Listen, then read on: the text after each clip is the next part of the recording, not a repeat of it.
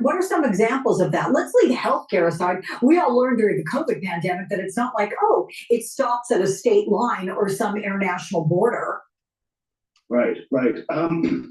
Yes, Secretary Rubio was not particularly specific about exactly which of USAID's funding or programs is not in U.S. national interests, but he also said that different program managers can apply for waivers, emergency waivers, to have their funding restored. As you pointed out, and as others have pointed out, that decimated staff, 10,000 down to about 611 operationally. I've talked to some of them, and they don't have the means or the capacity to write all of the waivers that need to be written, and there's not a clear process for doing that. So it's unclear at this point how that would happen. But really importantly, if you look back to what Senator Rubio said about USAID, if you look back to what Senator Lindsey Graham and other U.S. lawmakers were saying about USAID just before this, and what senior military commanders have said about it, you will find universal support, gratitude, and appreciation for their work. So it's a sudden and dramatic reversal of tone instigated by political events and, I guess, certain people's vendettas. Let me just remind folks that both Melania Trump and Ivanka Trump worked with USAID. So now they're going to try to blame it on Ivanka Trump, Ivanka. Now, you know, the thing is that when Ivanka was in the White House, she was naive, very naive. I don't think she was doing anything nefarious, but she's just a naive person when it came to big government. All right, let me reset up this live stream on YouTube. But this is, I'll tell you, I'm so pissed off with YouTube. Say everything about them is just so. But you know, the bottom line, you know, the sad thing is that stupid Americans, all the eyeballs are on YouTube. They don't move. They don't move away from YouTube. YouTube should die. That's what it should do. I mean, it's just, but people keep on using it. So you know, people like myself have to publish on there because most of Americans are idiots.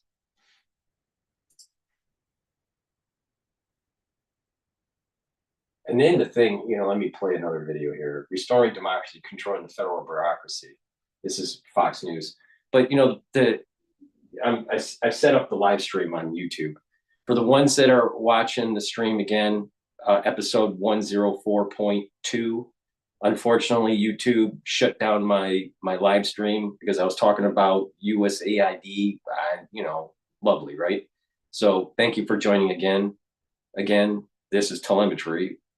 104.2. What was I saying? I forgot. I went off on a tangent. All right, let me just play this. Buenas noticias para los clientes de Spectrum Internet. Ahora puedes probar Spectrum Mobile por todo un año sin costo alguno. Trae tu propio teléfono y pagaremos el saldo pendiente hasta $500 por línea. Además, cambia tu teléfono cuando quieras. Can I even have a commercial in English? Oh my God, I mean, commercials are bad enough, but it has to be in a different language.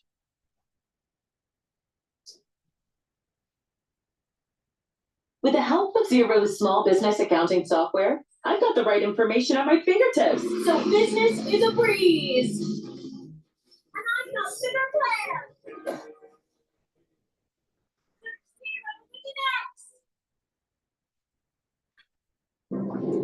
The Democrats ramping up their crusade against unelected Elon Musk. Here's the latest. Fire Elon Musk. An unelected, unaccountable billionaire now has seemingly unlimited powers. Elon Musk is seizing power from the American people. What we not gonna do is stand around with ain't pull this pull right now. Okay, Time Magazine putting Musk on its new cover, sitting behind the Resolute desk in the Oval Office. President Trump was asked about this image a short time ago and thought about it for a second, and then he said, is Time Magazine still in business? Let's bring in Stephen Miller, White House Deputy Chief of Staff for Policy and Homeland Security Advisor. Stephen, welcome back. Good to have you here. Thank you. You know, with regard to this yelling and screaming about Elon Musk and the fact that he is unelected, explain how you see the legal basis for him to have the right to do everything that he is doing in asking these different agencies to open up their books. The Democrat use of the term unelected is really quite remarkable here. Donald Trump was elected in an overwhelming landslide. These are Donald Trump staffers. And it's like saying that Mike Walls, the National Security Advisor, is unelected, or Susie Wiles, the Chief of Staff, is unelected, or Donald Trump's communications team is unelected. This is presidential staff that serves at the pleasure and for the president, just as I do. I am a staffer for the President of the United States. He is elected. He is the one that the American people have chosen to implement his agenda. This is the agenda the American people voted for, that he is asking his staff, his subordinates, his employees to implement. The unelected power in this country is the rogue bureaucracy. USAID is unelected. The FBI, that persecuted President Trump for 8 years, is unelected. The CIA and those who have laundered intelligence to try to change the foreign policy of the United States are unelected. President Trump is restoring democracy by controlling the federal bureaucracy. There's one man in the country who is elected by the whole American people to implement an agenda they support. That is the president. Every other officer in this country, members of Congress and senators, are elected at the state or local level. Let me ask you. The Constitution puts one man in charge of the federal executive branch, and that's the president. I understood, and all of these people serve at his behest and have been appointed. With regard to where the DOGE effort goes next, tell me what you think the plan is for the Pentagon and for Medicaid, which we know does have a lot of waste in it. Does the president intend to go after Medicaid and find waste there and cut it? Well, the president is going to direct his staff, which includes DOGE, which includes me, which includes the Domestic Policy Council, to go and look for waste, fraud, and abuse in every part of the federal government. I mean, for example, we have Medicaid going to illegal aliens. Illegal aliens. Who the heck wants federal taxpayer dollars to subsidize free healthcare for illegals? Yeah, that's got to be shut down. And if we have foreign nationals who don't belong here stealing federal benefits, or scammers stealing federal benefits, of course you want that shut down. And as far as the Pentagon is concerned, we want the most lethal and effective fighting force in the world. We certainly don't want any graft. We certainly don't want any corruption. We certainly don't want anyone inflating contracts or taking 10 years to do something that should happen in 1 year. We want maximum value for the taxpayer. President Trump is a businessman, a business titan, who has made a living for decades, finding cost savings, delivering projects ahead of schedule under budget. And now he is our president. He is the leader of this country, and he is going to deliver radical cost savings for the American people, which is what they voted for. Yeah, and how many campaign speeches did he say he was going to cut federal spending? About seeing how worked up Democrats are about protecting, for example, the Department of Education, which has been a failure, an abject failure in its mission, which was to help kids at the lower end of the academic range to catch up. And they spent $1 trillion doing that, as we just said in the prior segment. And that would be considered, I think, by anyone's measure, a failure. Let me ask you a specific question, Stephen, about, so the number, we're seeing 45,000 have accepted the package to leave federal government employment. You can tell me if that number has increased. After this expires at midnight on Monday, this offer for 8 months of paid vacation at the end of this term, of their term, will it go to layoffs if people refuse to come back to the office? What comes next? Well, of course, if people refuse to come back to the office, they're going to be laid off. I mean, why would federal taxpayers be subsidizing Netflix watching at home for so-called federal workers? In other words, how can you call yourself a federal worker if you never show up at the office? We have these giant cavernous office buildings in Washington, D.C., carved out of marble, stone, and granite in the Greek classical style, some of the most gorgeous buildings on earth. The taxpayers fund it, they pay for it, they upkeep, they provide electricity to, and no one's showing up. And it's not just that. It's not just that they're not showing up. You got people not even dressing for work when they're working at home. They're in their pajamas. And then the problem is that even when people do go back to work, everyone looks like they're Kim Kardashian with their Lululemon stuff. It's ridiculous. People forgot how to even dress to go to work. Meanwhile, everybody's eyeballs are on YouTube. where most of the censorship is. And then they wonder why certain people don't say certain things about certain subjects.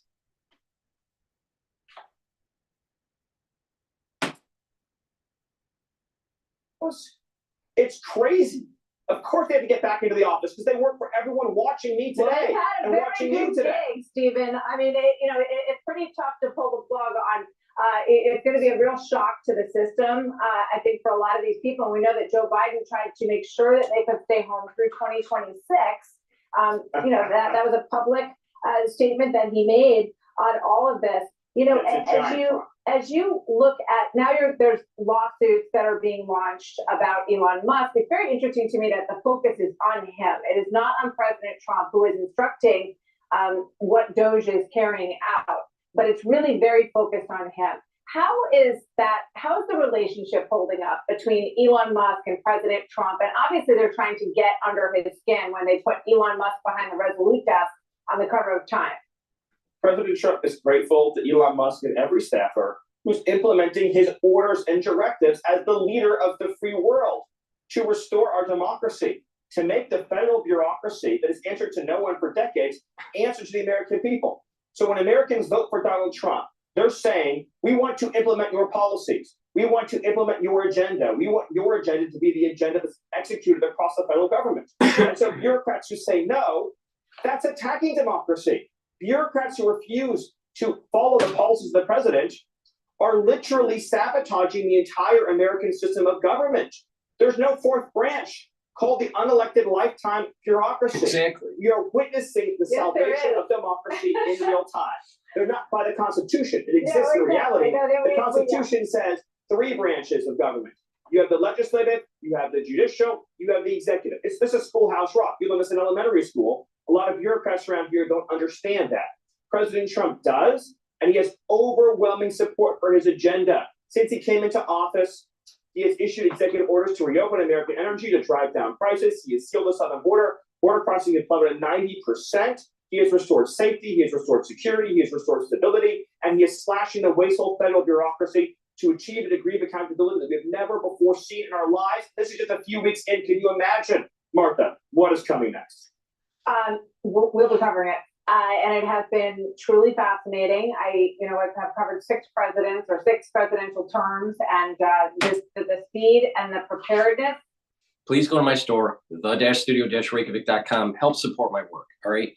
It's no joke. I'm heavily censored, all right? So, I've played whack-a-mole for 5 years with fucking YouTube, all right? It's time for you to support my work and tell the people that you listen to or follow you on your social media to follow me.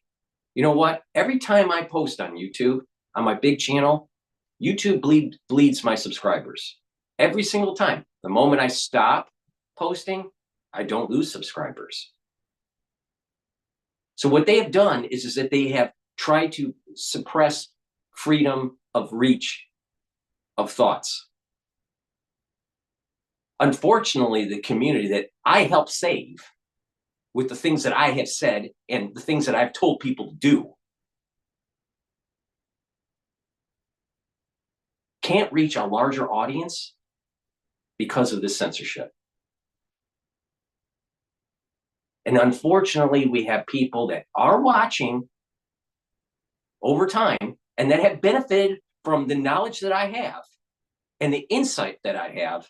They don't have the wherewithal to actually step up to the plate and fucking help. Because guess what? When you lose people like me in terms of unique perspectives on subjects that are very important for your life and well-being, you're going to be worse off. So it behooves you to actually pay attention when I say support the work.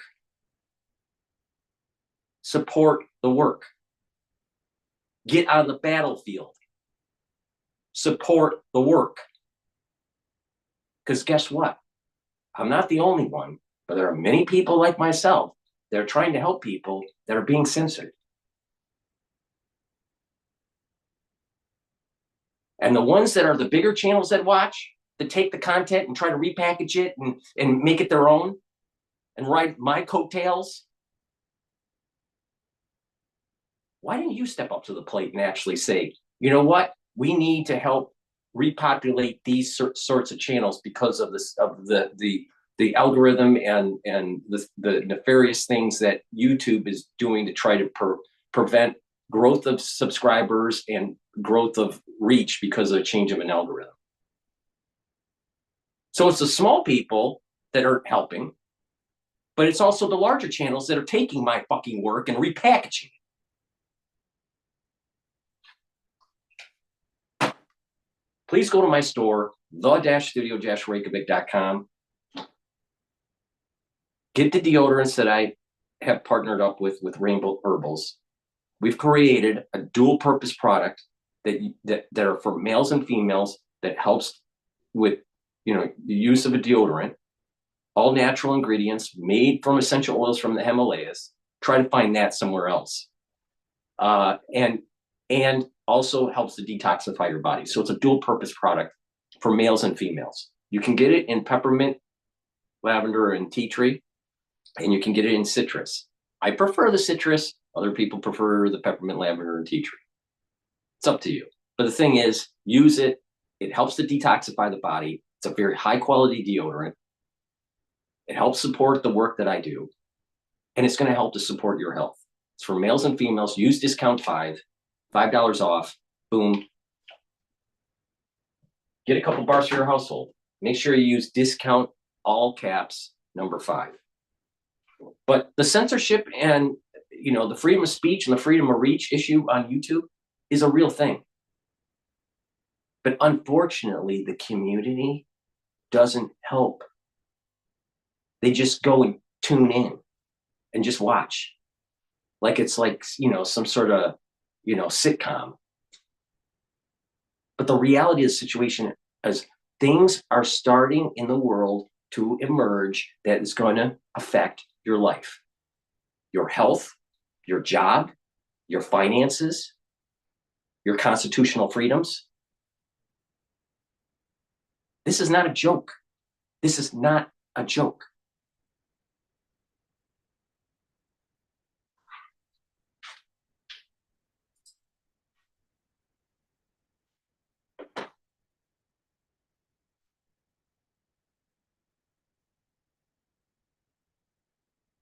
All right.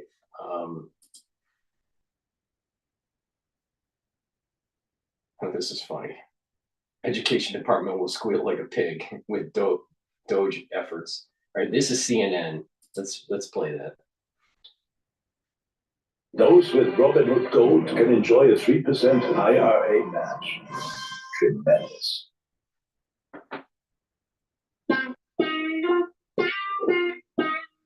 When you hear music like this, you want to take your clothes off. Mr. President, I wonder what you mean. Hold on. Please go to my store, the-studio-reykjavik.com. Also get the probiotics that I have. This is in veggie cap version and in the powdered. I prefer the powdered because I mix it with my hummus for lunch. It's the easiest for me, but some people prefer the veggie cap. Take these probiotics. It's really important. Why do you take a probiotic? Guess what?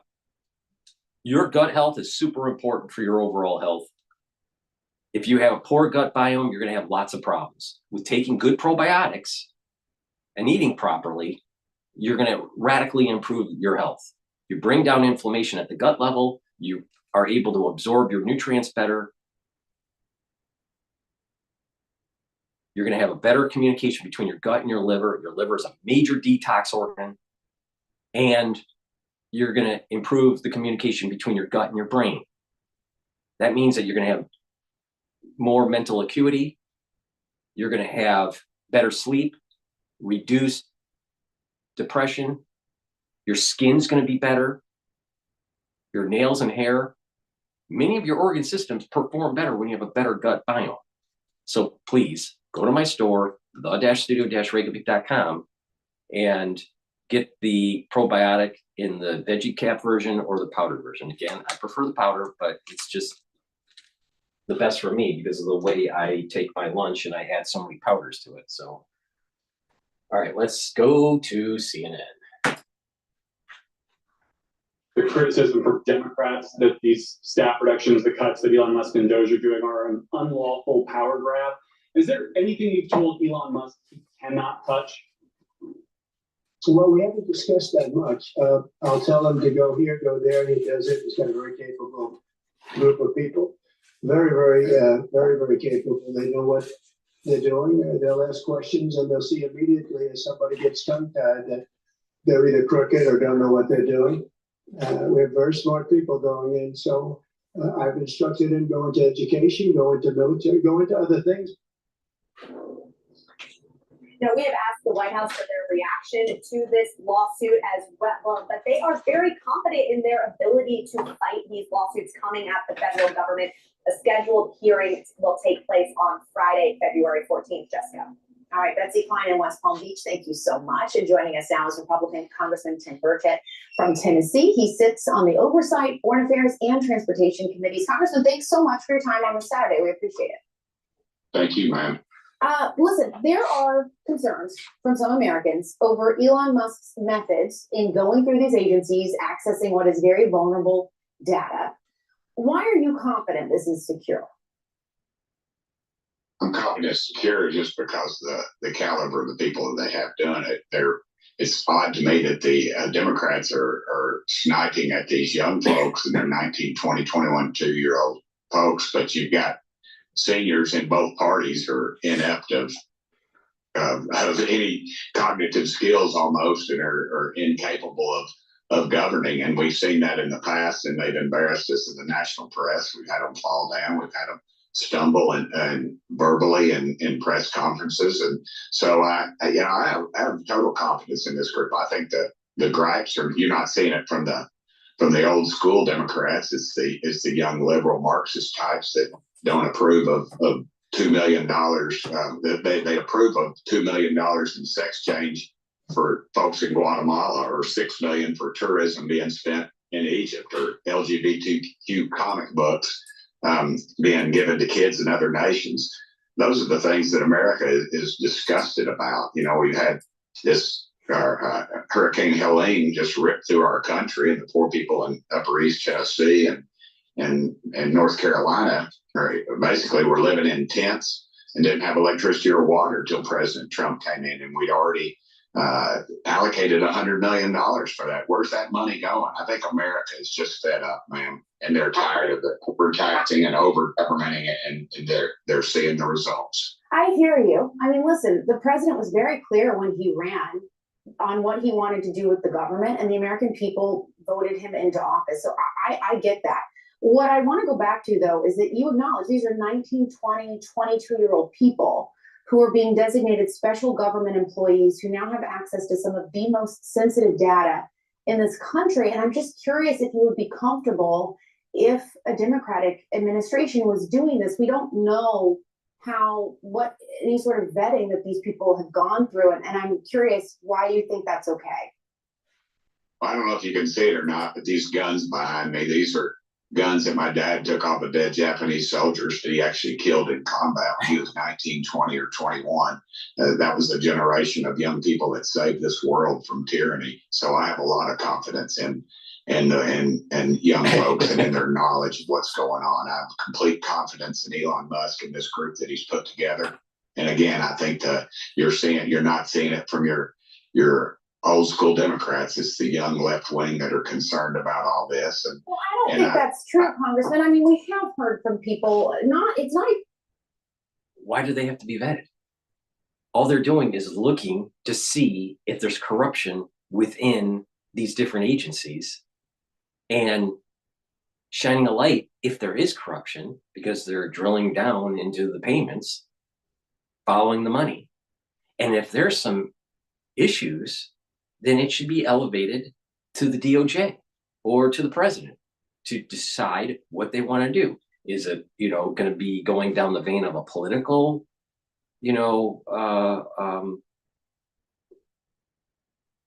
discussion about what they found, or will it go down, potentially a prosecution, or both? But the thing is that they're finding corruption. They're finding wasteful spending. Not all spending is bad.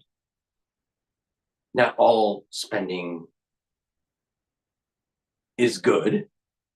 There's somewhere in between. You know, there's going to be some corruption, some just wasteful spending. Now, if it's just wasteful spending and there's no corruption tied to it, fine. Stop the wasteful spending. No harm done. Let's fix the problem. Water under the bridge. But if it's corruption, then they need to be hunted down like it's deer season. Democrats that I want to focus on, I'm talking about American people that are worried about if they're going to get checks for Head Start programs or something like that. I mean, we saw Chuck Schumer, who is about as old school Democrat as you can get. But I'm talking about the American people who, again, I acknowledge have given the Republicans rather, and the president, they want him to do this based on voting for him. That's not at question here. I think it's about the method and who's handling this information. Well, I think Senator Schumer is basically sold out to the far left. He's done, and that's what you're seeing. Most of these folks that are raising up in righteous outrage, they're just going to plead to the very far left that keeps them in power. They know they've got midterms coming up. They're trying to make it as bad as possible. President Trump has stated we're not cutting off these funds to these groups. You know, they're playing the scare tactics. Even in my own hometown here in Knoxville, the Wheels on Meals people thought they were going to be shut down, and nothing further from the truth. Nothing further from the truth. And that's just scare tactics the left uses. It's the dirty game of politics, and they ought to be ashamed of themselves, because those people that are doing without what have been doing without, and without these cuts, I'm afraid they would continue to do without. And what we're going to see is with these cuts, we're going to free up monies that will be available to legitimate charities and legitimate people. When you are more efficient with the funds, when you cut the bureaucracy, there's going to be more that can get to the end user that needs it. If you have all this managerial deadweight, all this administrative deadweight that's costing money, taxpayer money, and you can shrink it down 50%. And let's say their budget is the same. Let's say just for 50 billion, all right? And you cut the bureaucracy down 50%, and you don't cut the budget at all. That means that $50 billion, more of that money will go to the end user. If you cut the corruption, more of that money will go to the end user. Or what you can do is that the same amount of money as before finding the inefficiencies, the same amount of money going to the end user, but the budget can shrink now. Or maybe some budgets in some areas grow after finding the inefficiencies across the board in government. Maybe some budgets shrink, maybe some budgets grow. Maybe target it. There's lots of things that you can do when you actually shrink government, make it more efficient, find the corruption, and find the wasteful spending. It's a smart idea. It's a smart idea. So why do ultra liberals have a hissy fit on this? Why? Because they want trannies doing drag queen escapades in primary school. The ultra liberal agenda has destroyed this country. Remember, God, country, and family. You erode any one of those pillars or all of them, you don't have a very viable country. And the ultra lib, they demonize family, they demonize God, they demonize country. In need, and that this country should be and can take care of. And so, to that end, you sit on the oversight committee. The name is it describes exactly what you all are supposed to be doing, which is oversight, of course. What kind of oversight are you going to have on that? Well, of course, I serve on the DOGE committee. I was appointed by Marjorie Taylor Greene, and we are going to go over everything with a fine-tooth comb. I think you're going to see Medicaid, Medicare, we're not going to cut it. We're going to get rid of the fraud so more money can be available to those folks that are in need. You're going to see exactly. There are a lot of people a lot, I have seen this with geriatric patients. All right. I have seen this with my own eyes. There are many elderly that can't afford food or the medication. They have to pick and choose. That is unacceptable. Meanwhile, there you have all this corruption that's going on and all this inefficiency in government. We need to take care of our elderly and we need to take care of our veterans, not the trainees.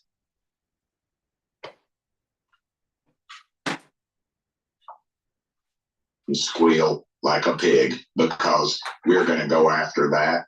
And here we are. We spent trillions of dollars. I want to replay that because I'll tell you, I love that phrase.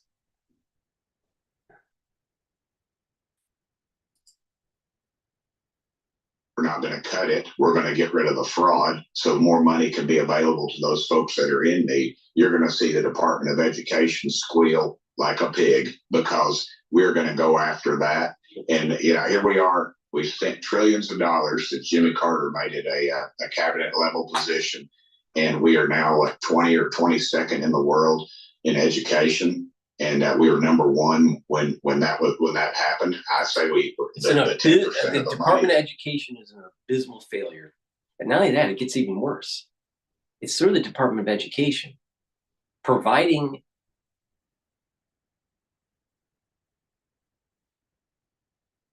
co-signing loans for education that led to universities to jack up their tuition. If it wasn't for the Department of Education in the easy loans to get, tuition would be much lower. See, a lot of people don't realize this, that tuition is radically gone up since the 1980s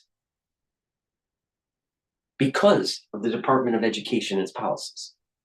Tuition would go down if there were less, if it wasn't as easy to get a loan. But the moment it's easy to get a loan, then the universities, private or public, adjust their tuition accordingly. It's all about supply and demand. So if there's a huge demand to go to those schools, they're going to keep on jacking up the tuition because the students can get the loans. But if you you need to work a little bit. Maybe you need to work and go to school. Or maybe you need to work first and then go to school. Or maybe you go to school, stop, work a little bit, and then go back. You do it that way, and you cut the Department of Education, or maybe abolish it, then what will happen is tuitions will start to drop. Now, people would say, well, we need to have a more educated population that will be more productive. Are we really more productive? Really? With so many people going to school? No, we're not more productive. We're less productive. Are we more really educated? No, we're not more educated. We got a lot of dumb people that have degrees. We have a lot of dumb people out there that have spent most of their academic career, if you want to call it that, academic career in certain disciplines that don't translate well into corporate, into the real economy. Do we need more philosophers? Yeah, philosophy, getting a philosophy degree is cool, but can you really get a job? Getting a degree in history is pretty cool to know about all these histories, but can you really, get a job? So there's a lot of people that have gotten degrees that don't translate to high-paying jobs. But the tuition for all disciplines have been going up and up and up and up and up. So if you shed a lot of the people that shouldn't be in college, that aren't being productive, then tuitions will start to drop. And the cost-benefit ratio of getting an education becomes better. But the Department of Education sold you a bill of goods thinking this, oh, we'll co-sign for a loan. if you can't get a scholarship, you can't afford your tuition. And there's lots of people, and this is a big DEI kind of thing, but lots of people flood college right after high school. Many of them shouldn't even be in college, but let's just say all right, and they take out all these loans. And then they start having problems getting a job. And then they can't pay off the loan. It's a big problem. And you're talking about trillions of dollars in loans. This is a big, big kind of like problem that no one's really paying attention to. And there's a big percentage of the population that have taken out those loans that aren't productive citizens in terms of, working in the economy relative to the loans that they took out. It's a problem. It's a problem. So what happens is that you had senators that may have, bought stock in certain types of companies that service these loans. So as the loan portfolio gets larger, that company makes more money. So that senator, if that company's on the open market, that senator just made some more money because of the shares gone up. Or, individuals that are tied to certain types of universities. Their notoriety and maybe wealth increases because of money flowing through the Department of Education to that school. It's a source of corruption. It didn't make the society better. It didn't make the society more educated.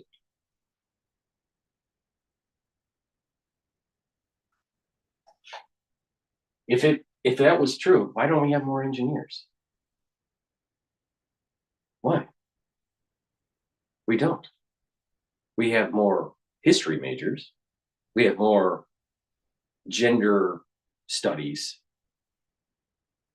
quote, experts. We even have more lawyers, which is not productive. If you have a litigious society, it's not a productive society.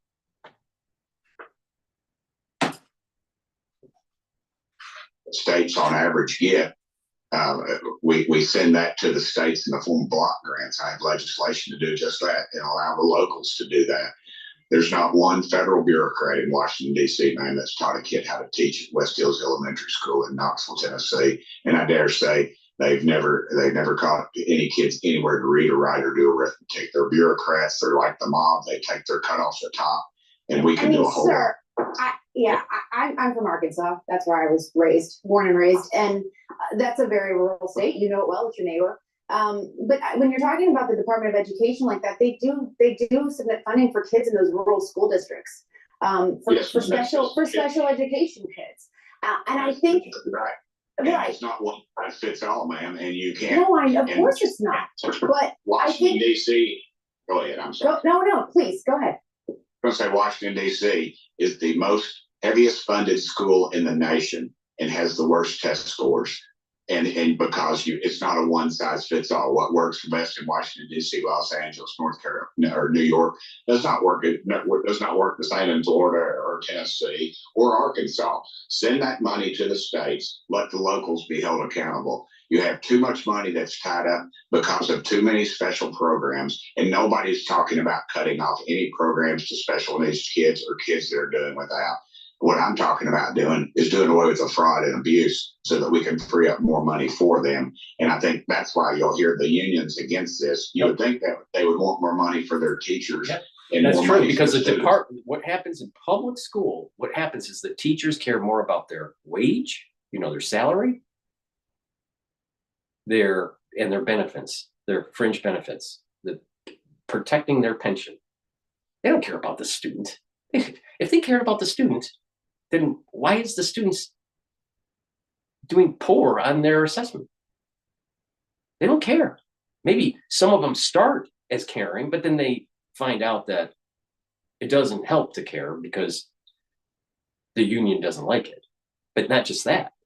Because if you have If you have students, the way the system works is that if you have failing students, you get more money. So there is a feedback loop to just keep on having your students fail.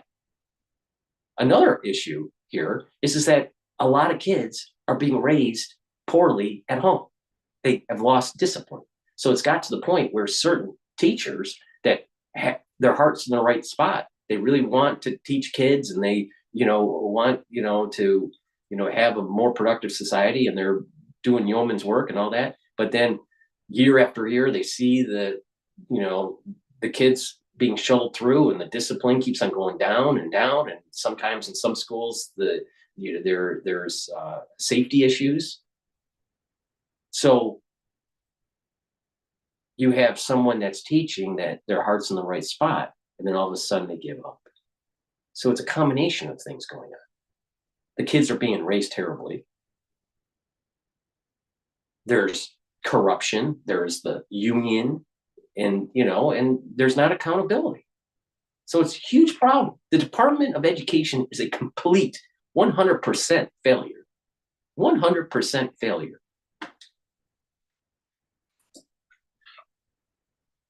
They don't. They want more money for the union and for the organization, and that's why you'll hear all the fighting and fussing.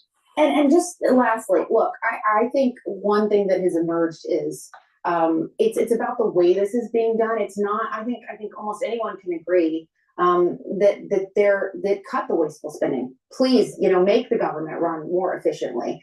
But it's about the way in which it's being done, and then just going back to kind of where we started here. Just the way it's being done by Elon Musk, by these very young people who maybe aren't moving at the pace that I think some people are like, please just slow down for a second. No. No. Because the problem in the first administration with Trump was they slow walked it. And then they did, all the impeachments and Trump was losing traction and then COVID happened. And so, no, don't slow it down, speed it up.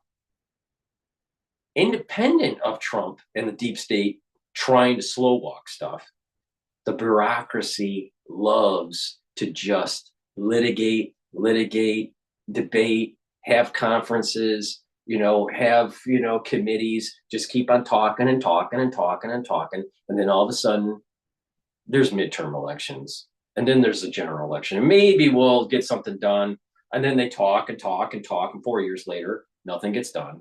And then they talk. No, tired of this bullshit. It's time to get the job done. So DOGE should definitely go, full speed ahead. Warp 5, Scotty.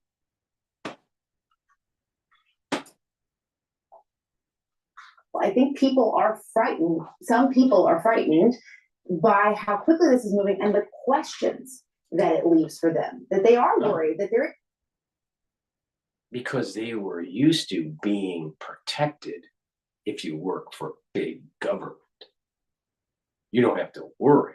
You don't have to work too hard. You don't even have to change your clothes when you get out of bed, because you can just turn on your computer and you can be in your pajamas doing nothing and just collecting a check from the federal government. Do we really want that?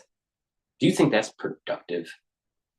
See, what happens is that many people that work for, not all, but many people that work for government have found a cubicle or a desk, depending on where they're working, either at home or at the office. They found a desk to hide under. And if they're lucky, they can do that for 25 years and get a nice pension.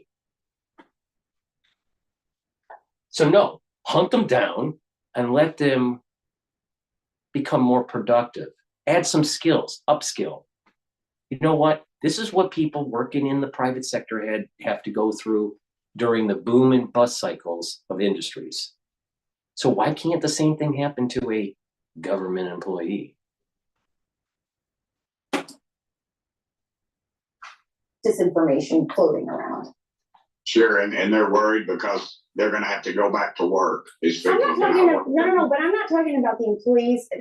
I'm talking about Americans who rely on some of this funding, or the farmers, like I was just talking with an expert on USAID who farm the wheat that goes, around the globe. People like that. Yes, ma'am. And well, and it's called an open market. And with an open market, Adam Smith said, the invisible hand makes amazing things happen. There's an emergent property where there's prosperity. But when you have government programs manipulating the free market, then you have, based on definition, a manipulated market. So if you take away the manipulation, don't be surprised that there are winners and losers. And unfortunately, we have too many people sucking the tit of the federal government.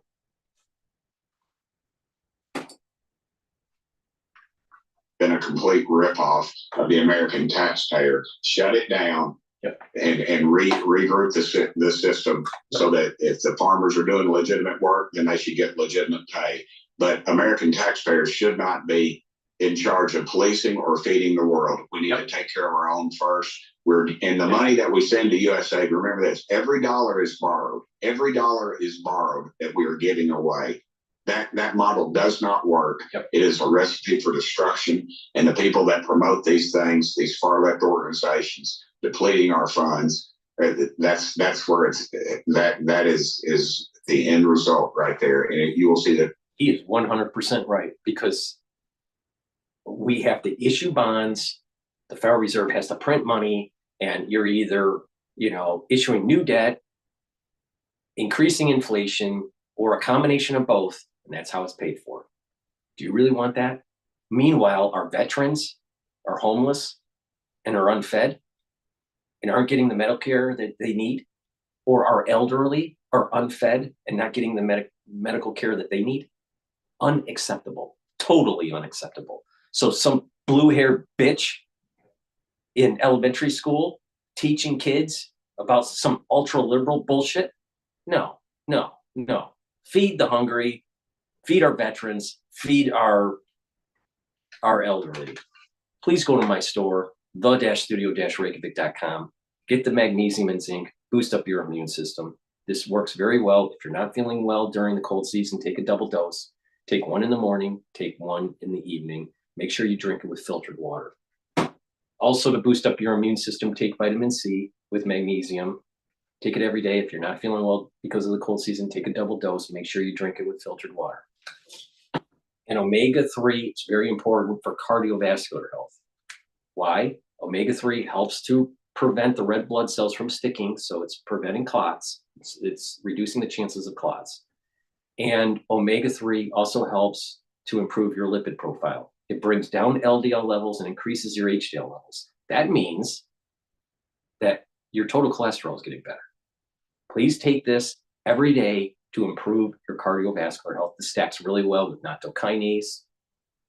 So please go to my store, the-studio-reykjavik.com, get the omega-3, get the vitamin C, and get the magnesium and zinc. Boost up your immune system, help with your cardiovascular health. Use discount 5, all caps, number 5, and you get $5 off. I've done a lot on my store to try to get different price points for you to get these supplements, stack them to improve your health. You follow my lead, you're going to get healthy. All right? I know what I'm talking about on this. Like a lot of things. All right.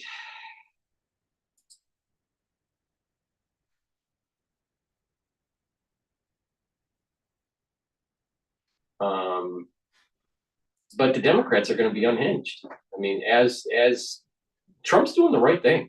Trump is doing the right thing. Sometimes Forbes does some good analysis work, but sometimes it's just a deck, and there's no audio to it. So unfortunately, I can't play that one. Let me see here.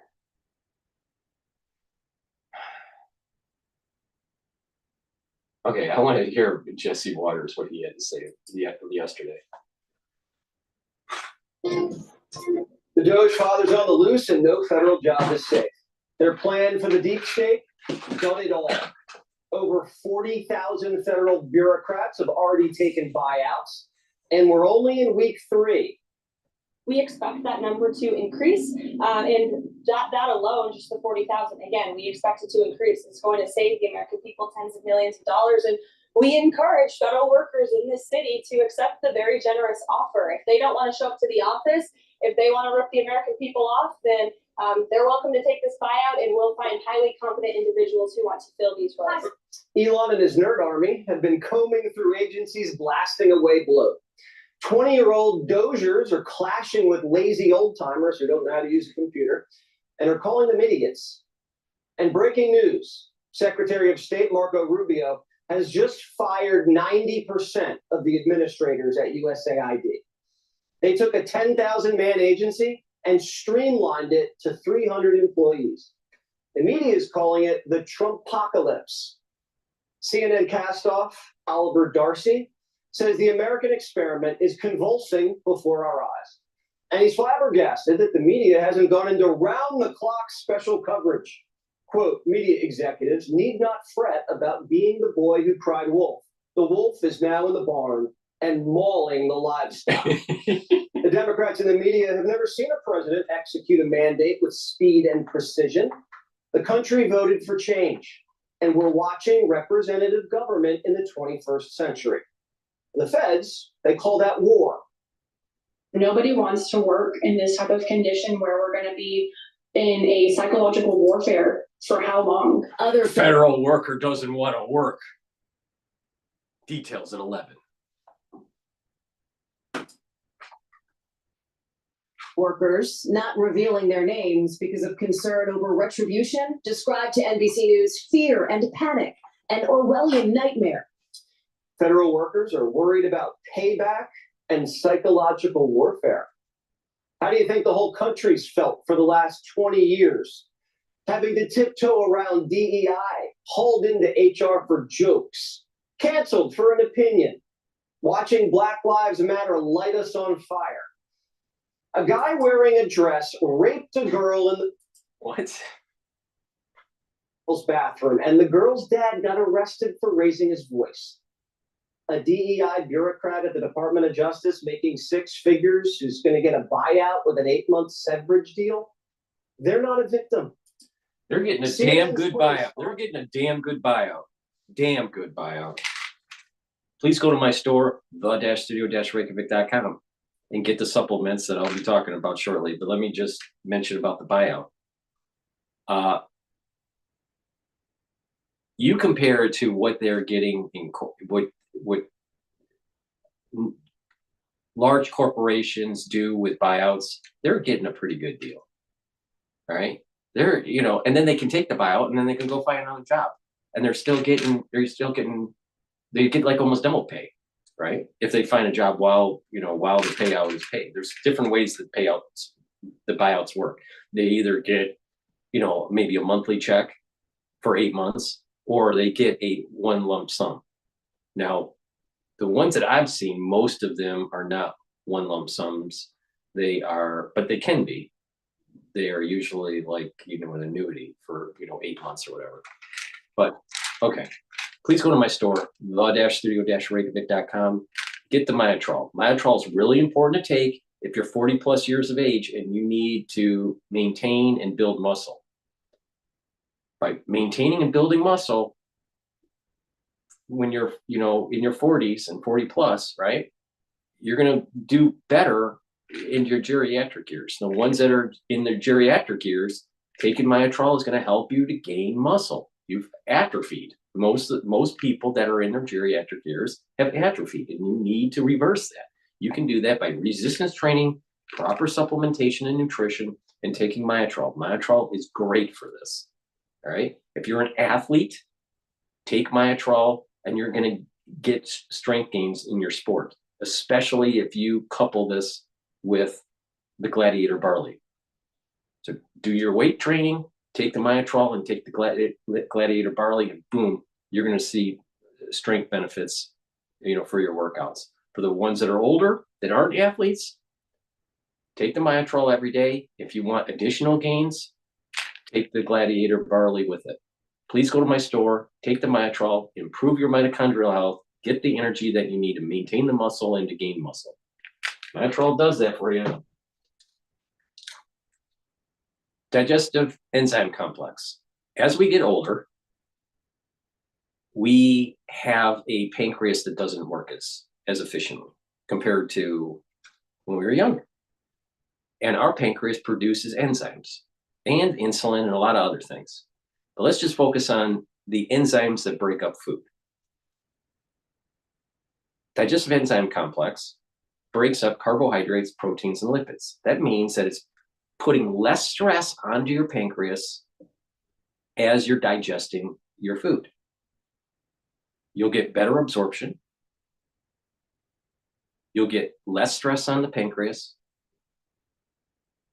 And if you work out and you do a pre or post workout nutrition intake, taking digestive enzyme complex is going to help you to refuel your body so you recover quicker. So this is for athletes and for people that are 40 plus that should be caring about their pancreatic health.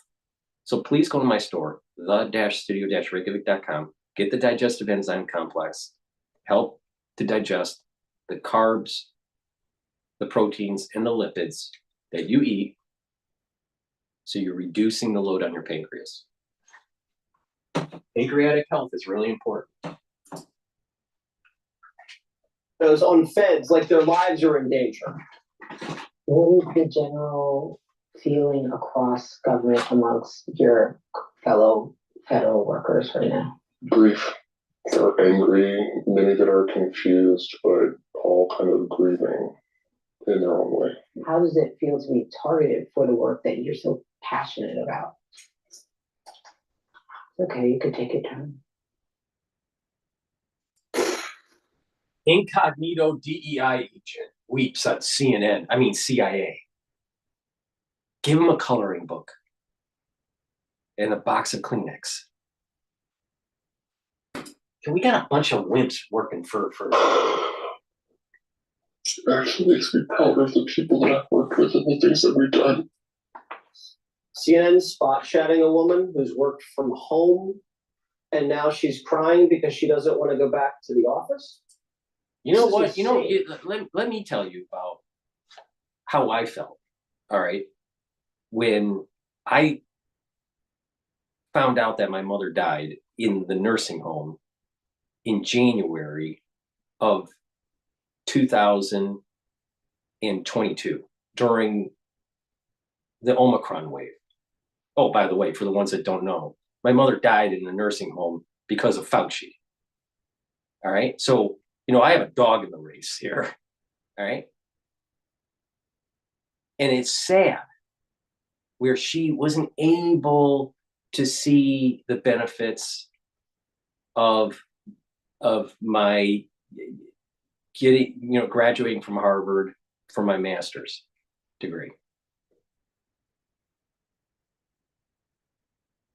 And unfortunately, at the same time, my father is in a nursing home because of ischemic dementia, and he doesn't understand anything anymore. He doesn't recognize us. That's sad. Not being able to share your life with your parents because they're either dead because of Fauci or because of ischemic dementia. Not some ultra-lib whiner over in the federal government pushing DEI. So where's our priorities? What's the point, Dr. Paul Cottrell? What's your point, Dr. Paul Cottrell? My point is this. There are certain things you should focus on, and other things you should just treat it as this is just something not important. And in this case, the DEI whiner that's being told to go back to work is something that you should not really pay too much attention to. They should just go back to work. Don't care if you're whining. Stop the excuses. Blah, blah, blah, blah, blah, blah, blah. But there are other people that have been affected since 2020. Either their own health has gone down, or they've lost family members or friends during the crisis. We should focus on that. We should hold these people that harmed others accountable. And our government, through the NIH and also USAID, funded as conduits to Wuhan. Don't you love that?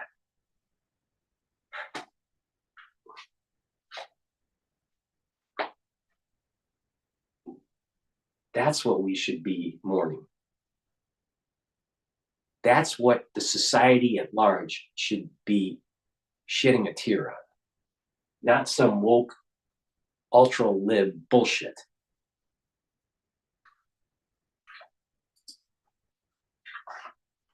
CNN just laid off hundreds of employees to cut costs because their books aren't balanced, because no one's watching them. No one's interviewing fired CNN staff, not even Don Lemon. Getting fired isn't a war crime. I've been fired 4 times. And thank God, because it turned out all right. Since when has CNN cared about people losing their jobs? They didn't weep when Biden waxed the Keystone Pipeline workers. CNN's been trying to get everybody fired at Fox for years. If CNN doesn't like what you say, they call your boss, they call your advertisers, they try to bankrupt you and boycott you. Random Americans who crack jokes on Facebook, CNN was putting them on blast, trying to get them canceled. CNN cheered on Biden for firing Army officers who didn't get vaxxed. Guys who are willing to die for this country. CNN said, good, get them out of here. That's another thing. You know, you had this crazy agenda that harmed military careers because these veterans listen to people like myself to really pay attention to the side effects of what the government was pushing. And thank God they listened. But unfortunately, they couldn't continue their service because they were forced to leave. And now Trump is, you know, giving them back pay and reinstatement and all this. But some of these individuals probably aged out. I don't know. I mean, you know, maybe they go into the reserves. I don't know all the details. But the point here is that they harmed other people's careers. But we're supposed to whine. We're supposed to be so concerned of individuals with blue hair pushing ultra-lib agendas. Why should we care? I mean, isn't this a cold, capitalistic country where if you can't do something for me, then why should I care? Now, you have this spectrum of ultra-lib, you know, you got to do everything, and the whole nanny state. And then you got another side of the spectrum where it's dog eat dog world, you know, where you basically, it's the jungle, the rule of the jungle, the law of the jungle, right? Anything can happen. And you got something in the middle where you have ethics and you have some sort of foundation that you hold dear, which I call these 3 pillars of God, country, and family. But built into that is an ethical framework that makes the society caring when it needs to be, but also productive when it needs to be. And call off bullshit when it needs to happen. And there's too much of this nanny state crap from the ultra-lib agenda. So they're going to try to just slow walk Trump, and they're going to try, you know, Trump's agenda, and they're going to try to get to the midterm, and they're going to demonize anyone that voted for Trump, anyone that's voted for a Republican. That's not a, that a Republican that's aligned themselves with Trump. They're all evil. They're Nazis. They're this. They're that. Blah blah blah blah blah blah blah blah blah blah blah. And they want that power. That the Democrats want back that power in the House, so they can stamp impeachment day after day. I mean, literally. Can you imagine the midterm elections and it comes out that the Democrats win the House?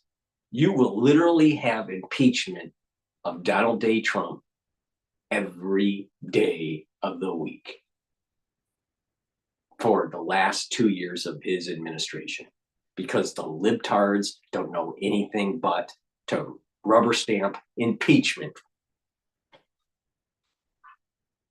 They don't want to fix a problem. They want to blame people. They want to whine. I saw this in nonprofit too. These nonprofits, they grow. And if certain funds start to diminish because caseload for helping those individuals in need go down for that particular program or whatever, or the funding is cut at the federal, state, or city level, you have these nonprofit employees that get all worried. They get all, or you start asking like the nonprofits that focus on one or two main things in the city, right? They don't think that their job should be eliminated when you solve the problem. They keep on wanting to perpetuating the problem. They should be having the mindset that the nonprofit should become obsolete, because that would mean that the needs are no longer there because you solved the problem. That's not how these nonprofits work.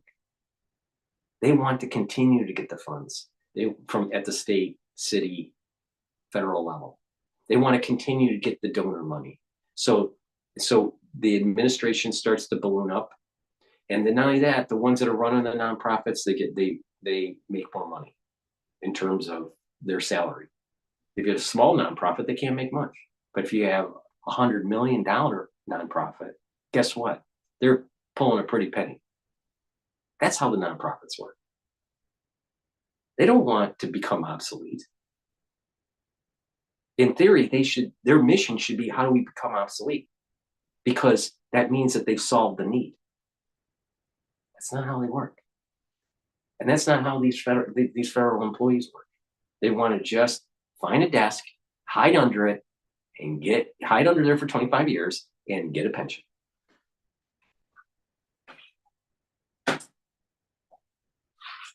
CNN's boss can lay off people. Why can't Trump? Bill Clinton fired almost 400,000 federal workers. That wasn't a constitutional crisis. The government had to slim down. Bill and Newt cut the fat, balanced the budget. And Democrats are acting like we're witnessing a genocide. Let me remind you who set the House on fire. It was y'all. It feels as if y'all have just decided that y'all are going to castrate your constitutional duty and hand it over to someone who is unelected. Fire Elon Musk. Elon Musk took control of our country's financial nuclear codes. House Republicans have allowed billionaire Elon Musk and his gang of thieves to enter the U.S. Treasury Department, fire the people entrusted with secret private information. If you think about this for a second. If you have a database of the Treasury Department issuing Social Security checks to dead people, and you find out that those dead people are registered Democrats, and you find out that they voted in the 2024 election or even the 2020 election while they were dead, haven't you discovered voter fraud?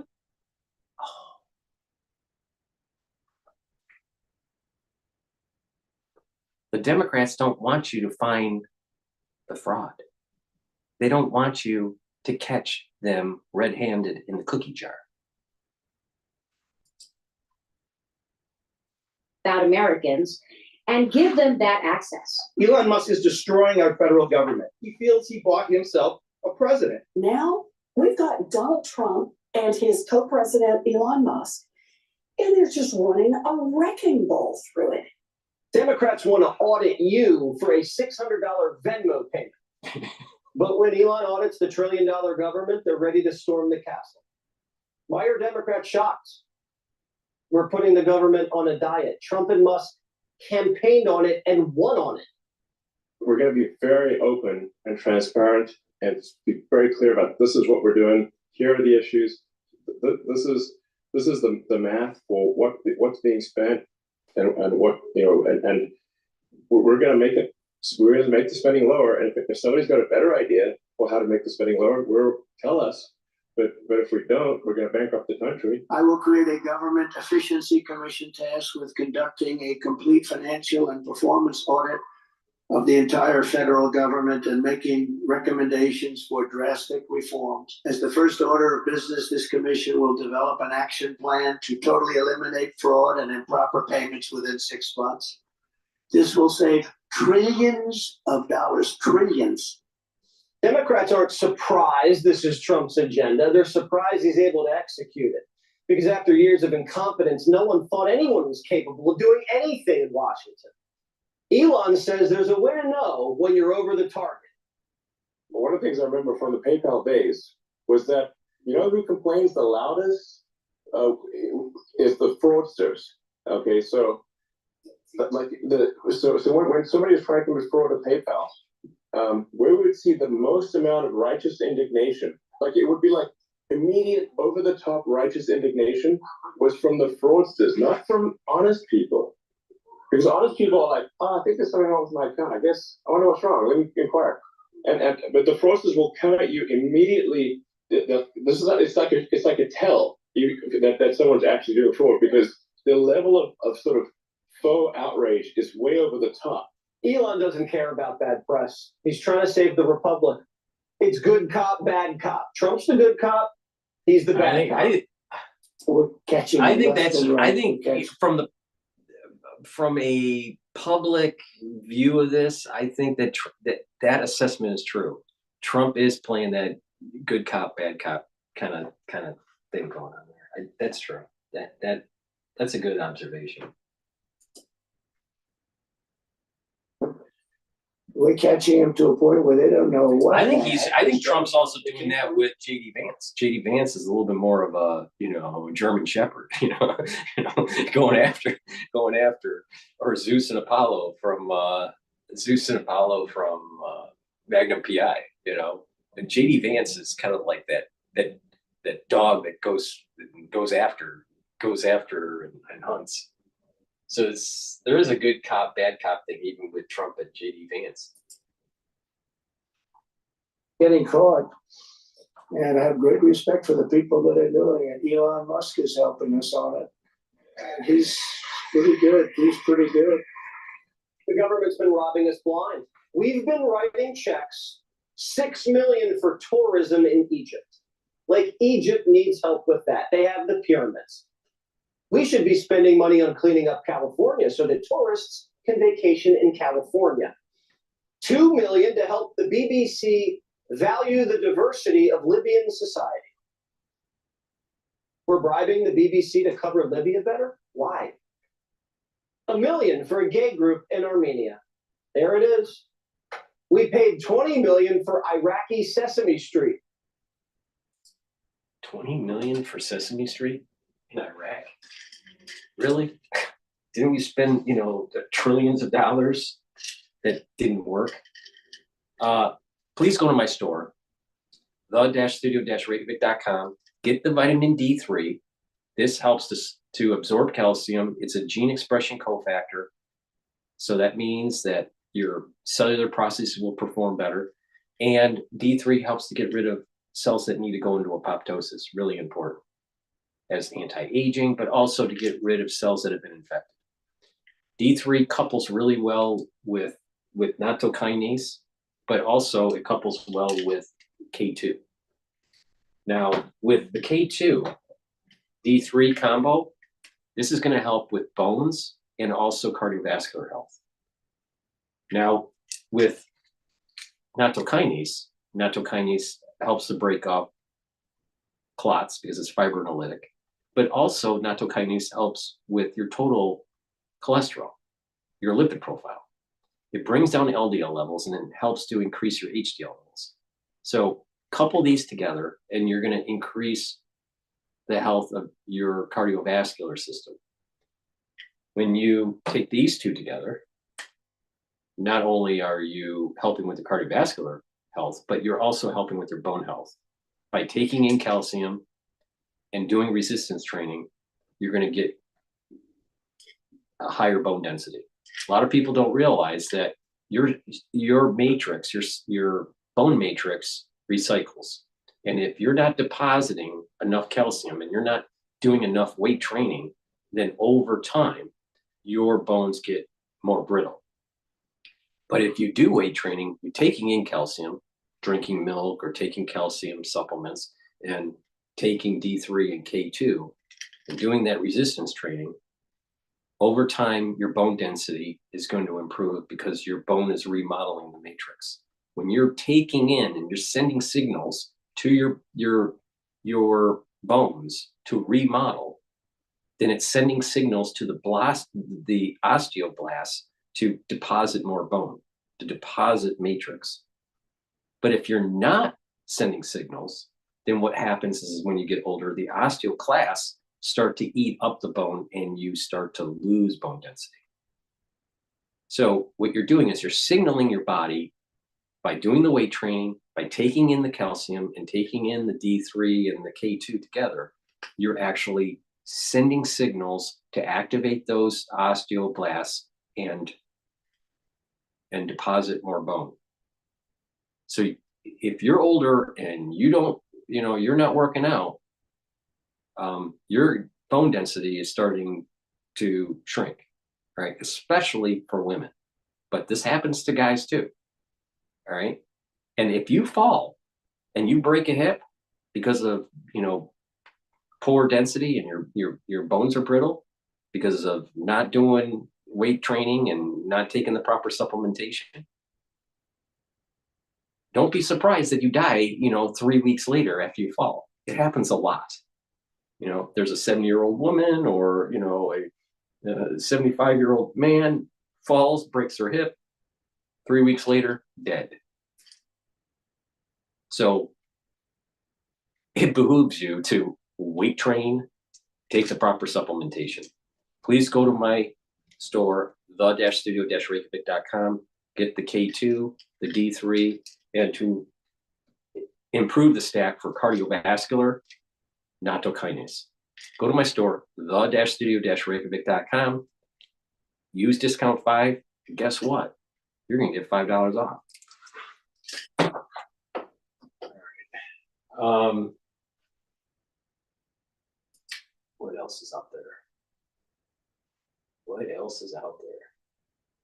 All right, let's play gut field.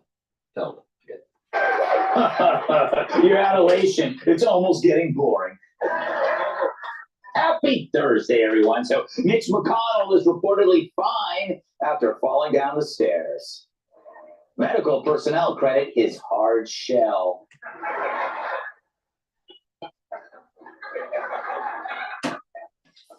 CBS has released their full unedited 60-minute interview with Kamala Harris. Apparently, they left out a part where Kamala said she was allergic to mold, which could explain why you rarely saw her standing next to Joe Biden. Now, we're not sure how much they doctored the chat, but they left out the clip of her arriving to the interview by boat.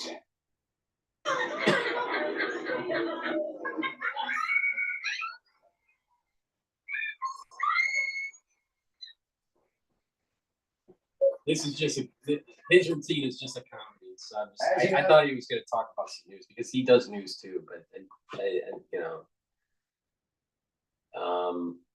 let's see here. What else do we want to look at? Ooh, 19 hours ago with Mad Cow. Let's take a look at Mad Cow.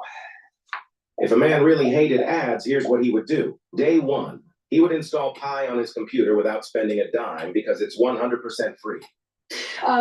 Just after the election, 3 days after the election, a right-wing streaming network started airing a 6-part Russian propaganda special attacking the FBI. Now, I say it was a Russian propaganda special because Everything is Russian propaganda by Mad Cow.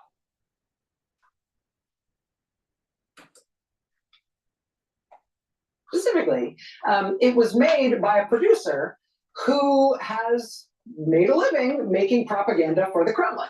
One of the producers, the guy who financed and produced this film, this docu-series, this attack on the FBI, he has been paid by the Kremlin to produce videos that are designed to lure Westerners, including Americans, to leave the West and move to Mother Russia.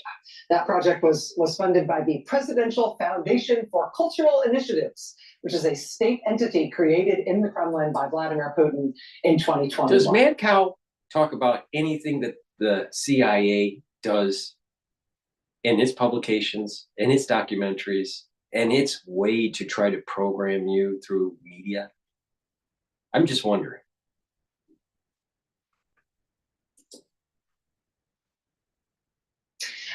This guy served on the board of a Russian propaganda outlet that was designed to look like an American news site.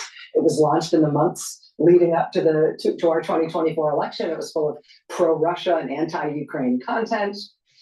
This guy has produced hagiographic biographies of pro-Kremlin dictators, including, I kid you not, an 8-part series singing the praises of the dictator of Kazakhstan.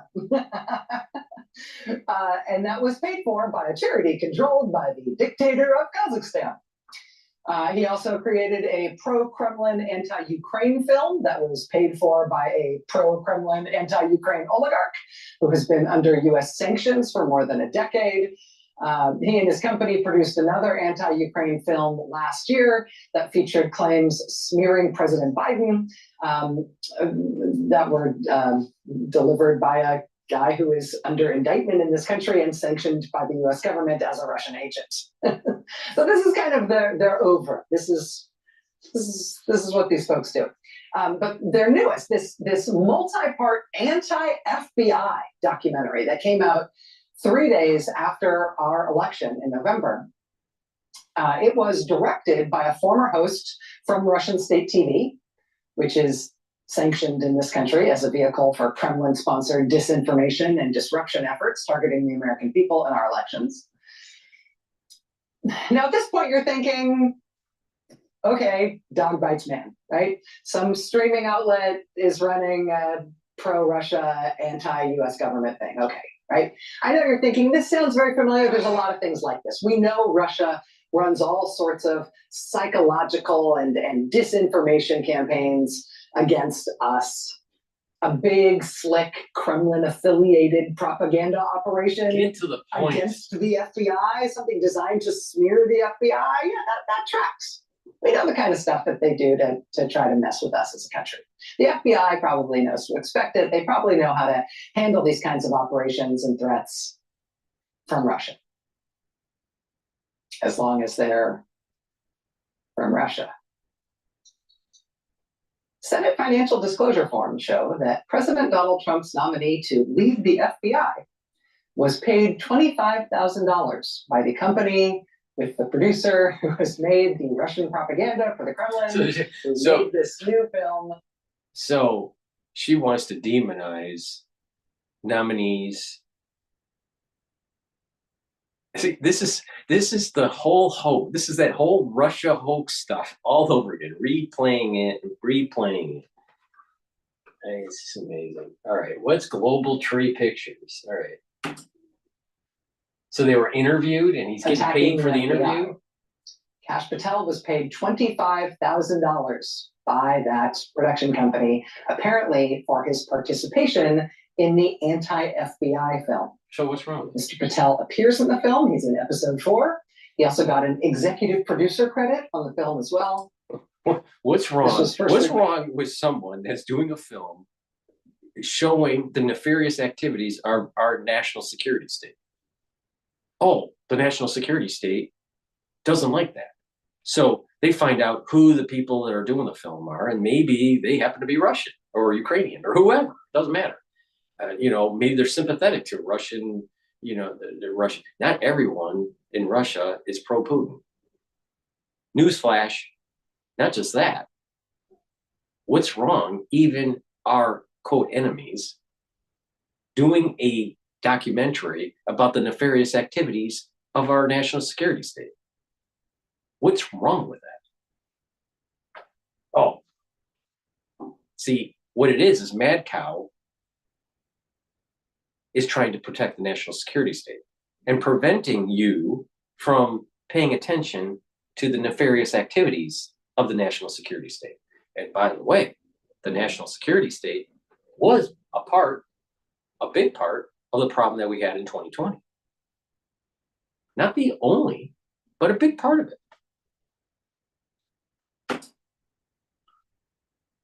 Today by the excellent investigative reporter David Korn at Mother Jones. All right, Mother Jones. But we can show Mother Jones, lovely. Kash Patel took $25K from Russia-linked firm to appear on an anti-FBI TV series. I didn't watch it, but I'm sure he said something on the order of, the FBI is out of control. The leadership of the FBI needs to be investigated, or the leadership of the FBI needs to be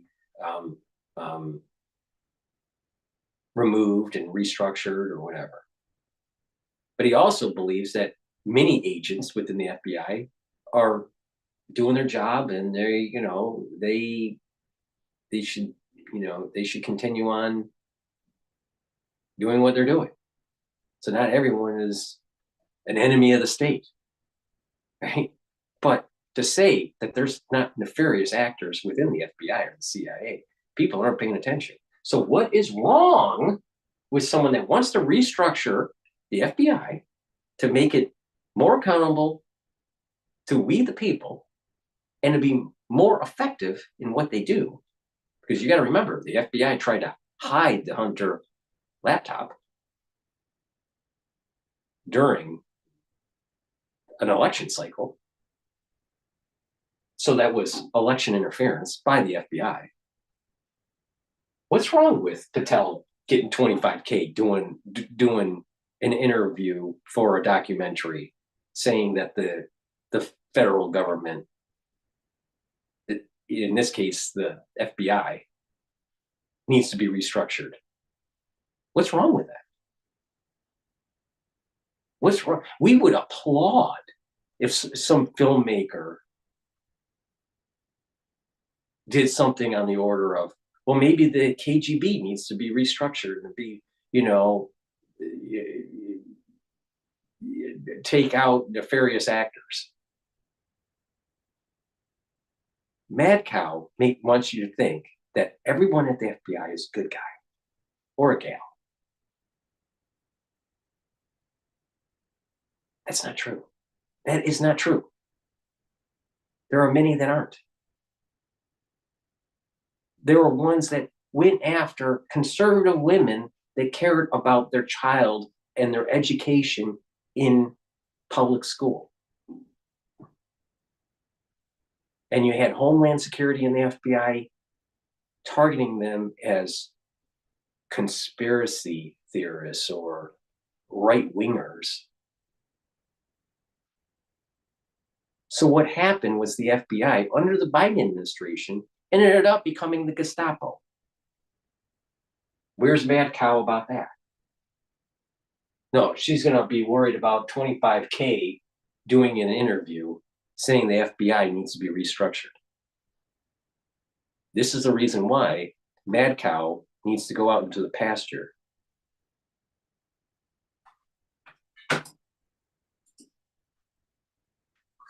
This is from Kash Patel's required financial disclosure form to the Office of Government Ethics as part of his nomination to be the director of the FBI.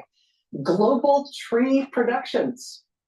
That's this production company. She literally makes, close to 20 million or something like that. I'm not sure if she took a pay cut because MSNBC is hemorrhaging, but you know, she makes around 20 million, or used to make 20 million saying this kind of crap. Don't you want to make 20 million saying this kind of crap? But they only give that to a lesbian on MSNBC. A mad cow lesbian, which are the worst.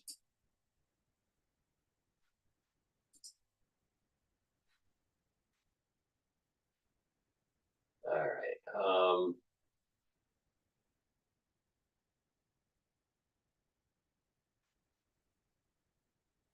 Okay, this is 9 minutes ago dealing with Israeli hostages. So this was just, I'm not sure when this was, it was published 9 minutes ago. All right, let's play this.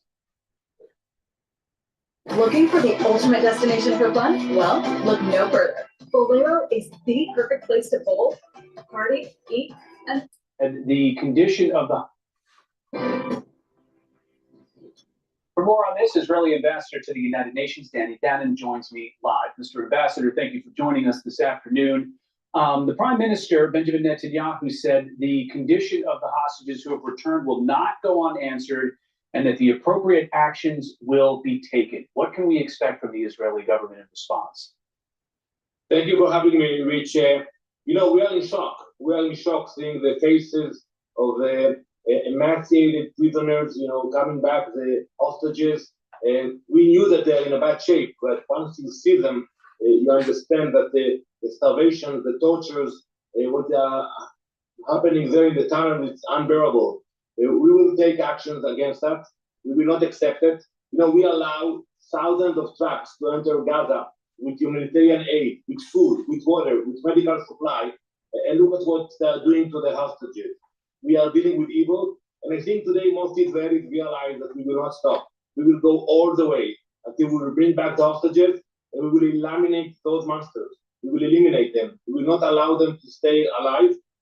Think only about, you know, Eli Sharabi. He came today from captivity after 14 months, and he found that his wife was massacred. His two teenage daughters were massacred as well. His brother was massacred. You know, those are animals, and we will take actions against them. Do you have a sense of the condition of the remaining hostages? We can only imagine, you know, we can only imagine the conditions, and unfortunately, we are not optimistic. Once we see the faces of the hostages coming back, we hear the testimonies about starvation, sexual assault, tortures, and I think that the world is not speaking. You know, and the thing is that when you look at someone and they've gone through an extended period of time of nutrition deprivation, you will see that facial muscles and facial fat change radically. And it's not something that you can get back easily. And then obviously the evidence of, you know, issues with, you know, cervix or, you know, vaginal, you know, evidence to show, you know, torture of some sort with the hostages. But the thing is that, you know, it goes back to what I was saying before. Jacob and Esau battling each other out ever since they were born. And the lineage of the ones coming from Jacob, the lineage that came from Esau, right? Throughout human history, current and deep history, all right, thousands of years or just 100 years, there's been this battle that's been going on between Jacob and Esau. Now, a big part of the last 2,000 years, Esau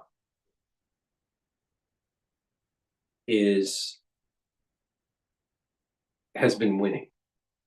But as we approach the Messianic age, get closer and closer to 216 years from now, which is the 6,000th year, Esau starts to weaken.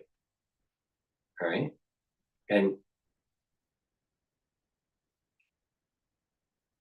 Esau as a emotional individual, if you look at the emotional profile of Esau, all right, that's written in the Bible, it gives you the impression that is a person that is a hunter, a person that is good with using their hands, athletic, cunning, a good, very good hunter, swordsmanship and using the bow. So warfare, a person that is easily angry, in red. So there's a lot of it's a person that has a lot of fire in them. Not a calm person, a fiery person. Now, look at what's going on with what we call Islamic terrorism. All right? It's these kinds of traits that are in Islamic terrorism that's in Esau. Now, Esau is not just Islamic terrorism. That's not the point I'm making. There's a lot of Esau in the United States. A lot of people that live in the United States are from the soul root of Esau, and they're not Semitic. They're actually European. All right? But their soul root comes from Esau. This is why you have to be, the United States is heavily weighted to Jacob, but it has a decent amount of percentage of Esau. And the question is Edom, are we Rome? Or are we not? Esau governs Edom. Now, religious individuals say that the United States is the modern day Rome. And you would hear this in also from scholars in history. But the Torah scholars, there's a debate. Is the United States Rome or is Russia Rome? And the reason why is the color red.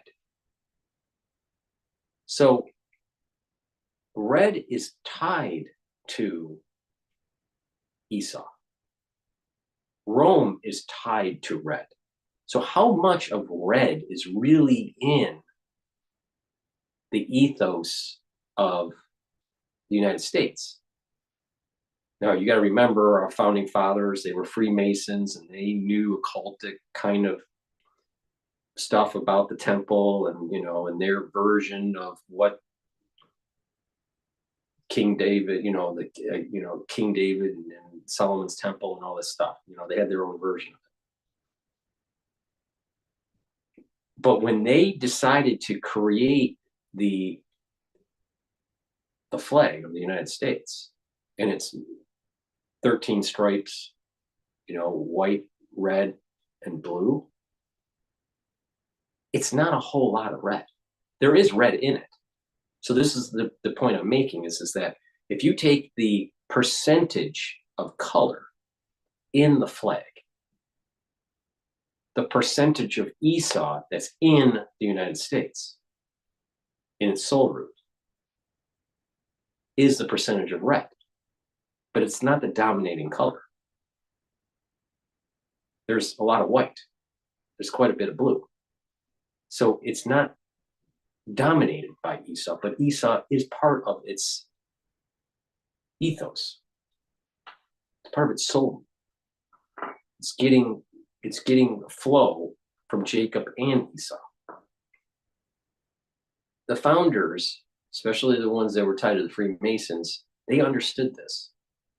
So Rome, even though we are a very powerful nation, very similar to Rome, isn't necessarily Edom or Rome that's mentioned in these ancient texts. It's not clear if the United States is Edom. It seems more clear that Russia is Edom. And this, in a real metaphysical, weird way, somehow and I haven't fully thought this through yet, but somehow the warnings of Rome or Edom through Esau is of the north. And where is Russia? It's of the north. Russia aligned itself to some of these countries, satellite countries that are surrounding Israel of the north. You're talking Lebanon, you're talking about Syria. All right. They even tried to get Afghanistan and we kicked them out. So the point I'm making is that there's a pressure from Edom, from the north, through Russia. And Russia's red. It's not a little blue, not a little white, it's red. So it's not clear that the United States is Edom.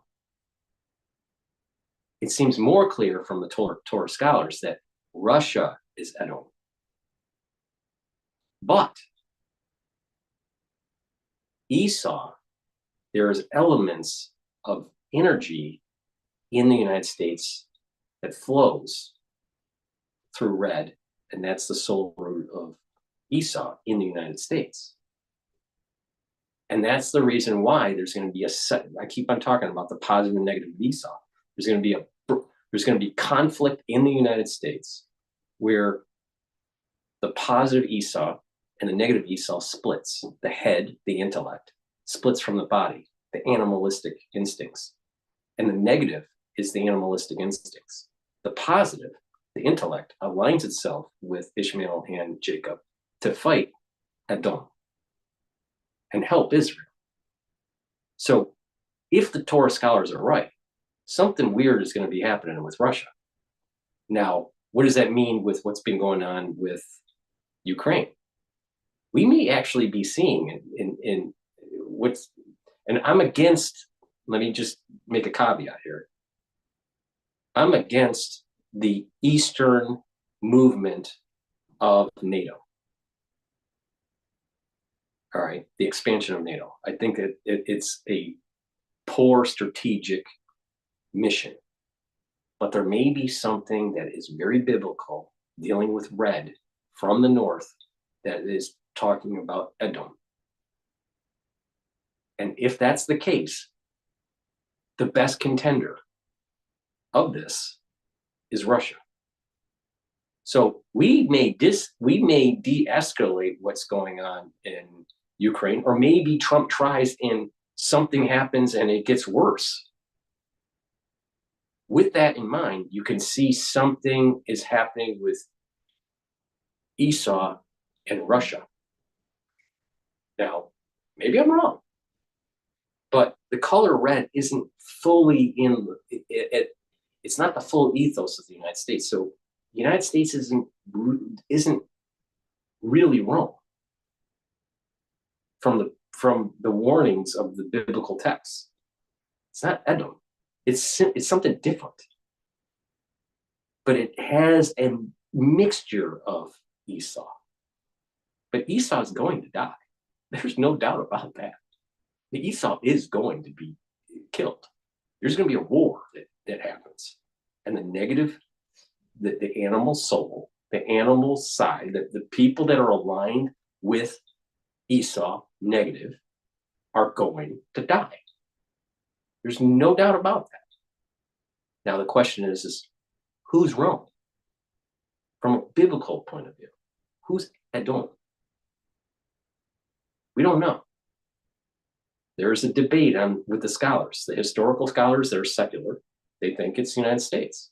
And there is about a 65-35 split where, some people think it's Russia, some people think it's the United States. But someone's Edom. Who is it? Now, if we look at the Freemason perspective with the colors, we're not Edom. If we look at Russia, it fits some of the criteria from the north, the color red, their influence in the Middle East.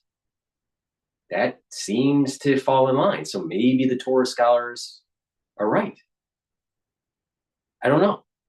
But the United States, the key here is the United States does have a piece, a significant piece of energy flow from Esau, but it has more energy flow from Jacob. So we're going to see turmoil on the streets, turmoil in politics, turmoil, in the media, even in homes. Some people in your house, some people may be more Esau positive, some people may be more Esau negative, some people may be Jacob. You don't have to be Jewish to have the soul, to have the soul energy that's flowing. It's something different. I don't have a good term for it yet. But the soul roots of individuals and the soul roots of countries, that's a very real thing. And the whole 70 and the 70 countries, the 70 nations, I should say 70 nations. There are more countries, but they are amalgamated in these different nations. There's 70 nations. And that's Esau. And the negative of Esau, the ones that don't repent, they're going to die. So that means there's going to be an awful lot of death. And it's not just in the Middle East. It's going to be everywhere in the world.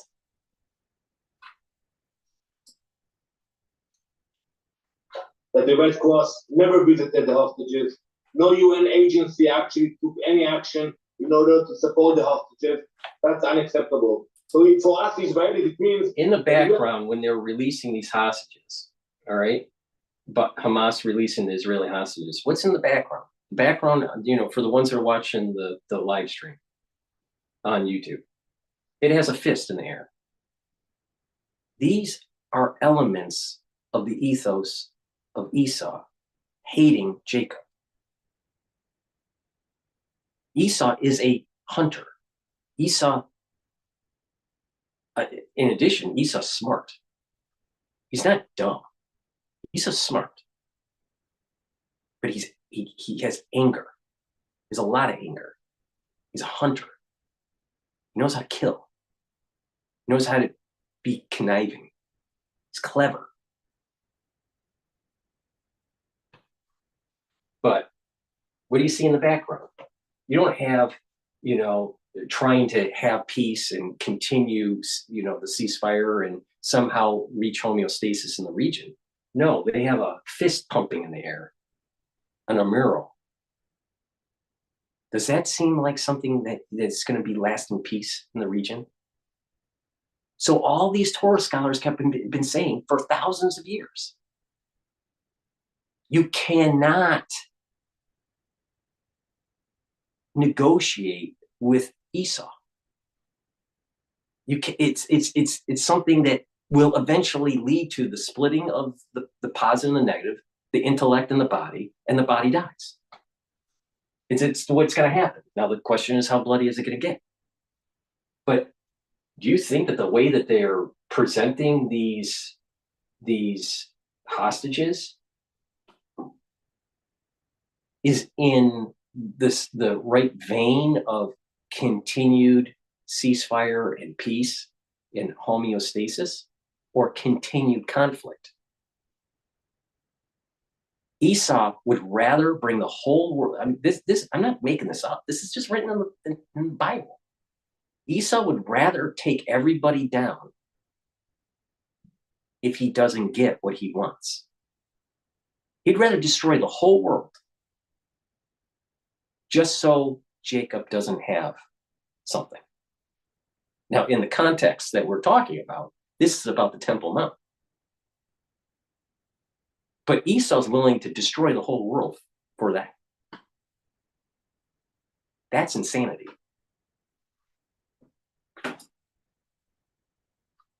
We are to do it ourselves. We will go back if we have to. We will get back into the war zone in order to bring them back. Do you expect that this war could restart again soon? I know there's more negotiations that are upcoming when it comes to extending the ceasefire, getting more hostages back, releasing more prisoners. What are the next steps and what do you expect to come after that? So the negotiations will resume in Doha, Qatar, and our goals are very clear: is to bring back the hostages and not to allow to remain in power. If we can achieve it through negotiations, everything can move very fast. But if Hamas will insist to stay in power, I don't think it will happen, because it will mean that there will be no future for the people of Israel and no future for the Palestinians as well, with Hamas in power. So we will have to wait a few more weeks in order to know where we're heading, but we are determined. I'll pass on the mic in a few minutes here. Let me finish the video. We are determined. We realize that we have to fight back, and we are willing to do it. The Biden administration worked right to the very end on these issues, handing over to the Trump administration. How was that handoff? Has it been pretty seamless when it comes to United States involvement? Well, I would say that on the issue of the hostages, both administrations wanted to see progress, and we appreciate the effort. No doubt President Trump, with his approach, was able to bring the deal into maturity and to realize it. But in terms of support, unfortunately, the previous administration held ammunition when we needed it, and this administration is saying out loud, we stand with Israel.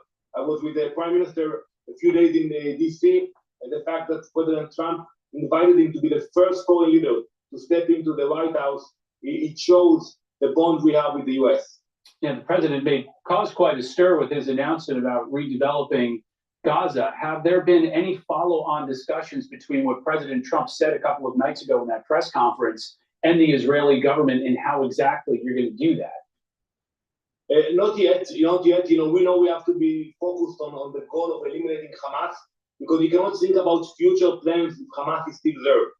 We appreciate that the president is thinking out of the box, coming with new ideas. It's about time, because so many leaders spoke about the Palestinian cause without offering something tangible. So I think it's a good idea, but we have to finish the job. We have to eliminate Hamas and then allow the international organizations and the international players to go step in and build a future for the region. The idea, though, that some 2 million Palestinians who are not going to be in Gaza at some point seems pretty far-fetched, doesn't it? Well, it's not easy to implement it, but I think Palestinians should be allowed to relocate if they do it with consent. People move from country to country. So I don't understand why people are against the idea of allowing Palestinians that wants to go to places that will be willing to receive them. We saw it happening all over the world, in conflict area, in Syria, in Ukraine. So why they are doomed to stay in Gaza? I think if they have the option to relocate and they want to do it, they should be allowed to do it. Ambassador Danny Danner, Israeli ambassador to the United Nations, thanks so much for joining us this afternoon. Thank you, Rich. All right, well, let me just plug just a few products here really quick, and then I'm going to pass on the mic to Don. Please go to my store, the-studio-reykjavik.com. Get the NAD+. It helps to boost up your energy levels. It helps to repair DNA damage, and it helps to protect your neurons. I've added this to my stack. As you get older, it's very important to protect your neurons. Trust me, you don't want gait issues when you get older. Ubiquinol also boosts up energy levels, helps to improve your mitochondrial health. You'll increase ATP. It's an antioxidant, so it's going to soak up free radicals, and it protects your neurons. It's synergistic with NAD+ and C60. Take this every day. By the way, this ubiquinol is the highest bioavailable CoQ10 that you can buy. All right, let me repeat that. It's the most bioavailable CoQ10 that you can buy. Most people take CoQ10 and it's not ubiquinol. So you're not getting high bioavailability. That's why you go to my store. I got very high quality products that I take every day. So take the ubiquinol every day, protect your neurons, and maintain the mitochondrial health. Resveratrol, been taking this for decades. Resveratrol is very important. It's an antioxidant. It helps to get rid of cells that have gone into senescence. You don't want that. You don't want cells building up toxins, right? So when cells stop dividing, they just sit there, all right? Sometimes they go into apoptosis, but sometimes they just sit there and they're just collecting garbage. But you want to get rid of that garbage, all right? And then if it's in tissues that have adult stem cells, then you're regenerating the tissue, and guess what? the tissue's healthier and performing better. Please go to my store, the-studio-reykjavik.com. Get the resveratrol. It stacks really well. To get the full benefits of resveratrol, you should stack it with like ubiquinol and C60. And lastly, there is no lastly. It's only doing 3 of them. All right. Let me pass the mic on to Don. I appreciate everyone listening on X Spaces. For the ones that are watching the live stream on YouTube, I have X Spaces opened on my X channel, the large version, the large channel on X. You can do a call in. These shows are supposed to be interactive, so I greatly appreciate people calling in. So let me pass on the mic here. Hello? You there? Yep, here. Hi. Paul, question. When you're mentioning red, yeah. And you're saying it's symbolic of what again? Red represents Rome. Edom. Edom in the Bible is Rome. And Edom is associated with red. And if you look at the Roman Empire, it was about red. Right. So what about the idea then, because it's funny in the Marvel movies, right? They call about the red shield and the red, they always talk about the Rothschilds too. Yeah, it's red. It's red. It's right. Edom. And here's another, let me just interrupt just real quick. A lot of people make this mistake that all Jews are Jacob and all non-Jews are not Jacob. And the Rothschild, you're making a great point here. The Rothschilds are tied to Edom. They're tied to Edom. And it seems like they're doing it through a mechanism of which most people probably don't understand the power that the banking system can have as a parasitic mechanism to take over the capital of a free country or any empire or whatever it is. Right. And so to dive this a little bit deeper with the insight that I have with this, there are individuals that are trying to demonize the Jewish people because because of what the term Zionism. All right, a lot of Jews are against Zionism, but the idea of a state that's not tied to biblical precepts for law and order, that's not really what that building a state that's not tied to that, that's an illegitimate state from the Torah perspective. And I see, and the Rothschilds set that up, and the Rothschilds set up the banking. So when this all goes down with the splitting of Esau, the banking industry, the banking cabal dies with Esau. It's hard to describe what I'm saying, but even though the Rothschilds were tied to helping with Zionism and the building of Israel as a state, not as a religious institution, but as a state. And that state tried to shed religiosity and promote secularism. What will happen in the end is that banking system will melt like wax. The mountains will fall because there's a crash, and that anyone that's aligned with Edom is going to die. And Paul, the one interesting thing that I found, like you mentioned, you didn't mention another red flag, which is the Chinese. But they're not from the north; they're from the east. Remember, with Edom, it's the north. It's red and north from the north. I don't even go like check in magnetic pole shifts and all those things. So I mean, how do you determine what is the north and south? I'm just saying that it gets into complicated as you describe what it was. But one of the things like you talked about that I thought was an interesting insight. If you look at the Russians, who they aligned with, this is again would have been the Romanovs. Their enemy at that point in time was the Redcoats, which would have been the British Empire. Right.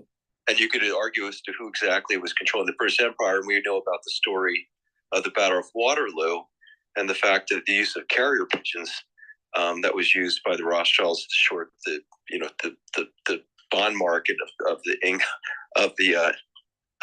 English government, and basically creating a false signal that Napoleon had won, and of course then having a crash in the bonds and then picking them up for pennies on the dollar. But and that was a known piece of history of how intelligence was used and technology at that point, which carrier pigeons to have advanced knowledge and using that information to say manipulate the markets and create a false signal. Well, like I said, Esau is cunning. Esau can slither between nations. So what's interesting to me, the other aspect of it is how I always look at like children again as having closest to God, because they don't have a framework yet before they even language, as they even try to interpret the world, right? So they're coming into the world, and then the world is constructed by these words that are used to say whether it's religion or political structures and so forth, and then their world views they come into a world view that's imposed upon them, and to the point about what is the world, what are these different world views, and we're sort of have these Overton windows in which we have to operate, but perhaps, like I said, there's a larger one. I think maybe you're trying to shed light on as to who are the puppeteers that would be creating these Overton windows that direct events and allow people to be caught in these sort of very narrow understandings of how events are truly unfolding and who benefits from these arrangements or this construction of the events as they occur. Yeah, I mean, it's the thing is that when it's like unraveling a knot that's really difficult, and once in a while you get these little a glimpse of clarity when you see certain events or even pictures.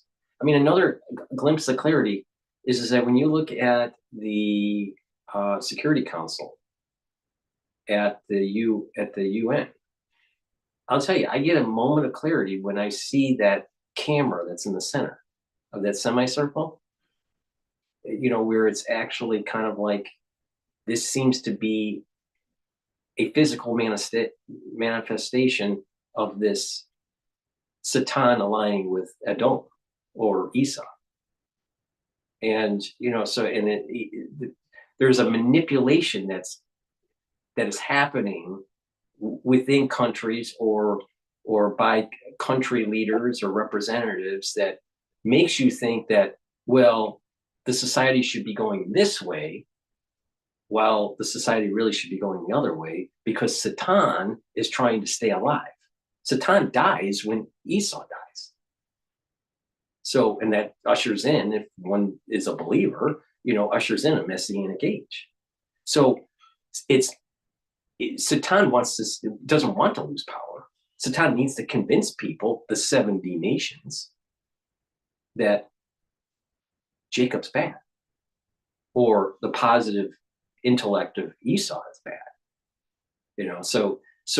Or Ishmael's bad, because this grand battle that takes place is going to be a not only will it be a physical battle, but it will be a spiritual battle. The spiritual and the physical are starting to collide. We always in secularism, we think that, well, there's spirituality, maybe meditation, and then there was this thing called science. Well, I think what's happening is that they're colliding now. And I think there's new views, of course, in the medicine of looking at things holistically. And I think in the physics as well, they're starting to look at, again, this sort of more, perhaps a Heraclitean view of physics that perhaps has been reduced from Descartes' influence in science. But I agree, like everything seems to be up for grabs.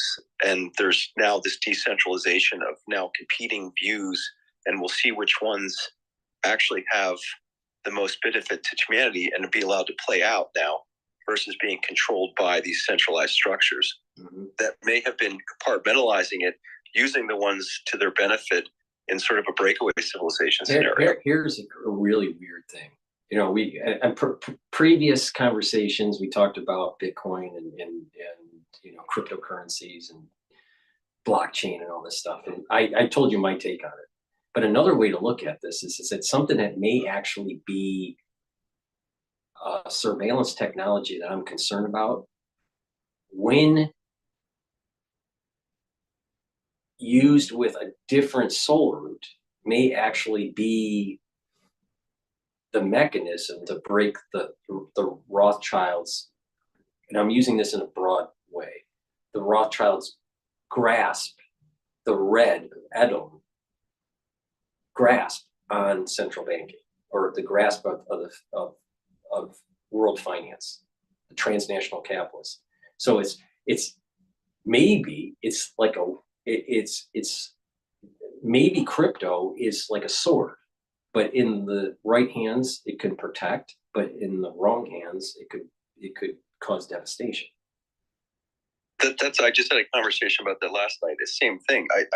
That they're seeing it as a way to help with the decentralization of knowledge and some type of validating system as well.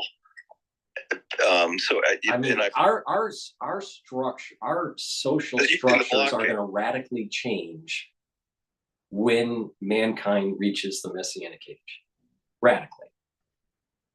This idea that because when that happens, then when people do things that are antithetical to biblical teachings, they can't hide saying that they're just a secular society, because it's the realization at the global level that the way people conduct themselves in society, when they harm people, when they steal, it causes a disharmony at a very high level spiritually. And so there's going to be this push to prevent that from happening. So people, would say, well, I'm a secularist. That secularism, this concept of secularism is going to radically change. I see it, Paul, like this idea of transparency, but at the same time protecting privacy. There's this like tension, like this sort of paradox. In order to basically have a high trust society, you need a highly transparent system, but at the same time, you have to protect privacy. And then when you're saying you're protecting privacy, you assume the actors that are involved in the system would want to be participating in a transparent system because there would be nothing to hide, because they're behaving in a way that we all believe are beneficial to all. So there's just like this paradox I see between privacy and transparency. And what is the foundation of liberty? Is it to protect privacy at all costs? But at the same time, you assume then the people involved in the transactions are acting in a moral fashion, in the sense that they're doing something where they will not harm others. Well, I think that at least in U.S. law, it's better to not imprison a guilty individual than to imprison a person that is not guilty. And maybe the idea is so it's really an issue of erring on conservative, where liberties would reign, not transparency. And the because case you could all right, go ahead. Yeah. Maybe the idea of what we're seeing with DOGE is that the government, this is one of the things that perhaps we didn't have, is a high level of transparency on the government transactions. At the private individual level, what type of restraints have we had on government? We talked about term limits. They've never been implemented, because it seems now we're finding out almost all the politicians might be on the payroll of USAID. So there's this sort of incentive system to keep the system going. So there's no inherent incentive for these politicians to reform the system of which they're dependent upon. So, but if we now implement, say, a blockchain on the government, but then have some type of privacy on the individual, it's a restraint on these what the founding fathers were concerned about, the restraint on government. it seems like now the technology could be used as a restraint on government. Well, I think that we need to restrain government. I mean, they've been out of control. You know, I'm my take on DOGE at this moment in time. I am not worried about them crossing the line and stepping on the civil liberties of individuals. I think that there's safeguards there. I think their method is basically follow the money and find the waste and find the corruption. It's pretty simple. I mean, I'm sure that it's a little bit more sophisticated, but it's basically they're doing a download of data, they're throwing it into a spreadsheet, and they're filtering it out. Now, maybe they use a different type of program, maybe it's not a spreadsheet, but basically they're filtering transactions and using word searches, maybe using a little bit of AI on top of it to find and follow the money. Paul, you might find this interesting. I don't know if this is going to happen, but someone said that Elon may be taking ads out that would show the corruption that he's finding within the transaction. He should. There's nothing wrong with that. For the Super Bowl. That would be hilarious. I don't think he's going to do that, but that would be hilarious. But that's what I'm saying. If you talk about an act that say represents, what do you say, Adam? This idea of the satanic do what thou will, what feels good is right, which goes maybe perhaps against this idea of divine laws, that you take the event of the American people, which has always seemed to have some type of satanic ritual. It would be hilarious. It would be hilarious. Halftime, rather than having some type of satanic ritual, you all of a sudden say, this corruption does exist, and here's examples of it. And it just changes.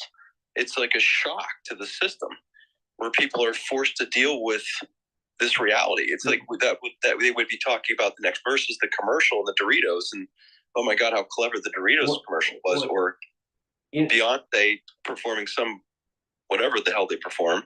Right. It would be very fun because he's Gen X. All right. Most people in Gen X would say that their first experience with computers is either Commodore 64 or Apple. All right. Now there are a few other things, out there. The Atari had a PC too, but and then eventually what hit the market was 286 and 386, all right, for PCs, PC clones. Now, the reason why I'm saying this is that it was the football commercial in 1984 by Apple to try to warn people that if you let Microsoft and IBM take over, then you're going to have Big Brother watching you. All right. It would be hilarious if he took that motif that Steve Jobs did in 1984 to show the corruption that DOGE is finding, to show that we are in a 1984 and that we are able to break out of it, smash the screen, and become free. That would be hilarious. And Paul, to your point, I think this isn't like informational warfare because you have the court system and the court of public opinion, and really in an experiment in self-government, it's the people need to take back the rights. So it's a waking up the people, and so it's not all the things you can do to say that maybe the executive orders it doesn't matter. The American people have to reach a certain critical mass that they realize they need to take back their rights. Mm-hmm. Mm-hmm. And it's a fascinating, and you can see the frustration the founding fathers must have had in these deliberations between the states, which have their own vested interests. And they're saying, guys, we're fighting for an idea here. And I know that's hard to wrap your head around. Let me ask you a question, all right? And tell me your gut feeling. Now, it's during January 6th, all right? During January 6th, if there wasn't the storming of the Capitol, but just peaceful protests in the mall, do you think that there would have been a certification, or do you think it would have been pushed back to the states? I think the people weren't ready. My general feeling it's like talking to your neighbors, and if they're if they're fixated on like who's going to win the Super Bowl versus trying to figure out like what the hell is this power structure that currently exists, and we seem to be funding with our own dollars. There's no outrage yet, and it's funny. I don't know if that's a foundation of where we are currently, of how they sort of inured us to have because they've gotten rid of all the rictuals. I think you're hitting on a good point here. You know, the timing thing. I find it's all about timing, and we haven't hit that critical mass yet where people are like, this is absolutely nuts, and how did we get here?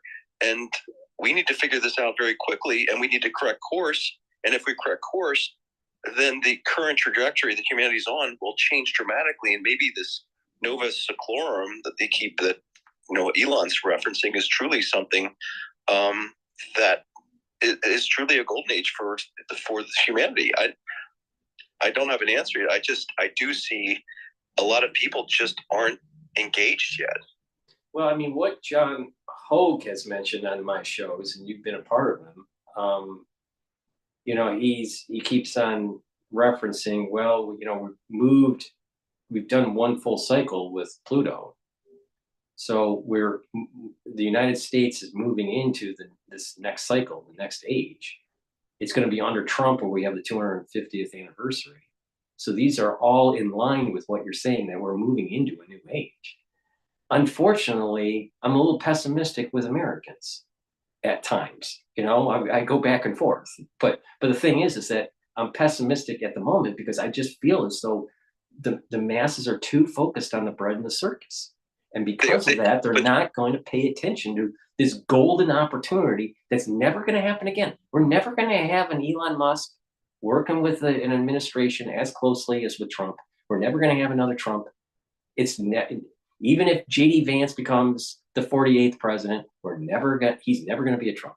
So this is a once in maybe a 250-year moment where we can get our house in order. But unfortunately, there's a lot of Americans that are just dumb, just flat out dumb, and all they care about is their the next day.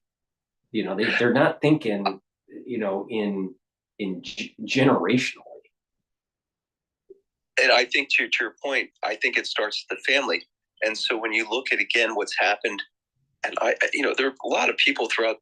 I forget the guy from Moynihan wrote about this. Just the destruction of the families, just the United States, and Murray as well, who wrote also about IQ as well, which is controversial because it just nobody wants to deal with facts. But the idea is Murray with the bell curve. He wrote something called "Coming Apart." This at the blue collar level, and it's not necessarily a race issue. It's even within all the different communities, and so there's with the lack of blue collar jobs to create a middle class from this globalization, along with along with meth and all of these drugs moving into the communities. It's just destroyed the ethos of the United States, which was built on strong families, and tied to Christianity.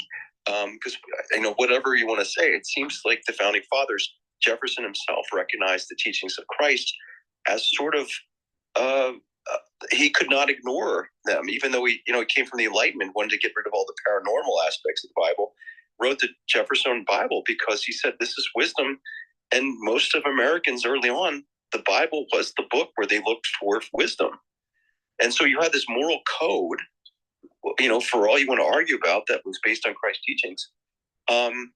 That's sort of the foundation of morality of a people in experiment and self-rule in which government's to be limited, that we've forgotten. And I think we're now at that point where we seem to be now understanding the importance of the, whatever you want to call this, Christ's teachings and the wisdoms from it, we need to really, really quickly.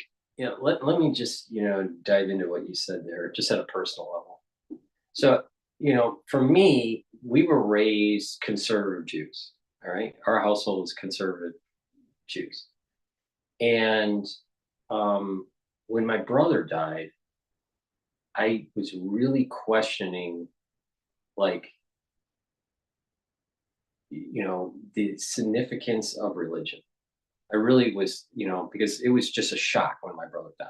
I mean, it was just dying at age 36. It's like a nuclear bomb going off in the family. And, it took me a few years, but, I started reading Hitchens, started paying attention. I must have watched every single video that there is of Hitchens on YouTube. And I appreciate his intellect and the space that I was at the moment after my brother passed away, and absorbing Hitchens and listening to Dennett and Sam Harris and Dawkins, that I kind of like drifted away from religion and tried to rationalize that we could reach some sort of morality with just secularism, just, being moral. And as I was healing through the process of my brother leaving this world, I eventually came back to the religion much stronger.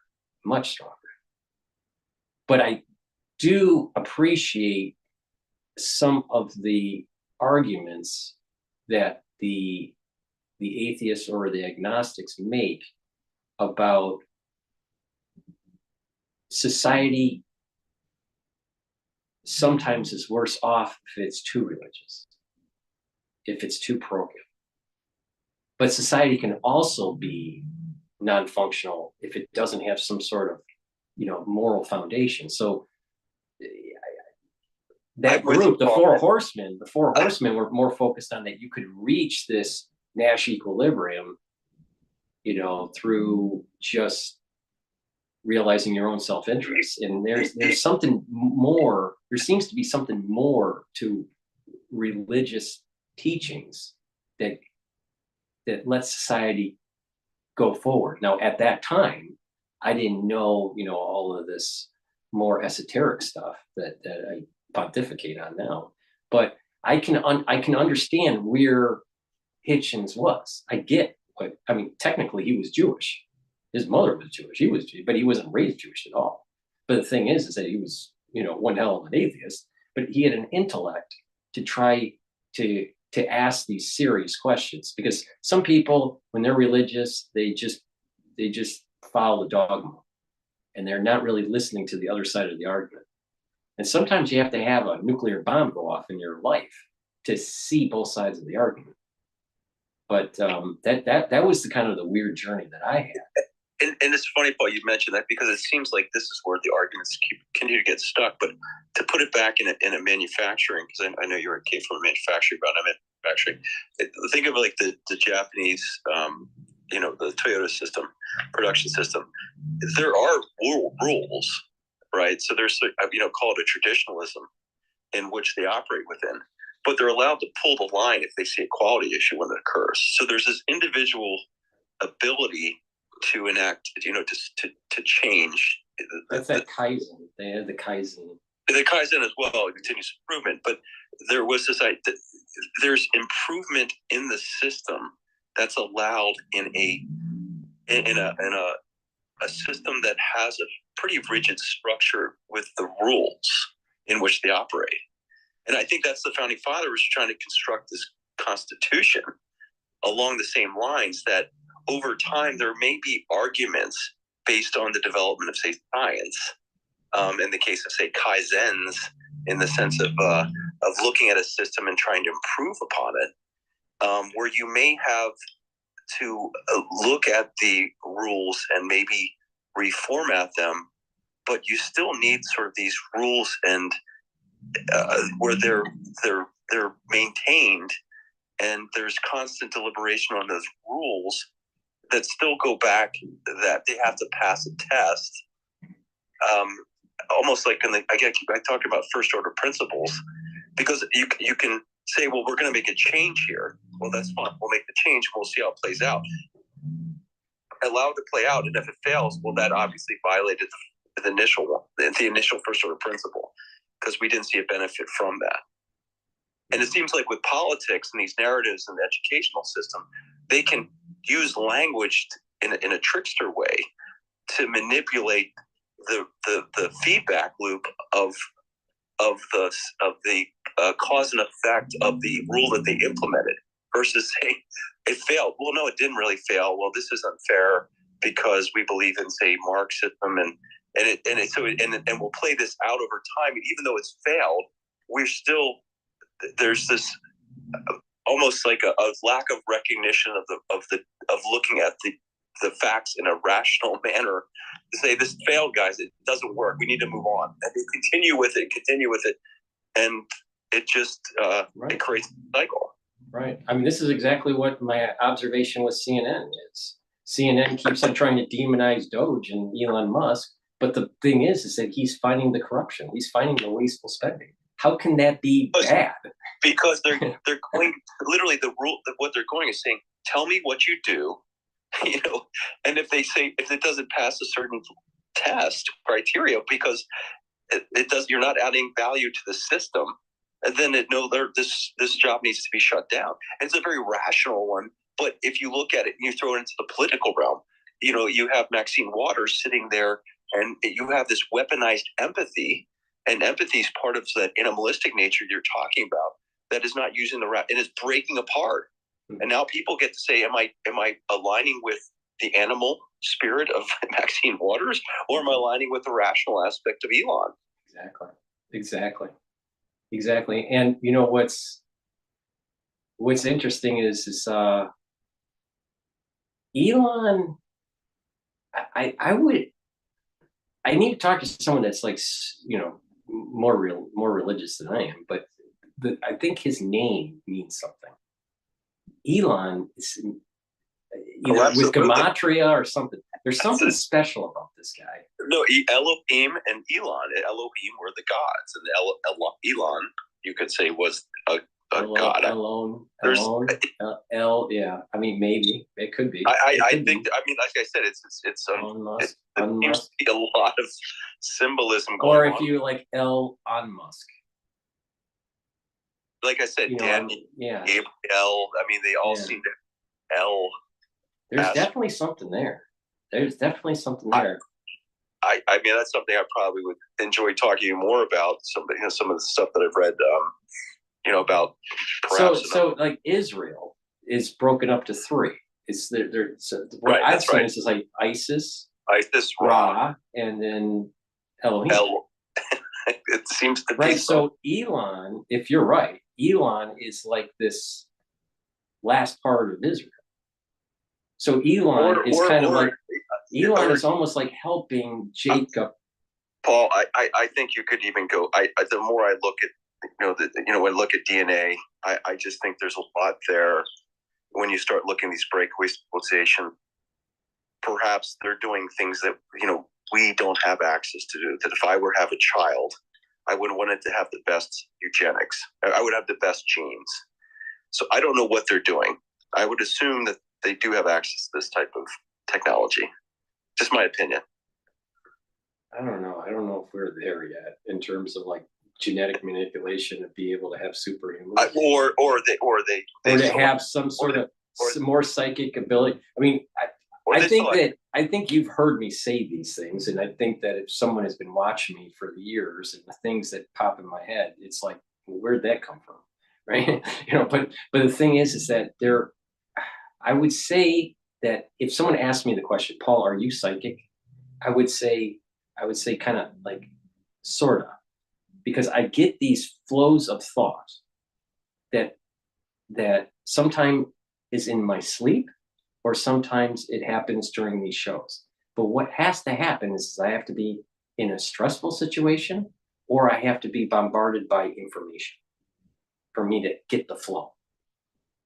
And one point here is that I knew someone in my family was going to die when my brother died. I thought it was going to be my mother.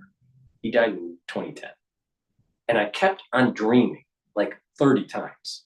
I kept on dreaming a month before he died right? A countdown. And it kept on counting down, like, 9, 8. And I'd wake up at like 1 or 2 in the countdown. But I automatically thought it was my mother because she was the worst in terms of health in the whole family. So what happens is you get this flow of energy or flow of knowledge that you don't necessarily know what to do with until after the fact, because it's foggy. It's hard to discern it. So it's hard to like say, oh, let's go right instead of left. But you definitely know that something's happening. All right. Now, something similar happened with my mother. All right.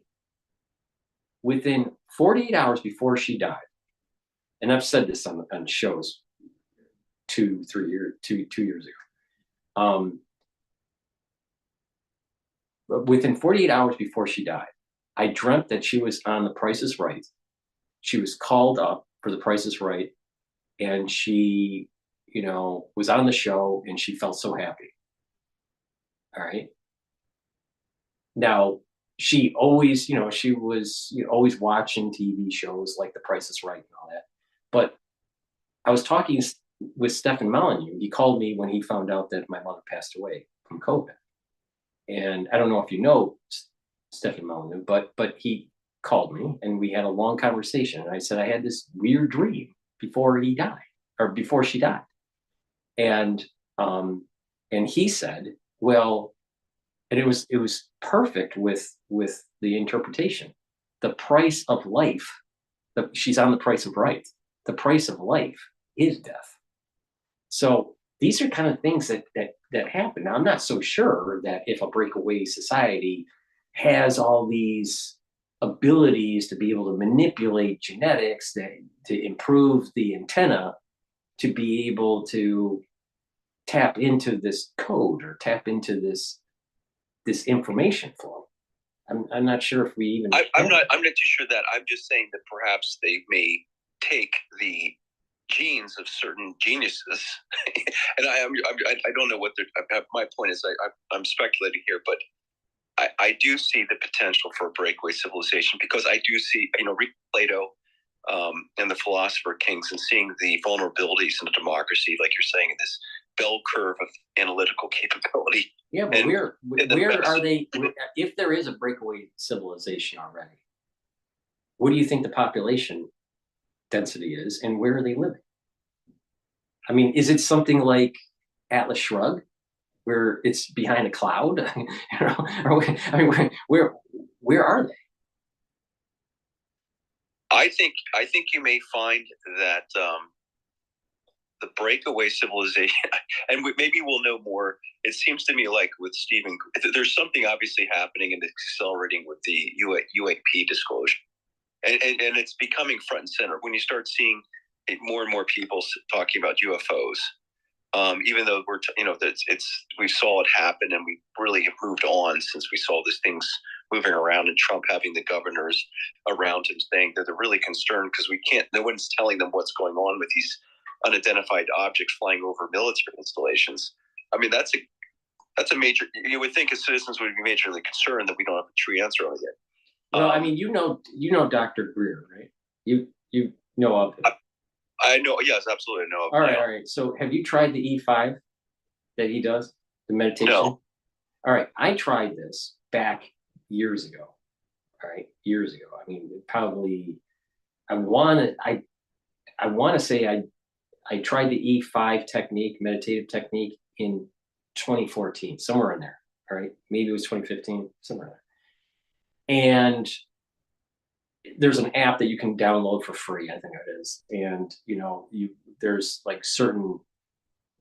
certain meditative techniques that are on the app. And if you follow it, then you get in this meditative state, and then supposedly you can communicate or you can see or bring in these beings that they're there, but they're like hidden, and they can like uncloak. All right. So I did this for 6 or 7 days, maybe around 6 days. Nothing happened. So I thought it's all garbage, right? But it was free app, no big deal. The seventh day, the next day, either the seventh or eighth day, I had a dream, and there was this information flow that's very similar to these psychic type things that I was talking about earlier. There was an information flow that came in that showed technology that is way above anything that we have. But the interpretation that I had from that information flow, from the E5 technique, was that this was that humans are doing this. And the feeling that I had was this: it's not spiritual entities or aliens from another planet, but us in the future communicating back to us. It's United States I don't know, year 4000. That's interesting. And it's Paul. coming back to us saying hello, But that was the impression that I had. I tell you what, I'm gonna send you something Gene Ho posted. You might find this interesting. There's, it's funny. You've been just mentioned that I was watching 12 Monkeys, right? Which I don't know if you know about 12 Monkeys. Yeah, I remember when it came out. Yeah. So it's about someone going back into the past from the future to stop a biological weapon release. Like I said, I don't know. Is that predictive programming that's going on? So I jumped on your space. I saw you were on, and I jumped on it while I'm watching this. And that was Bruce Willis. Now there's a series on that's going over the same scenario of a release of a bioweapon, and they're trying to prevent the release of it. I would say that it was 12 Monkeys was an important one. Hot Zones was another movie that came out that's in line with this problem. But it talks about this, what you were mentioning about people from the future going back into the past, and it's like this constant set of timelines that are created, and people that have access to some type of technology. Now, again, but it was like human technology. The impression I had was it was human technology. No, that's what this is saying. That's exactly right. It is human technology. That it's, and we're playing out from the future back to the past, and there seem to be these forces that are sort of, and I don't know what exactly the game is that they're playing, because I think that's what we're trying to find out. Because what are we in a spiritual battle? Because in essence, back in the 1960s, and I think RFK Jr. made this point, they had already said that they could kill everybody on the planet for like 20 cents. And to your point, like what you've been covering, is decided we need to shut down these bioweapons programs. And yet they're showing, Elon is now showing, well, looks like he's exposing some of the funding that was going on, these direct evolution. Well, this is one thing that I didn't know about, and I thought I covered it pretty extensively over the 5 years, but I didn't know that USAID sent money to Wuhan. So your point, so not only did the NIH through Fauci, but USAID sent funds through Wuhan, which would be our taxpayers. We're doing it to ourselves. That's like this karma part of it. And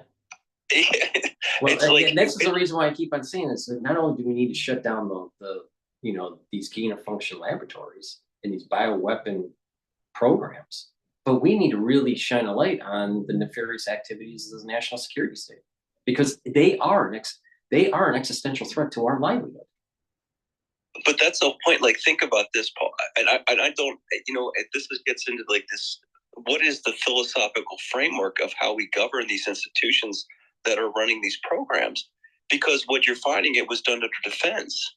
And when I talk to smart people, they go, well, I talk to these top epidemiologists, and they're just trying to, the sword and shield, they're just trying to preempt a possible, our enemy weaponizing this.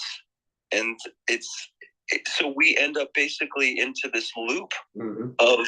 It's a developmental loop, and it's an escalatory arms race. we're breaking away from the natural world. We're saying, well, we're going to create this synthetic world where we're going to manipulate these viruses, and we're not going to allow evolutionary processes in order and to. Isn't this very similar to what the snake in the Garden of Eden is all about? I like I said, it's like crazy, and I talk to very smart people, and they're just, well, we've rationalized it, yeah, and you probably can, and that's the whole point. Is like there's this paradox between ultimate rationalization, which you could rationalize this, but at the same time, under this underlying connection to the divine, that once you start playing with these rules, that and start to manipulate them in ways that you think you're God, there are things that you unleash, like Pandora's box, that you have no idea how you're going to control it. Exactly. No, I totally agree. But there's the other side of the coin. All right. It's possible that this technology and the things that are happening lead to not just the potentiality of a negative externality that we're more worried about, but the potentiality of a positive externality. As society as the generations have gone on since Adam, we have been getting weaker. Our genetic code isn't strengthening. Our genetic code is weakening if you go from a strict interpretation of the Bible, all right? Because life expectancies from Adam were 1,000 years, or just under 1,000 years. 930 was Adam, and then Noah lived for a long time. And but Paul, so what has happened is that there's been a decline in the point I'm making is our genetic code over time has diminished because we've been out of the Garden of Eden. But maybe this technology is going to potentially get us back up and heal the genetic code up to the point, and this may be where you're getting with the breakaway civilization, where we get back closer to the genetic code of Adam. Our code is not like Adam. Our code is diminished. Now, what in the code is diminished? I have no idea. But there's something in the code that's diminished, where our ability to, be able to hear the Akashi record, if you want to use that as a term, or to live a longer life, or to have a more understanding of the spiritual and be more in tune with the world and live longer. If we assume that Adam lived for 930 years, but the average person can't live beyond 70, or 75, there has to be some way to get back to Adam. But maybe the thing about it is like this. Maybe like you talked about the part of the DNA that we consider to be junk is all just kind of and the fact that we have 5 senses, but maybe we have 12 senses, whoever it is like all of those things were turned off. And whatever this cycle that we're going through, we're uncovering this group that's have turned this off for some reason that doesn't allow us to get back to this higher spiritual state. Right. And I think the Gnostic, I'm sort of now starting to move towards the Gnostic's interpretation of what we're living through right now. That we have to experience this duality of evil and good in order to come back. That's interesting you say that, because in Kabbalistic thought, that's the entanglement, where good and evil is entangled because of the expulsion from the Garden of Eden. And it's through us becoming more spiritual where we slowly untangle this one generation after another. And then during the Messianic age, the full disentanglement happens. Satan dies, the negative soul root of Esau is dead, and this long life and higher level of spirituality comes to the fore. That's kind of what I'm seeing. That's kind of what I'm thinking is happening. I've just surrounded all the time with people coming to grips. They're hitting rock bottom, and it's a lot of the things that have happened from some of the policies, and the people, they don't know where to turn. And when they're hitting, and it seems to me those that continue down the same like dark path, they haven't hit that rock bottom yet. Well, some of them, as it's predicted, some of them will never switch course. They will stay tied to the negative soul root of Esau. They will die. There will be people in this world, spiritually and physically, that's going to die because they're not willing to repent. Now, some people would say, well, you know, some people will use different terminology that may be more associated with Christianity, but I'm trying to just frame it in Kabbalistic thought. And the whole idea here is that there are people that are tied to Esau and that they're given a chance to move towards the intellect of Esau, or they'll stay with the animalistic body of Esau. But that's their choice. And when they make that choice, at a certain point in time, they can't go back. And if they're in the body of Esau, they die. Now how that happens, you know, I think there's a great war that takes place, but there's many people that will you would hope that they hit rock bottom and then they move towards the positive. They repent. They find ways to move forward in a positive way. But there'll be others that won't. I agree with, and I've seen the few that have turned their lives around and have successful families, and they find Christ. I don't think that's the only thing I can say is that the majority of people that they find.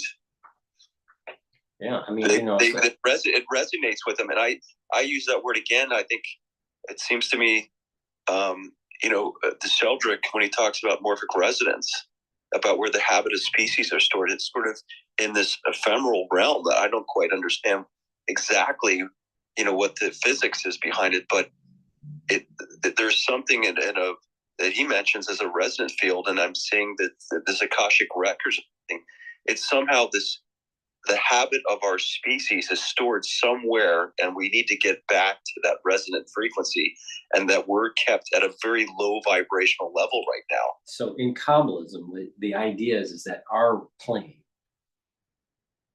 gets a flow of energy, all right? A continuous flow of energy. That if that flow of energy left, then everything would cease to exist. Now, some people, maybe you could tie that to string theory, and that as long as, at the very subatomic level, as long as there's vibration and energy that's happening, then matter exists, all right? That's maybe another way to interpret it. But also with that flow of energy, that continuous flow of energy, there is information. Now, societies way back in biblical time were able to get that information. They had an antenna that was on. We still have the antenna. It's off though. So the information's still there. It's just very few people, once in a while, their antenna sparks, and they get a little bit of information and it stops again. It's not continuous. It's just the question that people keep coming back to me asking is like, what is the reason someone would have turned this off? Like what? Well, from a Kabbalistic point of view, it's people have become less in line with following the mitzvahs, following God's edicts. When people don't follow positive and negative commandments, then there is filth in the system, and that filth of the system prevents you from getting that spiritual connection to the information. See, society in general would have to stop stealing, stop adultery, stop, doing bad business deals and, and all these things, all these nefarious things that are happening in society. Then over time, generation after generation, will improve the code to be able to get the antenna to work more continuously. And to me, Paul, the fascinating thing, and I've gone back to a lot of different, I'd say politicians. And one of the most interesting guys I stumbled upon was Lyndon LaRouche. And he actually was one of these people that said, I could have protected Reagan, but I can't anymore. And that'll probably be assassinated and so forth. And he had his own intelligence network. And one of the things he brought up, he brings up the fact that there's 200,000 missing children. And I remember, that's a staggering number. And now I'm seeing on the border crisis, people bring up like 300,000 missing children. And I look at an issue like that, and I'm looking around. Why are we tomorrow? Imagine if we, instead of watching football, turned our attention, and this is just the United States. I can only imagine what's going on in the world. We're the most vulnerable, the most innocent. I say the most probably connected to God because they're not corrupted by the world views, right? That are say being manipulated by these corrupt power structures. This crime continues to go on, and it's almost like a judgment upon our civilization. It's like we can't even protect those that probably are close to the divine. And you know what's so strange is that you have the media, the mainstream media, fighting the Trump administration from closing the border down and protecting children. I mean, how it doesn't crazy make any... how the media is trying to defend a bad policy. But the funny one thing I told people, I said the road to hell is paved with good intentions. And I think, like I said, they've weaponized empathy around open borders and this idea of they created this story of families trying to have a better life. And they're not talking about the cartels essentially having a payday on using humans over and over again, which is probably more profitable than the drugs. And they've managed to change the story. That it's almost as if someone powerful told them to do this, or else they lose their job. Because if you just use logic, if someone just is a run-of-the-mill anchor at a news organization, right? How can they defend these bad border policies of prior years and not want to save children? I mean, how can you go against that? It's amazing to me. There's no logical reasoning unless someone is waving money in front of them saying you have to toe the line. And that has to, and if that's the case, who's the money bags? Who's, Uncle Penny? Something's weird about them trying to defend child trafficking. And the only other thing that I would say is that these people haven't experienced it, and therefore they don't see it firsthand. So therefore they can't fathom the fact that there's a counter argument to the things that they're being paid to do. So there's this like virtue signal and righteousness coming out of this group because they haven't had the capacity. They haven't dealt with, I think, Jung's the shadow work, that there is a capacity to do this type of horrible crap. Right. So that's what I'm finding is like Epstein Island. Well, we all knew what was happening on Epstein Island. What does that mean? You all knew. This is the reason why I get so upset with the truthers, what I call the truthers, why the truthers who seem to know a lot and they post a lot and maybe even do, YouTube shows. It's only about talk and no action. It's all talk. And then it gets even worse, Don. They found a way to monetize it. So they build up a little community, a little tribe, and that's all they talk about for months on end. But it doesn't solve the problem. I mean, this is why I keep on saying the information war, yes, it's important to inform people. But unless it goes kinetic somehow, unless there's real action, that's kinetic. Then you don't solve the problem. And Paul, talking about child trafficking doesn't solve the problem. It informs certain people, but a lot of people have cognitive dissonance, Don. I mean, people just don't want to do anything. And I think, but to your point, I think it's not only they don't want to, because I'm at that stage where I have tried to do things, to talk to politicians.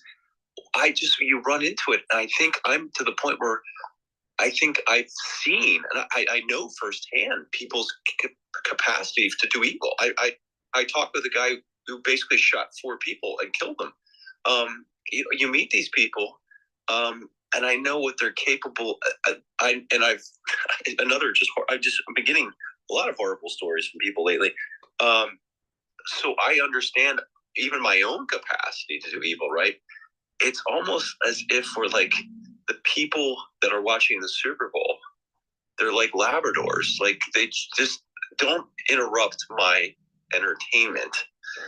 I don't want to be burdened by this responsibility to look into my own capacity evil, and therefore the capacity for others to do evil, because I just don't want to be burdened with that type of thought.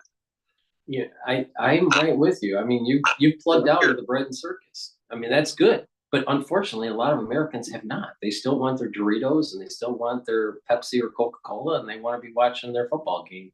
You know, the thing is that, you know, with Super Bowl, all right, you know, I like football. I like collegiate football more than professional football. But the thing is that back in the 70s and the 80s, watching the Super Bowl was different than today. These players are making way more money now than ever before. They're commercialized more than ever before. It's gotten to the point when they're walking into the locker room or walking out of the locker room, they got all these, fancy clothes. That wasn't the way it was in the 70s or the 80s or even the 90s. So there's this frivolousness with the players now. And then the halftime shows are nothing but virtue signaling. No, it's worse. They're satanic rituals. Well, yeah. That too. That too. They literally are. But you watching the Olympics. I mean, it was just insane. It's like I'll tell you, out of all, when I was a kid, I loved watching the Olympics. I even had dreams of being an Olympian, which never happened. But the thing is that as a little kid, you look up to that kind of thing.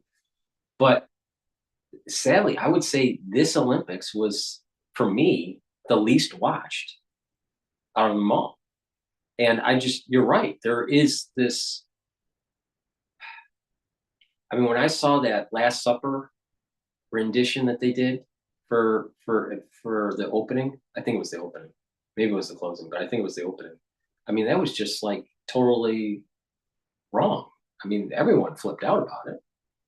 So, I'm trying to plug away from that, but yeah. The funny thing about it is it's hard for me too. And I look at the subconscious, and that's why I said, when I look at people like Bernays, who was the nephew of Sigmund Freud, these people, they seem to understand how they can manipulate our, what Jung calls the collective unconscious, that the things that act upon us that we may not even understand how we're forming the decision, how we're deciding on what actions we should take. And I think it's somehow, like I said, there's this occult knowledge that you were saying that you're sort of had this epiphany of like looking at this occult knowledge, and perhaps people like John Dee or whatever are saying, "Oh, this is how we can control the masses." I think they understand this, and so what we're seeing is sort of like this programming going on, and as things start to come to light, it's like the spell's being broken. But as it's being broken, there's a lot of chaos here, because a lot of the things that they're either the success in their work or their job, or that they thought was there. They have to re-rationalize their positions again. It's. Mm-hmm. Yeah. I think there are things that I said that I didn't necessarily think were true in the case of the metaphysicians, about this idea of the subconscious element, especially these archetypes that Jung talks about. When you say, like, give me a symbol of unconditional love, and then that symbol I'm going to proliferate to the world with this mother and this child, the Madonna and the child, that has a really powerful, it's a powerful influencer in your behavior. You don't even understand how it's working, but it does. And now we have mother. I have a mother who's literally having a baby for someone else, right? This is like a new industry. Right. How can you give up your own child? Like the archetypes are just being broken. Yeah. I mean, even with test tubes and, test tube babies and everything. No, you're right. You're right. See, when these people realize that their life was predicated on a falsehood, then things start crashing. Now, you're going to have a group of people that will pick up the pieces and say, okay, there's a better way. And that's usually some sort of spiritual journey that takes time. Or you're going to have others that are kicking and screaming that wants to burn down the whole society. And those are the negative Esau. So Esau wants to burn everything down if he can't get what he wants. And so, there's going to be a battle. There's going to be a lot of destruction. And then you look at it look at the financial mountain that has been built up in equities and in debt for the country. How is that all going to be unwound in a new era? Does it just collapse? Does our financial system just collapse? I have no idea. I still am pondering on the decoupling of labor and capital with AI. I don't think we fully understand the full economics of what this means, the economic theory behind it. Yeah, I think it may come down, like you said, the things that are real will become apparent very quickly. There's a quick yeah. That's what I said. I think it's real thing. And if I'm part of this breakaway group, then I will be in a position to have the ability to, as this collapse happens, to then pick up the real things for pennies on the dollar. And that's why I said, when I look at these cycles that we're going through now, perhaps can we break the cycle where they know these things happen and that the civilizations like the Roman Empire have a lifespan, and that we will collapse it on our own timing so that we can capture the resource and then even move it to the next host. So I see it as a parasitic class. And when I look at the parasitic class and I see how they're they're basically giving excessive adoration to China, I look at China as now the next host. And so the empire, whatever the host, the parasitic class moves from the British Empire to the American Empire, and then it just moves to China. Yeah, but that's under the understanding of when the temple is not built. But when the temple is rebuilt, then these concepts seem to wash away. Our history is predicated, most of our history that we learn in school and read about is a post Second Temple destruction history. So when the Third Temple is rebuilt, why do we assume that it's going to be this same old, same old? I don't think it will be. I think it's going to be radically different. I don't think there's going to be a shift between one host to another. Because we're talking about when these things start to unravel, these things are unraveled during a messianic age. And so it's totally different. Mankind's never seen anything like this before. The nations, the 70 nations, are supposed to provide peace offerings annually to the temple. So there's not going to be a parasite.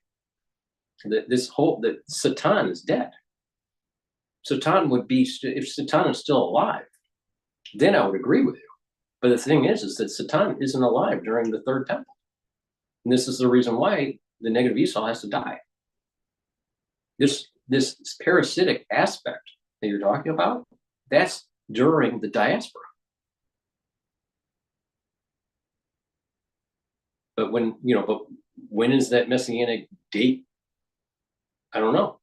You know, is it tomorrow? Maybe. Maybe we wake up and on CNN it says the Messiah is here. I don't know. Or is it the guaranteed date of, you know, about 216 years from now, in the year 6000? Who knows? But when the temple does get rebuilt and we're in that messianic age, there's no parasite anymore. That parasite's dead.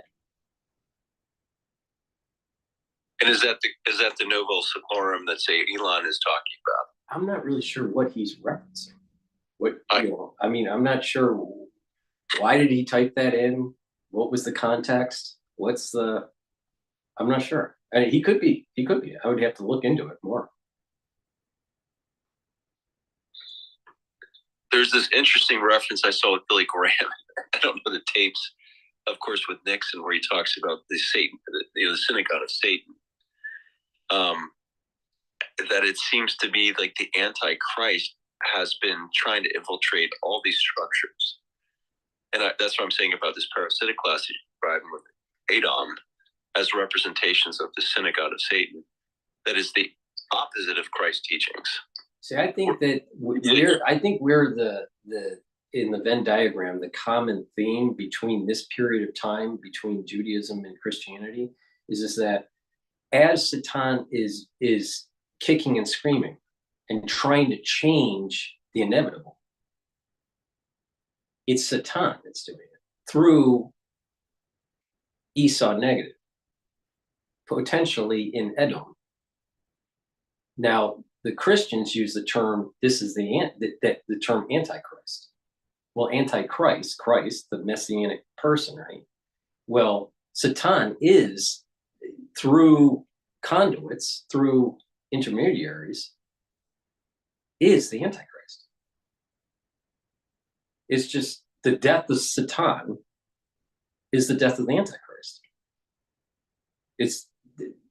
When we say positive, negative, you know, usually, you know, if we assume that the messianic age is positive, which I think is a safe assumption, then the negative of that would be Satan. So the Antichrist is Satan. The death of Satan is the death of Esau, negative. So it's not going to be that Satan dies and then some sort of Antichrist comes in to try to convince people that the messianic age, no, when that's happening, Satan's still alive. Satan dies, and then my understanding of Christianity, which is a small understanding, but the thing is that it just seems to me that whole Antichrist thing is what Kabbalists have been saying for a long time, even before Christianity, that Satan dies, and during that period of time, this allows for the messianic age to be born and to flourish. And now all the small details of that, you know, I'd have to research on, but I would say that's a broad brush of what's going to happen. Satan dies. That is the Antichrist. Do you have any interpretations of this idea of the coming age, moving from Pisces to Aquarius? Because I have one person that I follow who actually used it. I know it's factored into their economic model. Right. And this is getting kind of scary because we hear a lot of news about birds lately and planes falling out of the sky, right? Species, either mechanical or biological, that fly, right? Now, Judaism is tied to Ram, all right? That was the age before Pisces, all right? So Aries, right? So Aries, then Pisces, then Aquarius. So the age of Judaism that transitioned to the age of Pisces, which is Christianity, and then the age of Aquarius is tied to the age of the bird. Now, birds are also associated in the Zohar of being kind of like angels that kind of go back up, you know, to the upper world and go down to the lower world, and sometimes depart knowledge. But you got these UAPs, You got the planes, you got the birds, we got the bird flu here and the bird flu there and the bird flu everywhere. You know, there seems to be a lot of things that are tied to birds. And I think that we're moving into this age where oh, how do I want to phrase this? I got to be careful the way I phrase this. I don't want to offend anybody, but I'm going to offend people. Old Judaism, old era Judaism in Aries is going to be different than Aquarius Judaism. And the same thing with Christianity. Christianity in Pisces is going to be different in Aquarius. We're moving. It's almost like the merger of the two, and there's going to be something different during the Messianic age. Now, many of the precepts, many of the teachings, many of the rituals are going to be the same in those eras. But there's something that changes. It's not going to be 100%. And it has something to do, and this is going to sound kind of weird, but it has something to do with birds and some sort of bird influence that teaches us things. Can I throw something out here? Just like as part of also this, I don't know, this is the woo part of it's just the fun that I have with trying to interpret events and so forth. But the idea of Satan and Lucifer being this fallen angel and losing his wings. Mm-hmm. And the idea that we have the potential to become angelic, that we're searching for our wings during this time. Mm-hmm. And I don't know what wings is a metaphor for this higher spiritual state. I think what it is it's a metaphor for the three souls.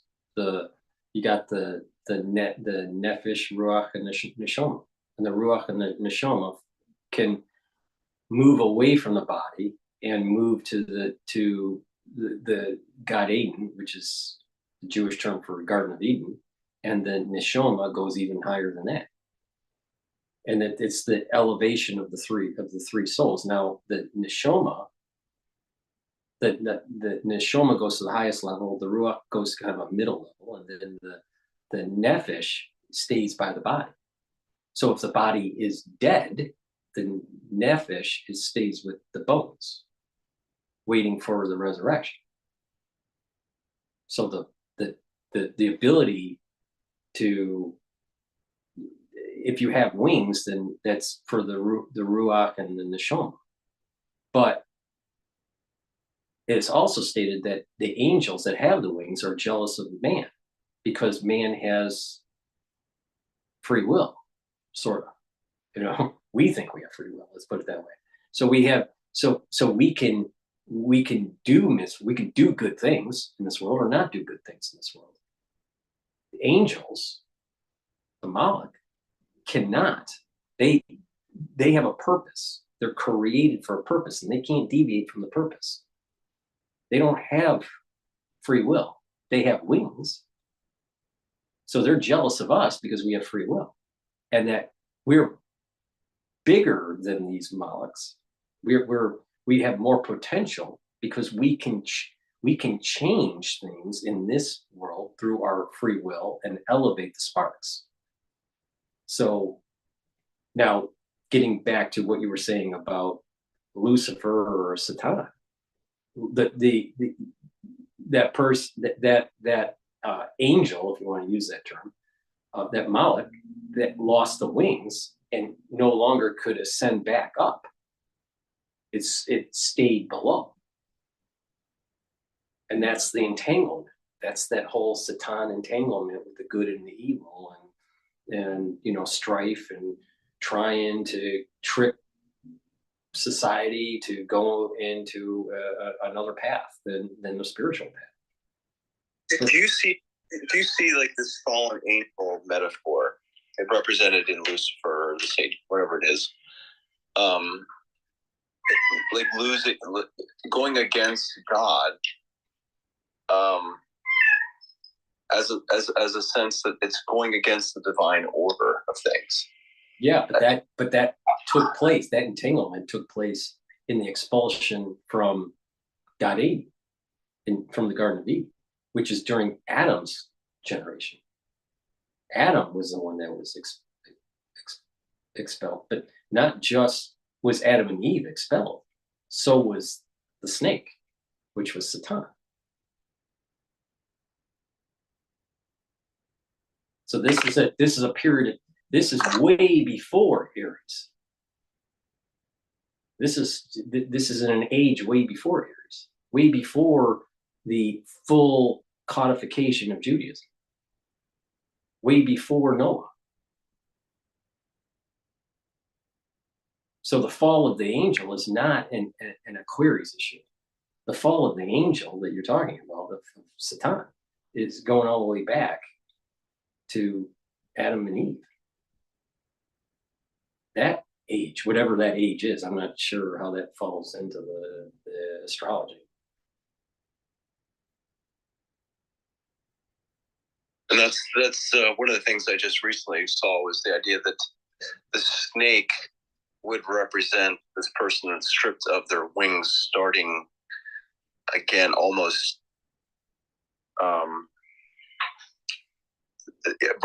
I just recently saw this, and I don't know how to interpret it, but it was the idea that perhaps I've seen the thing that gets confusing. I've seen so many people trying to interpret what the snake represents. Well, I mean, I think the snake represents Satan, and Satan lost his legs, so he had to slither on dust and eat dust. Well, what is that? Of this world. He's in our plane. He's in our physical plane, while the other Molochs cannot. They can traverse up and down, but a snake doesn't can't try. It just slithers on the dirt. It's the low. It's stuck in the physical.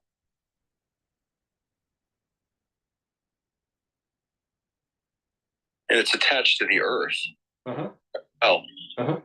Uh-huh. And that goes back to these Gnostics. I'm thinking the Gnostics again because they were so much. Well, I think the Gnostics are tied to the, using a computer term, the kernel of Kabbalah. So you have like Christianity Kabbalah.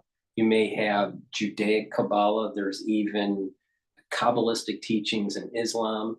But I think that the Gnostics are tapping into this kernel of Kabbalah that is true throughout all these different religions. Now there's different flavors, like Unix. Unix was, had different flavors of Unix, right? Well, the same thing here. There's different flavors of Kabbalah, but there's a kernel to it. There's a foundation that the Gnostics are tied to. I think there's something even within the computer language called a daimon. I don't know right? What that is. I'm not sure what that is. I should send you the definition of it, but I thought it was essentially.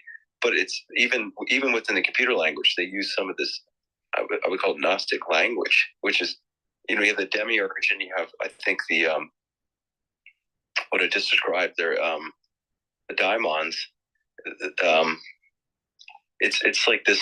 There's something about, and again, the Matrix and so forth, the people that construct these stories, that there's like this overlapping, which just confuses people to the ancient teachings, and only those that truly know the occult language can interpret what they're actually presenting.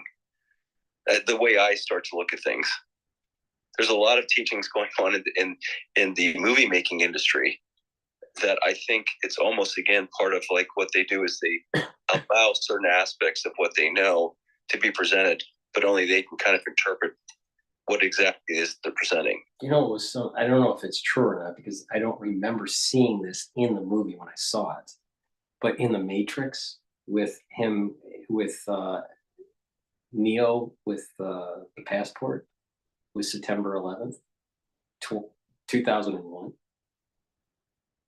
That was kind of freaky. That's freaky. Exactly. And so it's like, where's that coming from? Where I mean, how did I know? So I'm wondering, if you're in the creative arts, right? Because of people being creative, they may have their antenna on to the information. I think it's worse than that. I think, like I said, when I studied some of these actors, whether it was David Bowie or the Beatles, you know, these people, they want to target, they're looking for a creative edge. And so what do? They look for a source to get them that edge and creativity. And you had someone like Dylan in a 60 Minutes interview, and he said, well, I made a deal with the big man. You know, I made a deal with the devil. And, you know, so they reference this time and time again. And you had somebody who was the guitarist for Led Zeppelin. They bought Aleister Crowley's mansion in Scotland because they were trying to tap into this dark magic that they believe allows for ultimate creativity. And so there's this allure towards that aspect of creativity that sort of challenges this love notion that they think perhaps is they conceive as boring. You know, so when you look at the sort of the some of the artists, they start to play with these different chords and so forth that I would say are cacophonous and are sort of not connected to sort of these divine frequencies. And the whole idea is to sort of keep us in a state that it gives us a quick, what do you want to say, short fix, but it's not connected to sort of divine spiritual aspect of being. I mean, I get that feeling with Eddie Van Halen back in the early days in the 80s. You know, Run with the Devil with his guitar. Look at if you listen to lyrics of the Rolling Stones on I never forget the name of the song, The Devil. I mean, he talks about the killing of the Romanov family. Right. I mean, it's like it's almost if they're, and people. I wasn't even aware of the lyrics. I love the song. I love the lyrics. I love the beat. But I was never aware of the words. No, and it's almost like it's a spell. Yeah. No, they're doing dark magic through these. Like, you know, I wonder if it's that when you are in these realms of creativity, that and you in ones that can tap in, depends on if you're a good person or a bad person. And if you're a creative person that's good, then you'll be able to get something out of this realm that's positive. Well, if you're not so good, you'll get something that's negative. So in Kabbalistic thought, it warns people, don't go there, wherever there is. But they say, don't go there. But if you are there, you have to make sure that you go there in peace and you come out in peace so you can survive it. And I look at like someone like Pythagoras, right? There was a story of him, because he studied harmonics. And he was noticed like there was a person banging at the door of a girlfriend or went going in to try to kill her. But there was this freaking music in the past that probably, again, had some type of music that was only encouraging his behavior. Just it was appealing to his animalistic behavior. And he changed the chords. And the person sort of came to their senses. Mm-hmm. And I see that, like I said, with mob rule. And I think in the case of someone like Plato, who saw the same problems with democracy and so forth, with the mob rule of how the mob and lynchings and so forth, they will act in an immoral behavior because it like the resonance, whatever it is surrounding them, it moves them in a direction that is amoral. Mm-hmm. Mm-hmm. Let me give you an example that happened just recently. Okay, I was a big fan of music, 80s, music. I was a big fan of The Cure when I was young, when I was in high school, and saw them in concert a few times and all this stuff. So they came out with a new album. I think it's the Lost Songs or something like that. And I'm a lot older now than when I was in high school, but I'm more attached spiritually, especially after my mother passed away. But I'm much more spiritual person, right? And when I went and listened to the album, the new album that they released, which is a good album,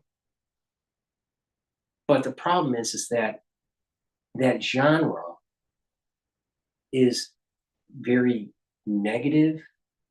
I don't see light. I see darkness with the music.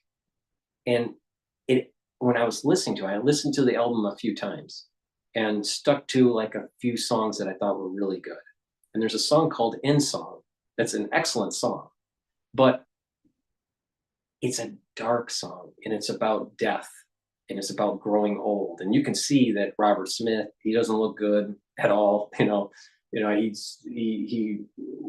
He weathered really poorly, but he's still a great guitar player. But the thing is that the music, hearing it, that kind of music in my 50s compared to when I was 15 is totally different. And I don't even want to hear it, even though, I was really big into music and, that was one of my favorite bands at the time. I don't want to hear it because it puts me in a negative harmonic. Well, the spiritual growth that I have right now, I'm in a more positive harmonic. And I was getting discoherence. It wasn't good music. Sometimes you listen to music from a band that you used to like and it's like terrible music. This was good, constructed music, but the ambiance of it was dark. So think about, like I said, if you're looking to raise this resonant frequency, imagine how it used to be where people on Sunday would go to church. And I go to these, I'm starting to go to some of these churches now. And every neighborhood, especially within my own city, I like, these are like gorgeous structures. I'm like, who built these things? And when you hear like some of the songs, especially with done well, with everybody participating, I mean, you can think you can change the world in some cases. Like you question, like, why is it that anybody would try to want to kill one another? It just, and that would have been happening every Sunday.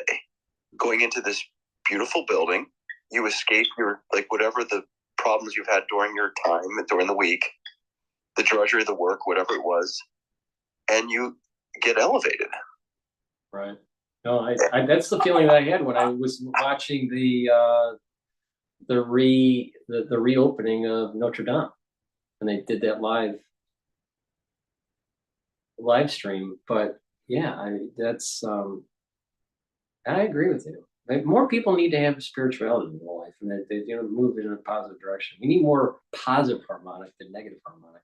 But the thing is, we are bombarded by negative. I mean, we're just saturated with negative. You would appreciate this. I had an incident with my employees. We were housing one of them. I had the cops call me over, and he was on meth, and he thought people were coming up from the first floor, which was impossible. But I looked in his room, and he had a Chucky doll, and I said, "Why?" I knew this guy's in his 50s. I said, "Why do you have a Chucky doll?" I said, "You're 50 years old. Why would you surround yourself with that type of negative energy?"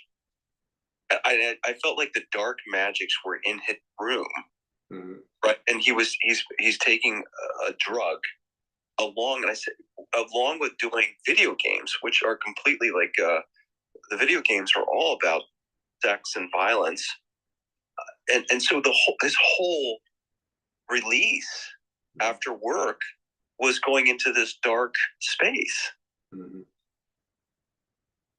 And that's what I feel like. That's what I feel, and people are unknowing exactly what they're participating within.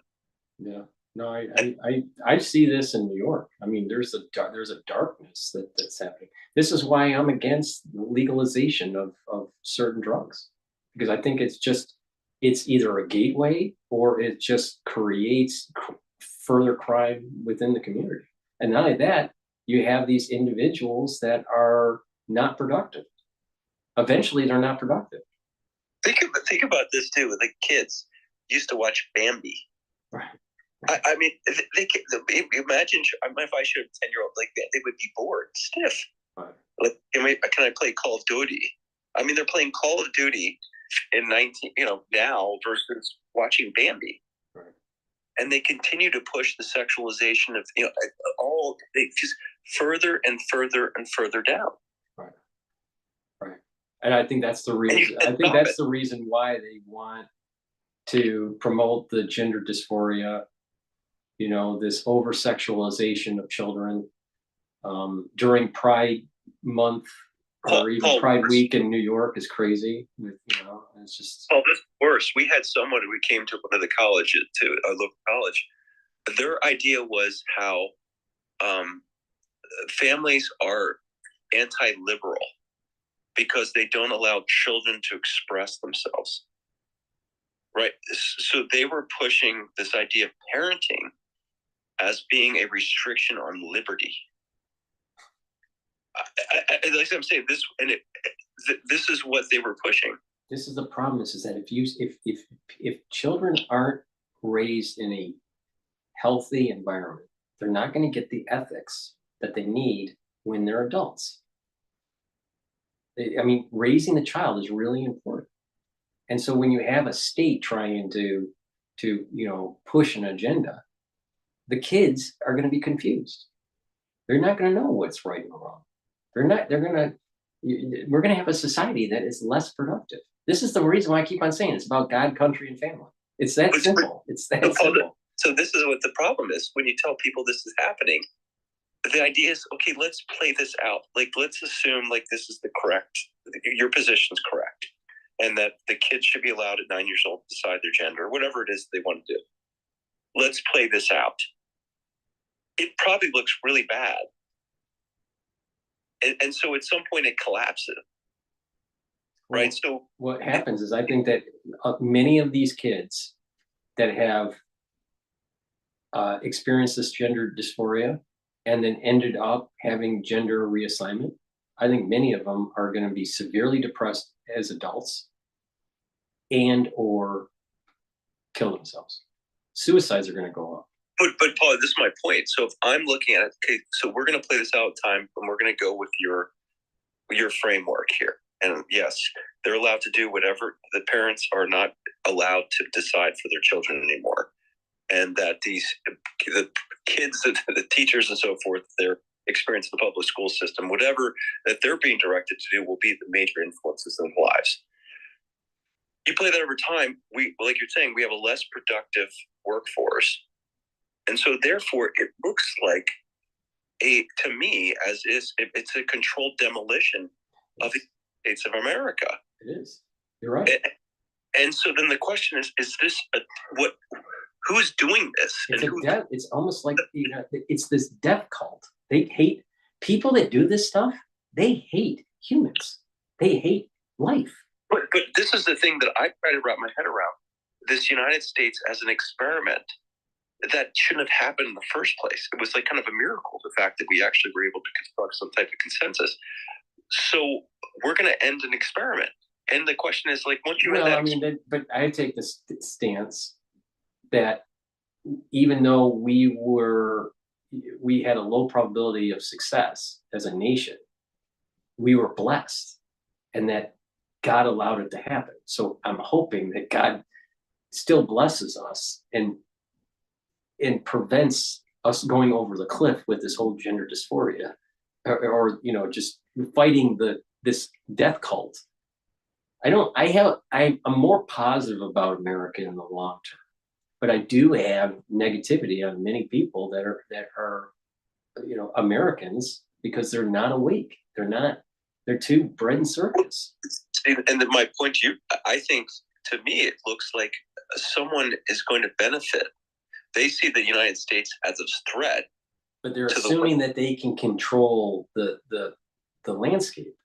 And I'm saying they may be winning short term, but long term, there is divine intervention, because our soul root, as I was saying earlier, our soul root is more aligned with Jacob.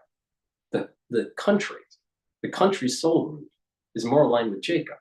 And because of that, there's going to be a blessing through that soul root for the country. That's why we are so prosperous, even though we have all of these failings that are taking place. We still get this positive flow of blessing because of our alignment with the soul root of Jacob.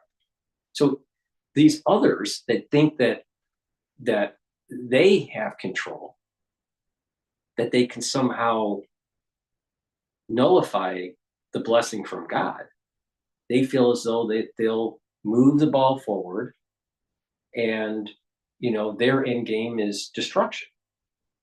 But the thing is that's not what's really going to happen. There's going to be an intervention that takes place, a spiritual intervention where it wakes up many people, but also the blessing from God that prevents these death cultists from winning, because they're part of the negative root of Esau.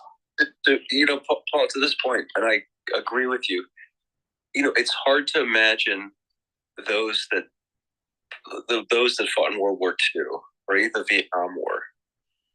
And so what does it look like now in what you're describing with the spiritual intervention? What does it look like? Because is it kinetic? What is it? Well, how do you prepare if you're to prepare yourself and your family for what's coming, because you don't know who the enemy is. It's before we had a very clear enemy, say World War II, and it was already presented to us, like, here's the enemy.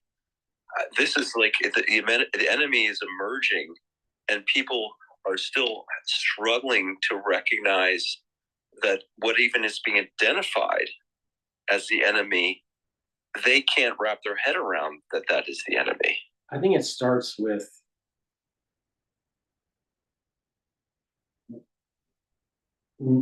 having the mindset that not to fear anything but God.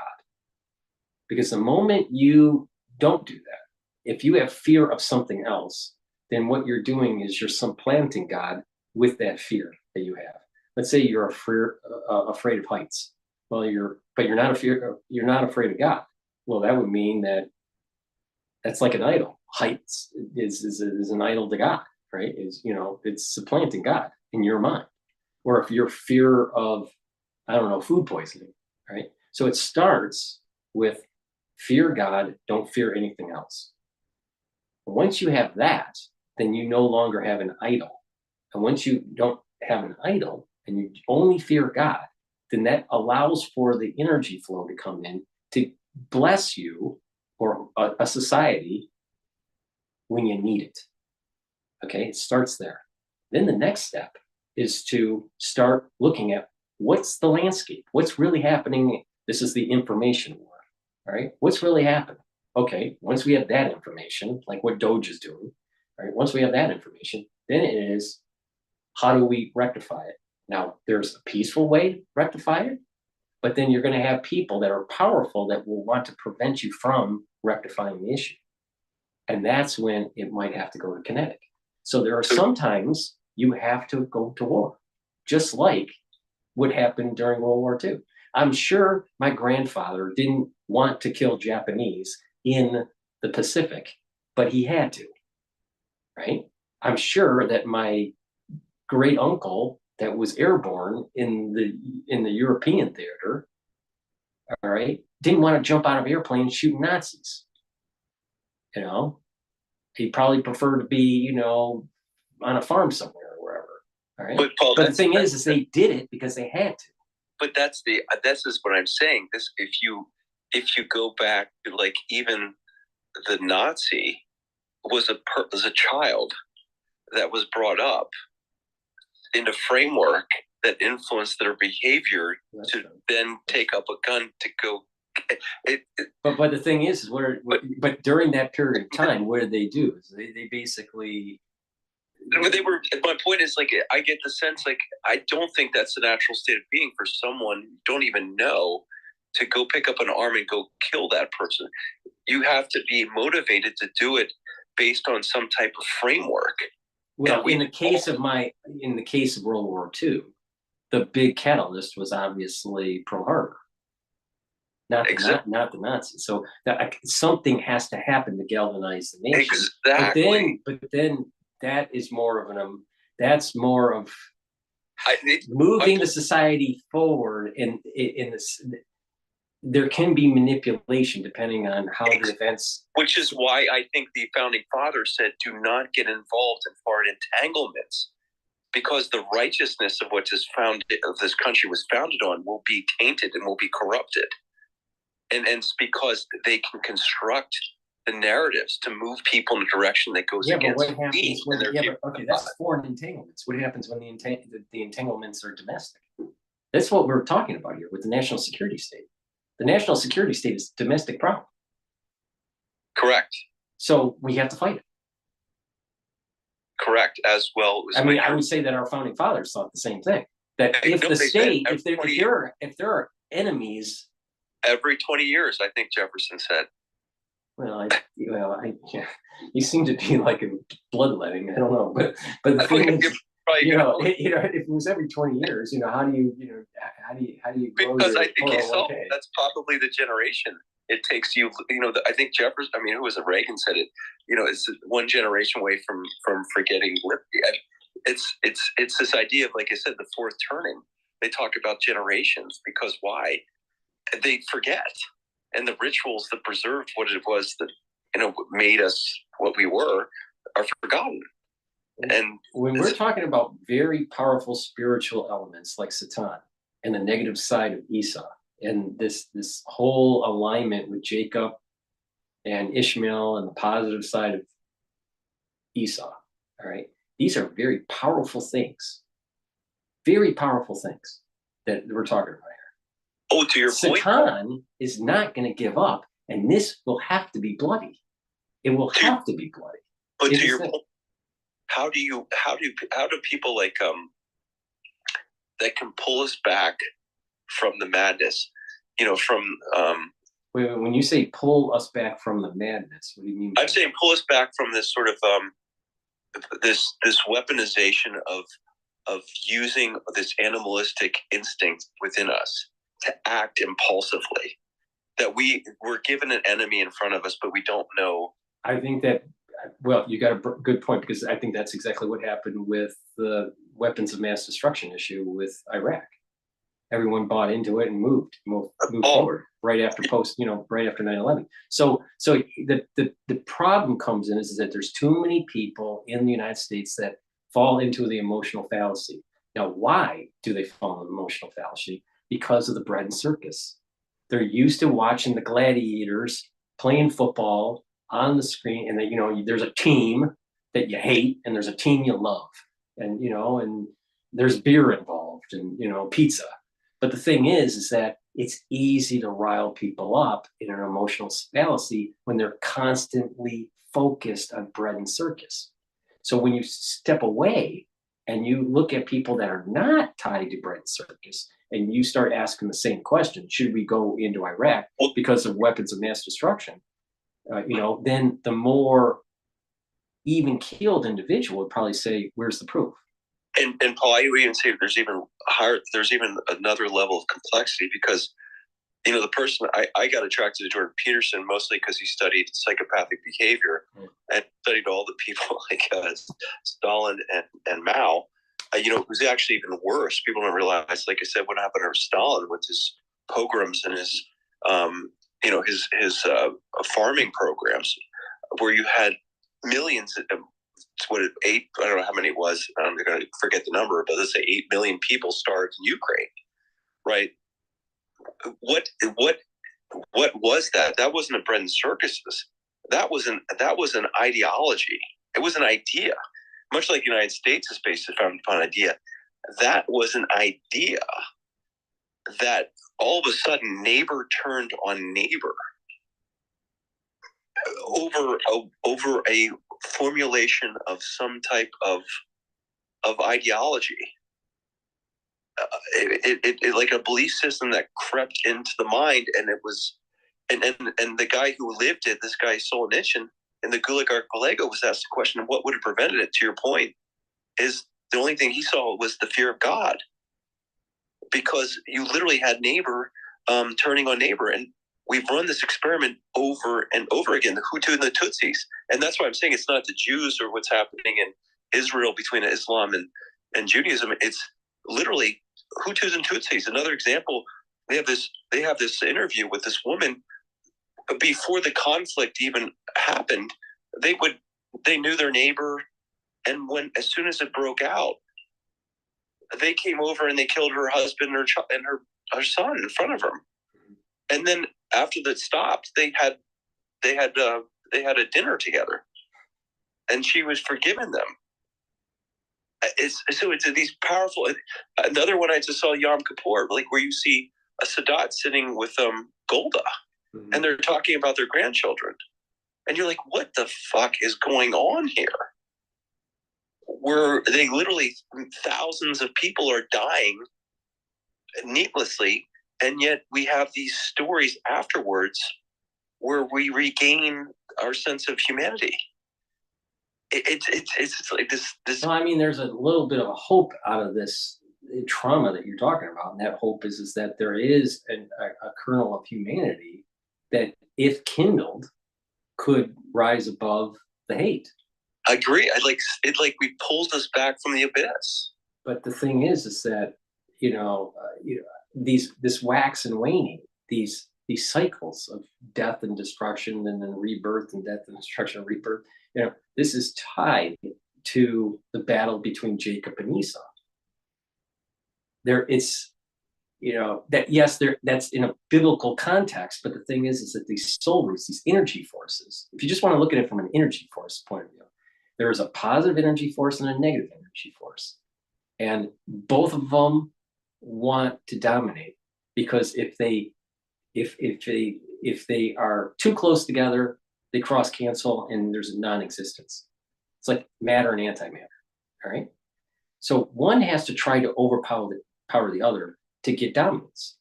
And so it's waxing and waning, and they're going back and forth. All right. But for us to have permanent peace, Esau has to die. There has to be death. There has to be the death of Satan. Satan can't. I mean, we can't assume that we can have the Messianic era and Satan roaming the world, roaming around in the dust. That seems to be, unless there is some major religious concept that we've been missing. Or Paul, is there this idea, because it's funny, I'm watching some of these movies, when you talk about folklore, I think the modern folklore is probably in movies these days. And I think the Marvel movies probably are trying to convey some of these things, but because it guides humanity where we're going, because people go to the movies and it acts again, in my mind, subconsciously. But the idea, maybe the problem is because we don't recognize this, I'm going to call it the evil within us, the Satan. If we do recognize it, it's suppressed, it's there all the time, and that we do know that we go through these cycles, but the cycles are mitigated. We never go through these major darkness of the dark ages, because we can mitigate it because we recognize spiritually this capacity for our potential to do that. And so it's not necessarily, so what we're doing is we're mitigating the cycles. The power of Satan over time is diminishing. He knows that, and that like you take something away from a child, the child screams and throws a fit. And that's what we're starting to see in our age. But in ages long ago, Satan was stronger. So there was more misery that lasted longer. So you're right. Can we mitigate a dark age, with modern technology and modern medicine and my point is but the thing is that if we lost, one side is that if we lost our energy source, if we lost,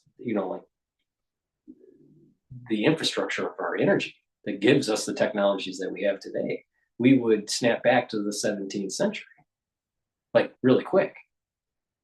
So, we are fragile in a way, but as long as we keep on getting that kav of energy flow from God, a blessing, then we'll be okay. And that the way this is supposed to play out is that over time, we get stronger, mankind gets stronger, while Satan gets weaker.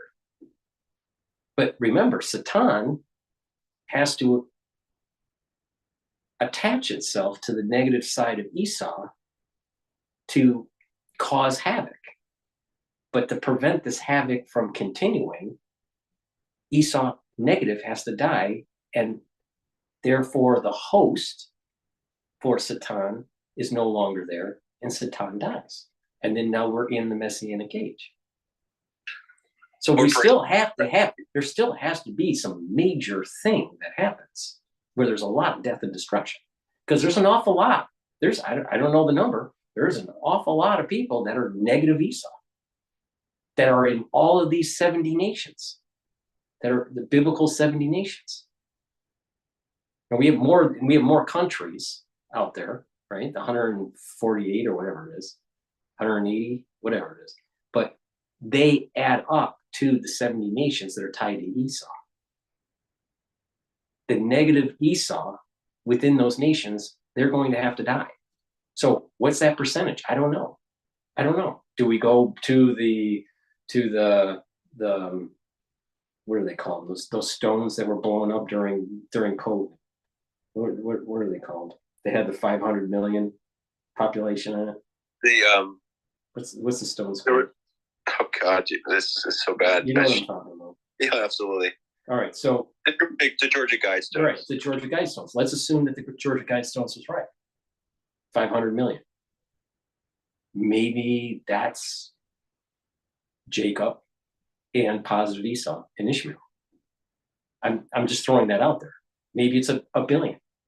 Maybe it's 3 billion, not 8 billion. But the point is a lot of people have to die because a lot of people are negative Esau. Because I have a hard time believing that these people that are their energy force and their soul root is from the negative side of Esau, they're going to truly repent and move to the positive end. There's going to be many that do repent, but there's a big percentage of the world that is going to have to die. Now, take it one step further. What if, I'm not saying I believe this, I'm just throwing this out there. What if there is a group of people that think like you and I, that's saying that, you know what, the world is moving towards a Messianic age. There are some evil forces that have to be, fought, all right? But what happens if they're on the good side, but they develop technologies to actually try to do mass die-off, mass killing? And this is where the whole nuclear, biologic, chemicalogical warfare is tied to. So if you somehow know how to target negative Esau, then you can implement that.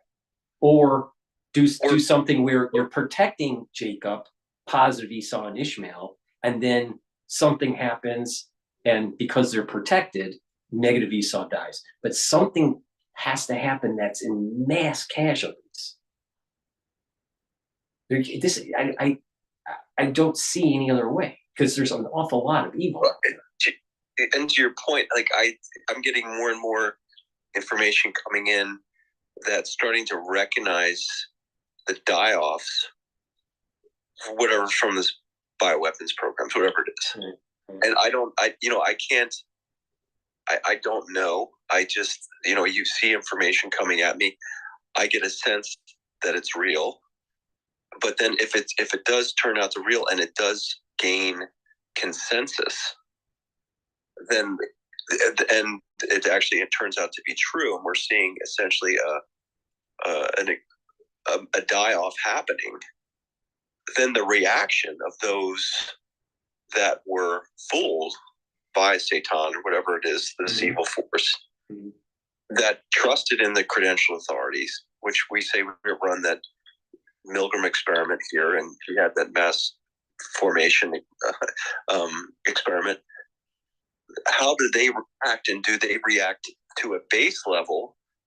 Again, because that's the way he would expect, the Satan would expect them to behave, ends up completely eroding any type of rule of law, and then so it just it's a natural consequence of this, again, base level, because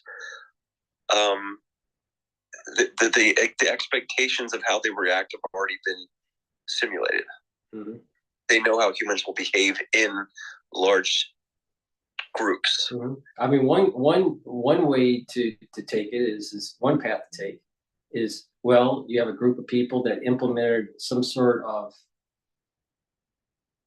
mass die-off program that is attached to Satan. Another way to take this is that perhaps there's a group that's actually doing a mass die-off program that is trying to kill Satan, kill off Esau negative. Maybe the good guys, for lack of a better term, the white hats, tried to implement something and it bit them in the ass because it didn't work. Or it could be that Satan thought that something was going to be implemented and it was going to cause even more havoc than it actually did. And that we've been somewhat blessed to prevent the mass casualty. I thought that there would have been a lot more deaths during the viral release. Now, part of that is we didn't realize that people that were on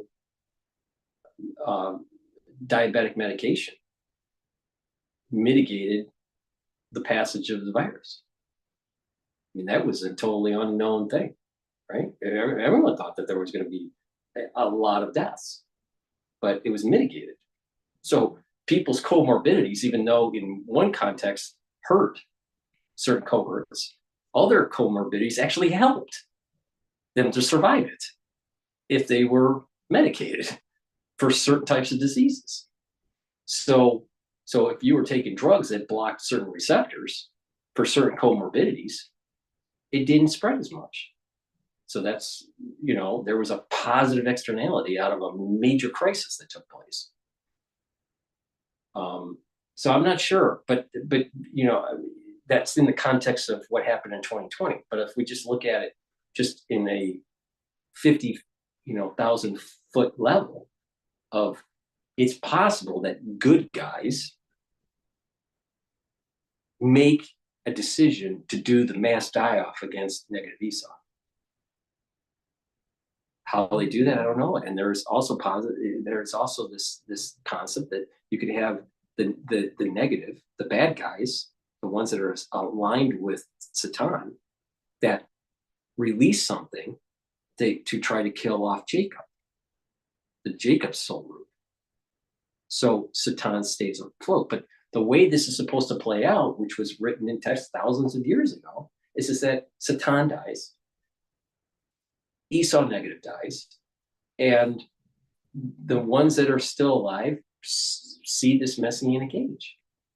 So, but, I don't know, maybe in some strange way, what we do to our body, that we think is what the scientific community is saying is good, such as inoculations, maybe, that's just a trickery from Satan that leads to nothing but death and destruction for Jacob. I don't know, but but there has to somehow, some way, there has to be a mass die.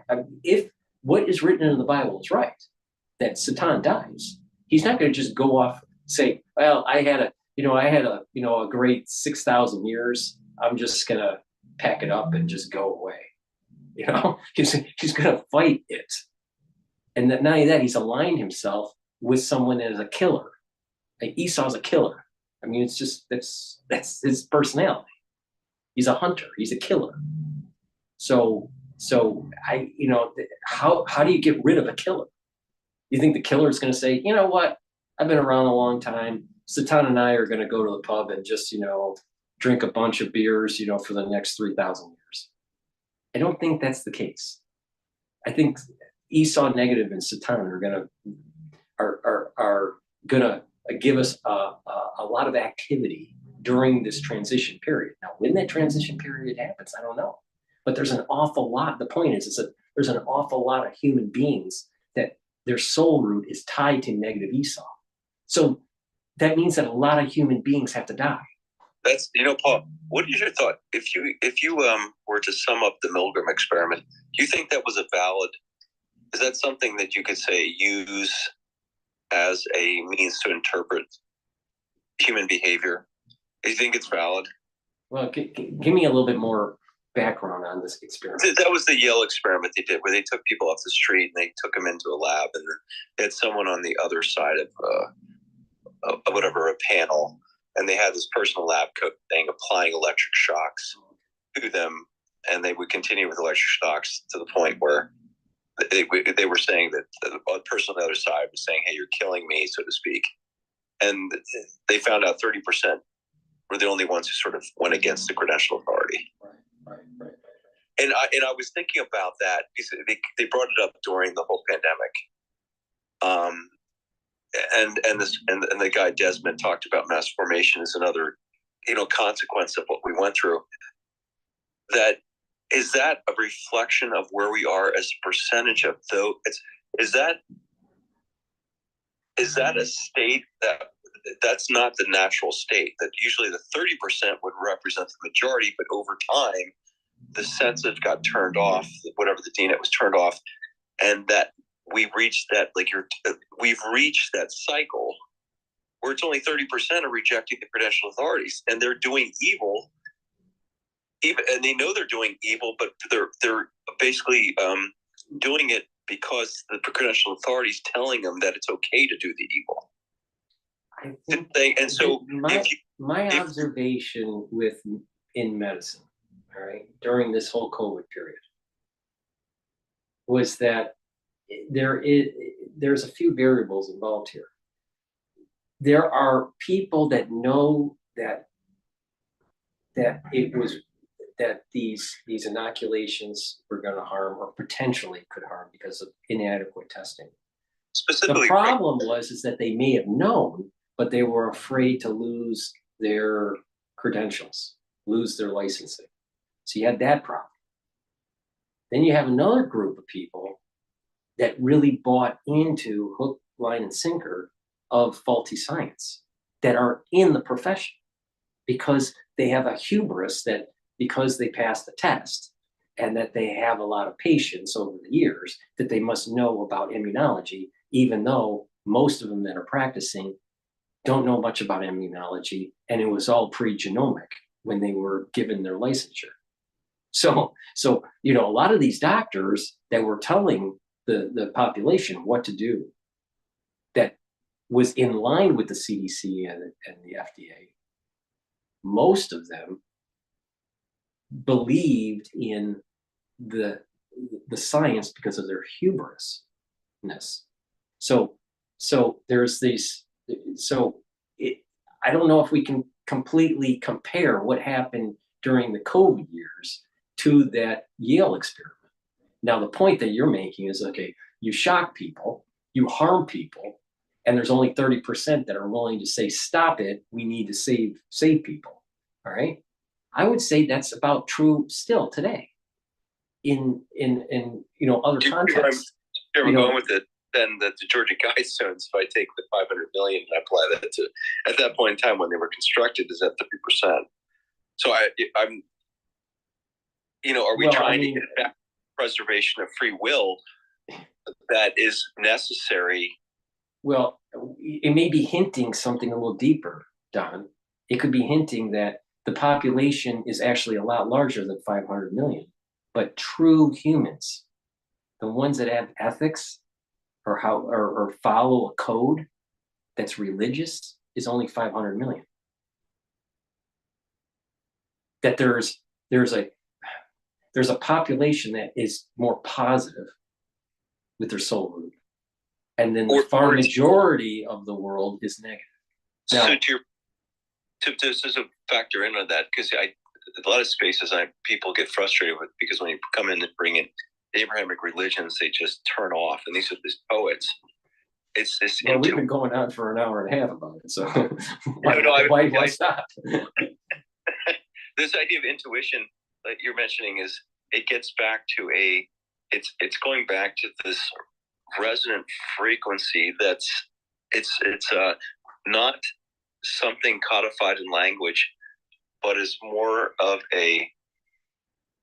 something to be discovered through language, but it's always there. It's like the habit of our species for it to survive on this and move into the next spiritual realm.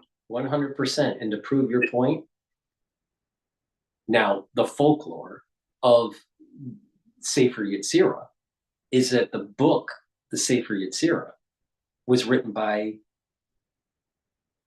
Abraham. And that was the recipe on how to get information and communicate from the divine, to get information about certain rituals, and that whole Sefer Yetzirah talks about this. So there are individuals. Now this goes back many generations, Abraham, right? So, but there were individuals that had the antenna up, that had the antenna up long enough to be able to really have high fidelity with the information that's around them, while they were surrounded by people that were totally different than them. Abraham was surrounded by idolaters, right? But he was able to move away spiritually from that and then focus on the information and use the techniques in the Sefer Yetzirah to be able to communicate. So I think that there are, we're more people, as their antenna goes up and stays up, will be able to use these techniques that Abraham did. And it's written in the Sefer Yetzirah. It's been there for, it's been there forever, but mostly in Hebrew. But it's been, with modern English translation, it's been there for a long time. It's the recipe is there. The problem is that most people don't have an antenna, or if their antenna is broken, it's not working. But the information is there. We're flooded. We're in a matrix, using Hollywood terminology, but we're floating around in a matrix. There's information everywhere around us, but we just don't know how to get it. And unfortunately, there's some people that are autistic, that have hyperconductivity in their brain structure, that sometimes they actually pick up on some of this stuff. But we would consider that as a disease. We would consider that as there's something not functioning in that individual. But some of these people, because a lot of them are creative, they're picking up on something that most of us, our antenna is turned off. And the interesting one, and I is Heidegger on Being in Time, but he was supposed to be one of the influential philosophers that was guiding Germany during the Nazi era. But he was one talking about technology and its advancement not being guided by some type of understanding of being. Like there had to be this feedback loop in the direction that it was improving our understanding of being. But if it was untethered from that, that it may lead to, like you're saying, a bad outcome. And he's sitting there with a monk. Oh, of course, this dichotomy of someone coming from one of the most advanced technical countries in the world, sitting with a monk, and who was the most advanced, argument, who would be the most advanced, who was the most advanced human at that point. And so when you extrapolate in time, if every single one of our material needs is met, like what does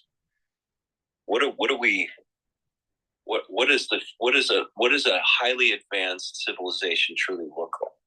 Well, Kabbalistically, the where mankind's going is completely spiritual. There's literally, we lose. It's like we lose our physicality and we become angelic. That's what I'm saying. So it's like this. It collapses, it collapses, so that we rediscover what truly is the meaning of being. Is that? But you're talking about an age way beyond the Messianic age. The Messianic age is that, okay, Satan's dead, negative Esau's dead, we have a temple, there's more peace and prosperity. We still are in a physical body, but we have our antennas on now.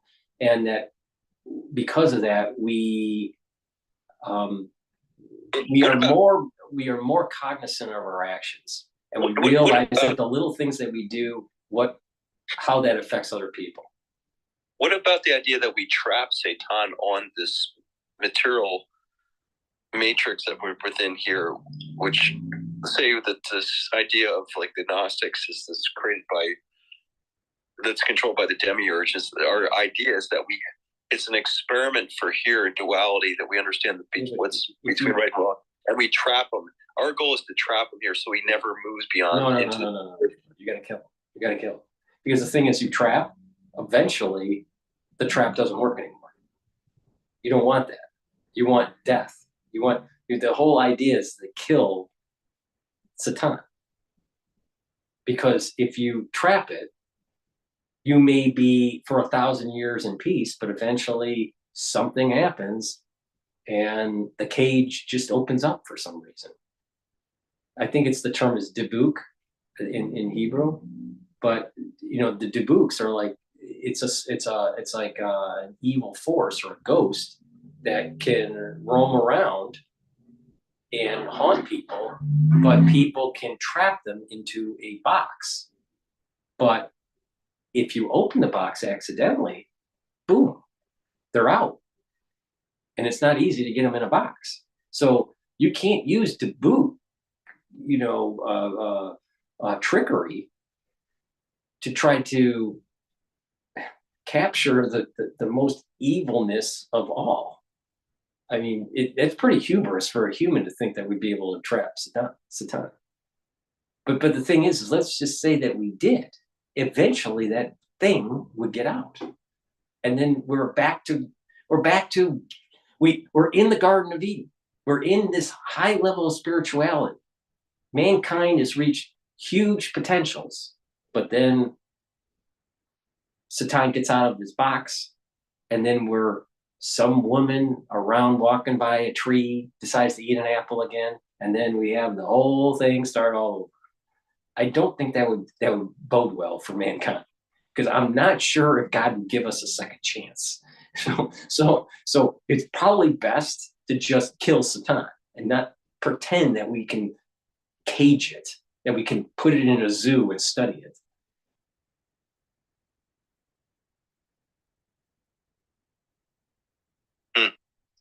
No, I just don't. I think that's a bad idea. I think it's a very bad idea.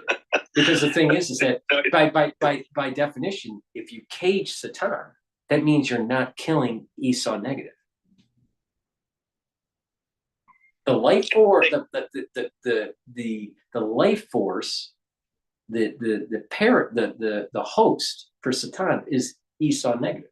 So you're caging Esau negative too. So how are you going to cage 70% if it's 70% of the population? Let's just say. And I'm saying maybe this world. What I'm saying is perhaps this world works on duality, and I'm saying then you collapse this world. I'm saying once you were to collapse or kill Satan, then this world ends, and we're into something different. Our world ends. That's true, but that's happening in the Messianic age. Our world ends when Satan dies.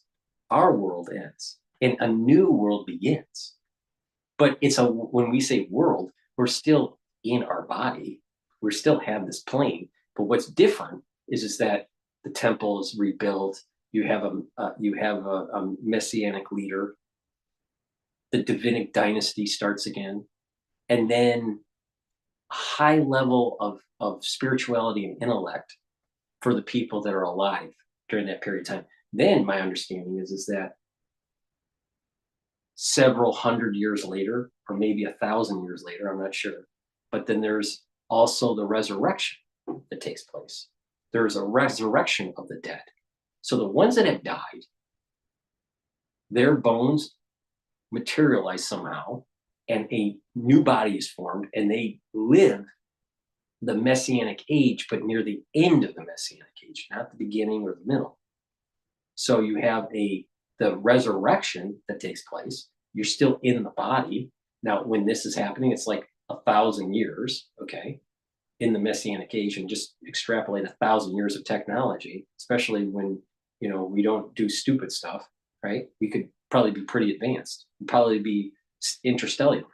But the thing is that at that point in time, there is a resurrection. They're living the Messianic age. And then after that, I'm not sure that we're actually physical beings. I think we're more spiritual beings. That we're no longer, it's like we're like uploaded into the cloud in a way. We're still alive, but we don't die. We can't die, but we're not physical either. And see, that's what I'm saying. I think we turn into angels. I guess the best way to describe it is we turn into angels. And to your point, like, I think maybe this is the divine, whatever this God source is, would never allow us to leave the earth without us having to come to some type of final outcome with Satan. Because if that were to leave this earth, and the only reason we would be able to leave this earth is with the advances, like you're saying, in technology, which we start to become like gods in many ways, because you could argue that we perhaps are moving, you know, as we're from a standpoint of us spiraling around the sun will die at some point. We're heading what will allow us, the species, to survive will probably be some type of technology that we would have that we could then program to allow it to. So there's two during this period of time. There's going to be two groups. One are the lineage of the Jewish lineage. We'll call it that. And then the other group is the lineage of Noah and Noahide laws. Both of them can be Sadiqs. Sadiqs are righteous, holy people. All right. The Sadiqs, either Noahide Sadiq or Judaic Sadiq.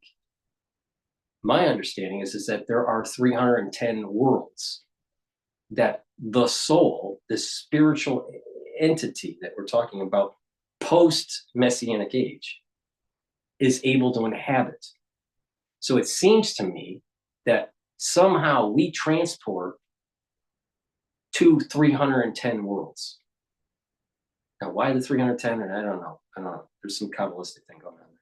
But the thing is that there are people that are Sadiqs end up transporting to other worlds.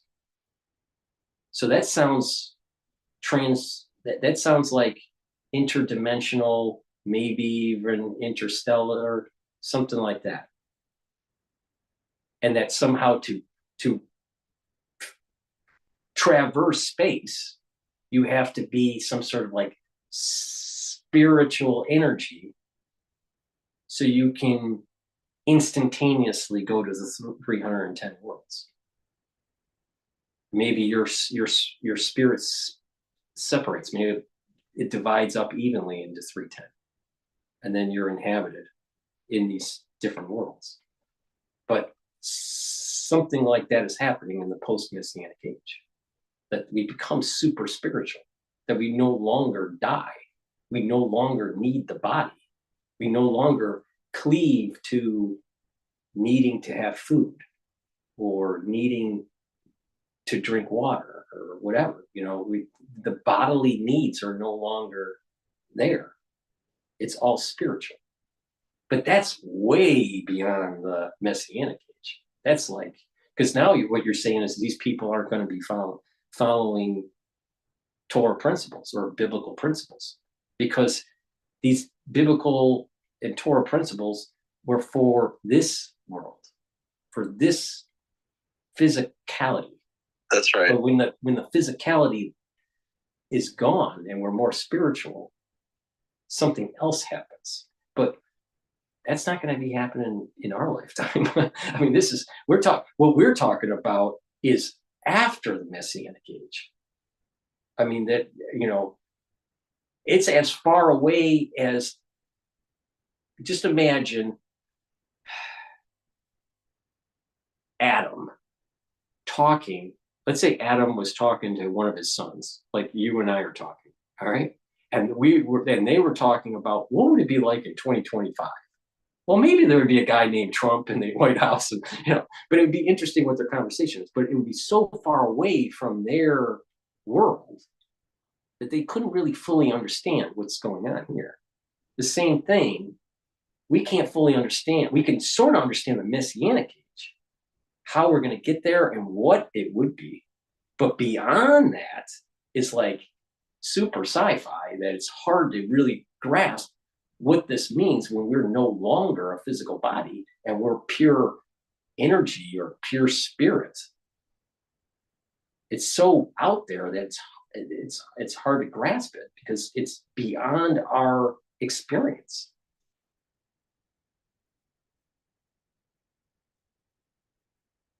Yeah, I'm with you there. But this is a long ways away. I mean, we have a lot more. We have to worry about Satan, killing Satan and Esau negative, and that's blood and guts. You know, so we're not going to fast forward to this whole spiritual pure energy thing until that's 1,000 years after. And to your point, yeah, it's hard to. I mean, one of the people, like I said, that I follow is this guy Cliff High. Yeah, and I've talked to Cliff High multiple times during the COVID days. You know, and what he's describing is, again, this idea of maybe the idea of prophets that have existed throughout history, as that we're sort of mediums for this information that exists, right? Well, the information definitely exists. The thing is that our antenna is broken because something is blocking us because of our lack of spirituality. And to the point of this animalistic aspect that is manipulated by Satan, you can use words and memes, and if you control the media, so to speak, and to what Cliff, as far as I understand, is how words manifest into action, that you can create enough language and build in its intensity by knowing, and I think he said he's Polish, I think some type of linguist who had a emotional rating that was subscribed to a word, that you could build up the intensity in the word and the language, and that eventually the words lead into action. Well, that's nothing new. I mean, that's written in Genesis, the first few verses. It's all about God spoke and there was. I mean, this idea that, and this is the point of Kabbalah. Once you know the code, once you know how the letters are written, how letters are embedded in letters, how the black fire is on the white fire. Once you know this, then whatever you form in your thought of the letter and you speak it ends up creating.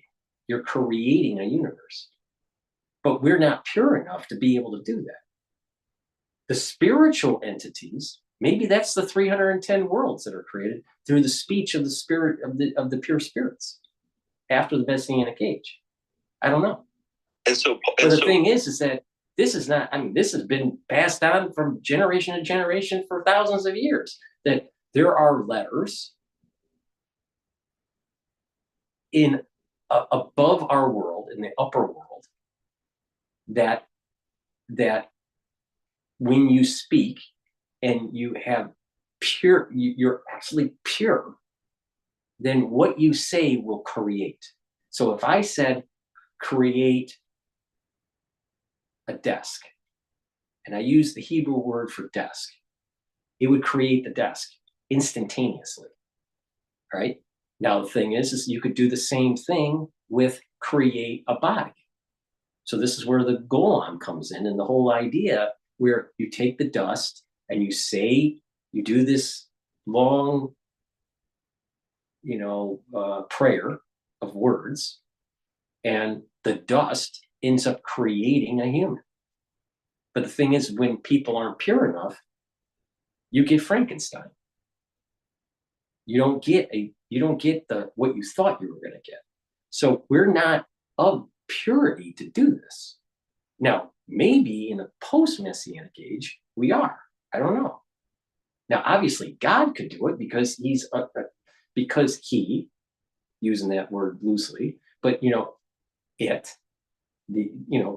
but God, there's nothing impure about him. He is all pure. He's above pure. He's above that. So it's easy for him to do. But theoretically, humans could do it if they were at a absolute pure level with no disruption in their thought, no disruption in their speech. But humans can't do that right now. But theoretically, we could. But what Cliff's is saying is that's nothing new than Kabbalah with Judaism. But the whole thing, thing. That's the very first sentence in the Torah. But the thing, what I find fascinating, so if I'm Satan and I want to control the events and the timeline, I would definitely want to control the search engines. Right. So what it is that we have a pseudo version of this through speech recognition and AI. Or the large language modeling system. Right. It's but that is not as powerful as what I'm talking about in its purest sense of being able to speak and create a human with pure thought and pure speech. That's far more powerful, which is something that we may have in a post-messianic age, that ability. But we don't have that today. We have these large language models that if electricity went out, it wouldn't work anymore. Well, if you had a very pure person, they don't need Con Ed to be able to do this stuff. They just have to speak it. That's why the fragility is so much different. We have a system that's in place that has high fragility. We're talking about a system that's with the spiritual world that we're talking about here, where it's low fragility.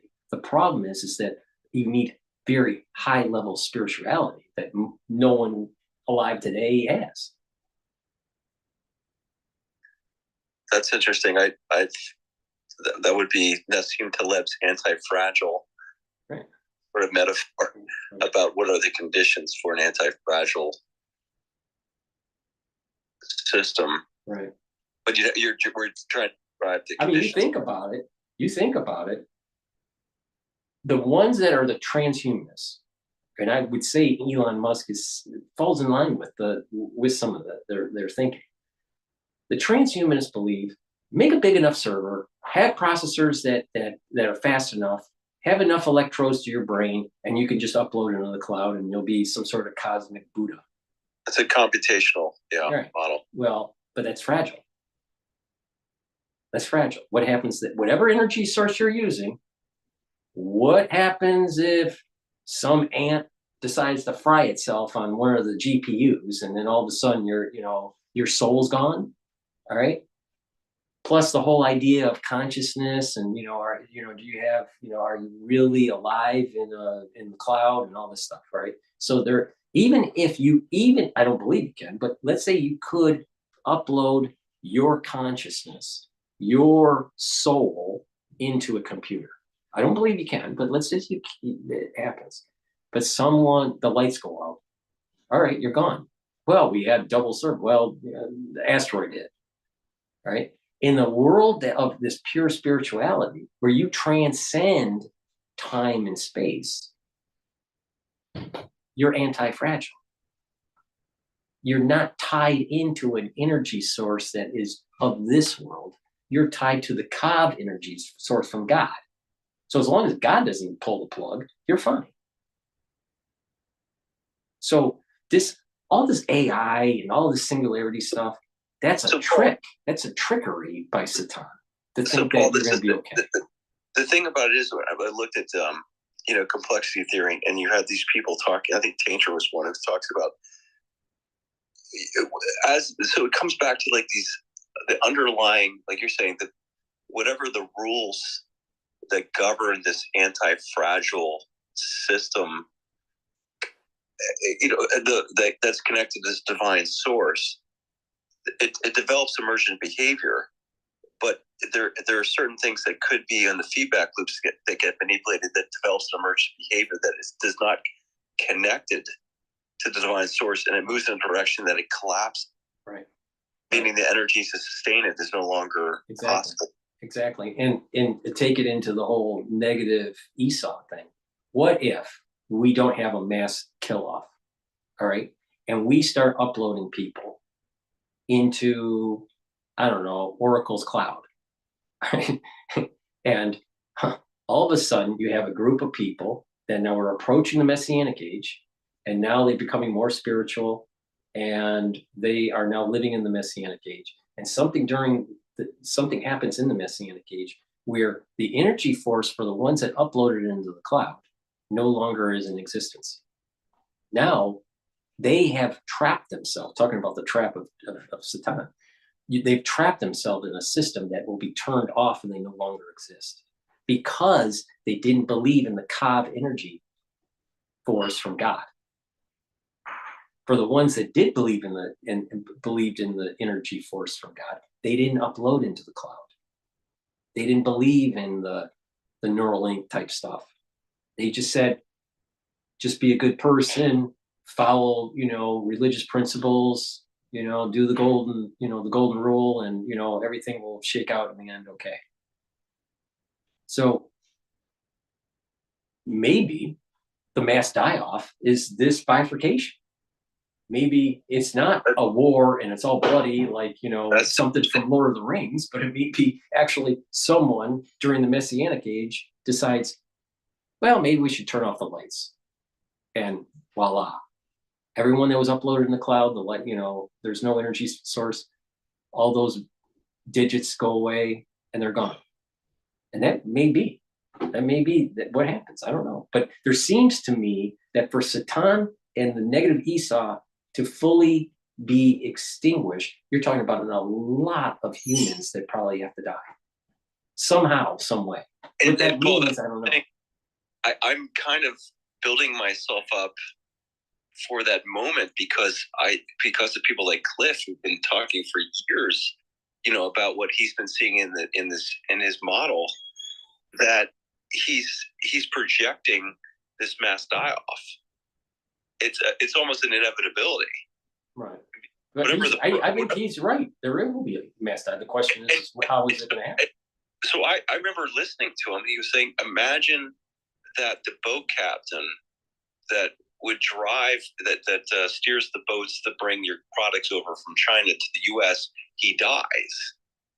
And he says, imagine that on how that affects the global supply chain.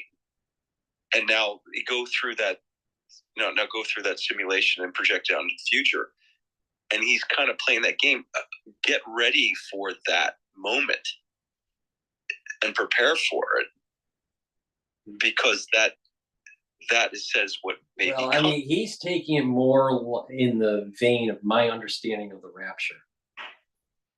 No, I think I think he's taking it from a realistic standpoint. He's saying, like, the right now, those that control the information are holding back this information, but eventually they're not. The information will begin to leak out as those structures become destroyed, and we have a more decentralized movement. But the thing is that you just go back to what to fear. All right, and that's the thing is, as long as someone only fears God, you have nothing to worry about. I agree. So the ones that are really fearful of this event that's taking place, they're the ones that have aligned themselves to the physicality of this life and not the spiritual part of this life. So if someone is fearful of this to take place, most likely they've aligned themselves. That might be the litmus test to find out if someone is actually a negative Esau or not. I think that's what I'm saying. I think I'm trying to figure out spiritually how to prepare for that moment when the chaos happens and you're forced into these situations. Now's the time to sort of go through those scenarios in your mind of how you will behave, and you're preparing for that scenario. Another little spin off of what we're saying here is what's the potential benefit of rebuilding Gaza during this time period?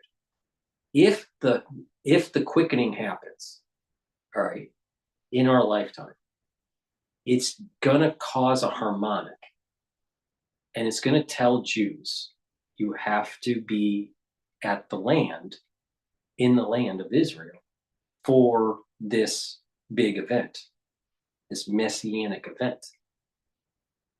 Just like there's this great exodus that took place with the plagues, and the Jews left Egypt. It wasn't Jews that left Egypt. There were other people that left Egypt too with the Jews. But everyone knows the Exodus story. But there's a global exodus that's taking place. So if you have 10 million people all traveling at the same time within a very short amount of time, you're talking like a week, and preparing their body with the red heifer to purify themselves for the actual big event, which is this revelation that takes place, very similar to Mount Sinai. That you don't have much time to prepare. So that means that there has to be a staging area. And you're talking about 8 to 10, maybe 12 million people in a very short amount of time. That would be a mass migration to Israel. So I would not be surprised that, to your point, that maybe there are a group of people that understand this mass migration that's going to be happening when this happens. Now, I don't think they know for sure what day that is or what year. It could be not in our lifetime. But this thought that's coming out of Trump, there's some deep wisdom in it in terms of the mass migration that's going to take place during the Messianic age. Because most Jews will be moving to Israel when they hear that harmonic. There's a harmonic that will happen. Now, other people won't hear it, but there's going to be a harmonic that says you have to move, you have to leave. And then it forces people to move there. Now, you're going to have Satan and negative Esau saying, "Oh, Jews are just taking land away," and all that. But they're trying to prevent the death of Satan when this is happening.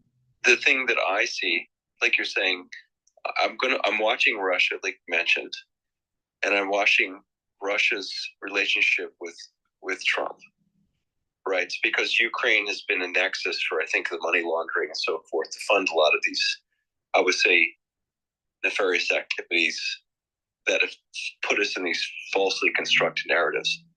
Because it seems to me the idea that way the current worldview is there are limited resources. And that has created this fear of why we have these endless conflicts. And so the thing that I'm looking at is I'm looking at Iran specifically. And I'm looking at, if I'm going to move the world into this destructive age, I need to create this narrative between conflict between Islam and the Abrahamic religion of Judaism. And I have created that for this denouement. And so Trump, in a transactional way, is trying to steer humanity away from this.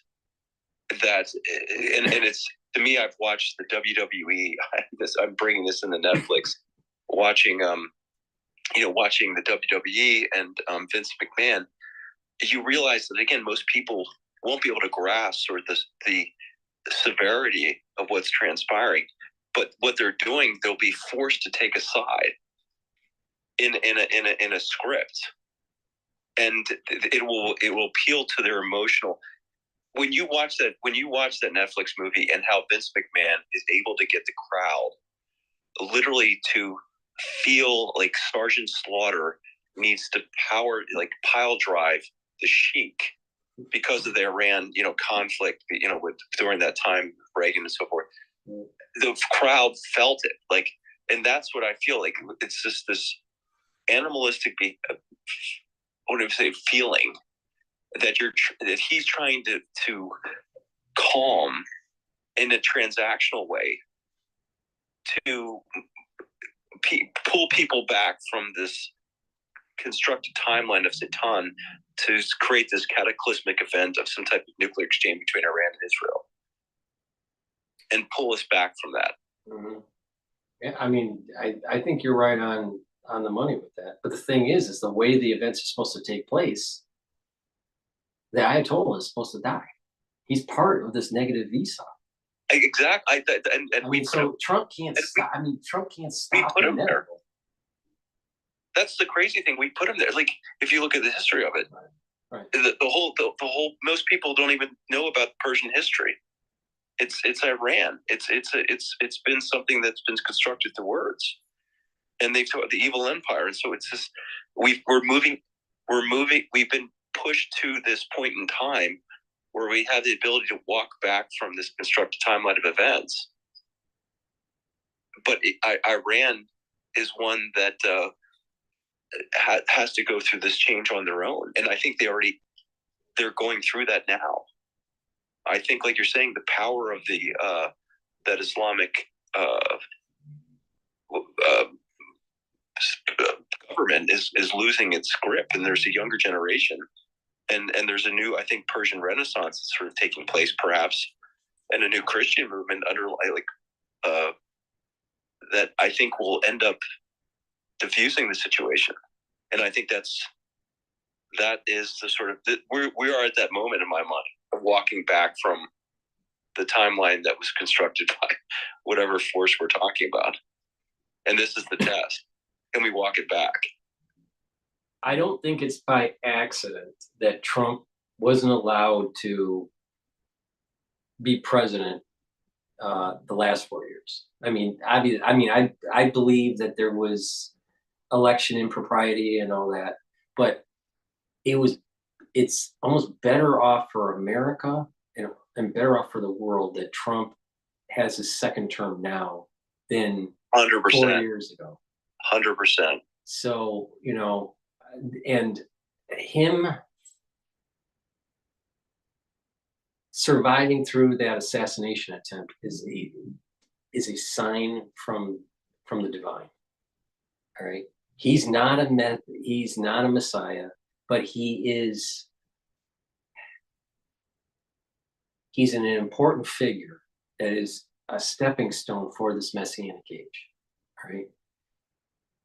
It's like a level of complexity, Paul. I can't think because Don, we are literally seeing the hand of God playing in our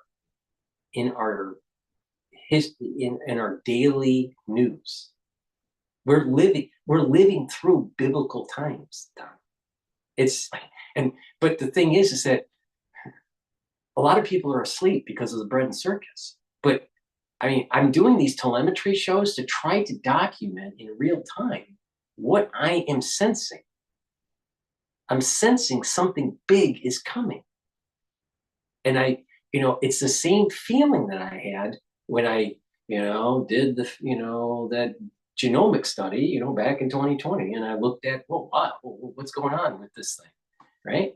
It's the same feeling. I knew right away something's wrong. Something big's coming. What the hell is it? It's the same thing. I have the same feeling here. It's different. It's much more spiritual. It's much bigger. Maybe it's even somehow tied to COVID. I don't know. Maybe. But the thing is that it's the same feeling. But a lot of people are not awake. A lot of people are just in that infestation on social media, hating each other. And so we're losing the connection to be able to inform people of what some of the thoughts that you have, some of the thoughts that I have. But it's beyond just communication or information warfare. This thing's going kinetic. But how? I don't know. I mean, we could wake up one day and hear that Iran is nuked. Or, you know, I could be doing a show in the middle of the day and all of a sudden it's the collapse of the Federal Reserve. I mean, anything could happen. I mean, in this year, I mean, everything's up in the air. You know, I've been blessed enough to live for 52 years. All right. I've seen a lot. I've never seen anything like this before. I don't remember feeling this way ever, where there's just something big is coming. Now, what is it? I don't feel like I'm in danger, like physically. During the COVID years, I felt, you know, when that whole thing blew up in 2020, I felt I was in danger. There was an existential threat and I had to move. And I did the best that I could to do it, to be kinetic, to be energetic. And it worn me out. But the thing is that I don't feel that. I feel that something big is happening, but I've aligned myself on the positive side of this, not on the negative. So I don't fear it. I don't fear it one bit. But I know that something big is happening. Something big is coming. And I've been trying to adjust that feeling to align myself more spiritually so I can benefit from it instead of feeling as though it's a negative. It's more of a positive. Whatever happens, I feel it's on the positive side of this, not on the negative. That's a good way of describing. I'm in the same boat as you are. It's almost I'm looking at my current situation and trying to evaluate where are the negative aspects of my life and then trying to remove those negative aspects. And I think, like you're saying, I think there's something coming, and it's almost as if I'm trying to figure out to align myself with being prepared spiritually, which I really have never done before, right? So you're trying to figure out, like, I'm trying to figure out what is my spirituality. Right. Now, it's going to be a individualistic journey. No one can just cookie cutter it for the masses. It's everyone's going to have to look at themselves and adjust. You know, the thing is that as you go down this path, though, what happens is you start realizing the bread and circus and how frivolous that is.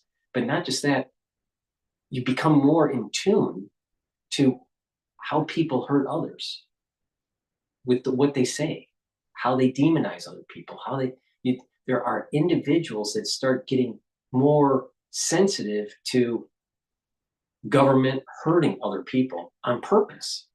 I mean, I'm really upset with what happened during the COVID era and what the government did.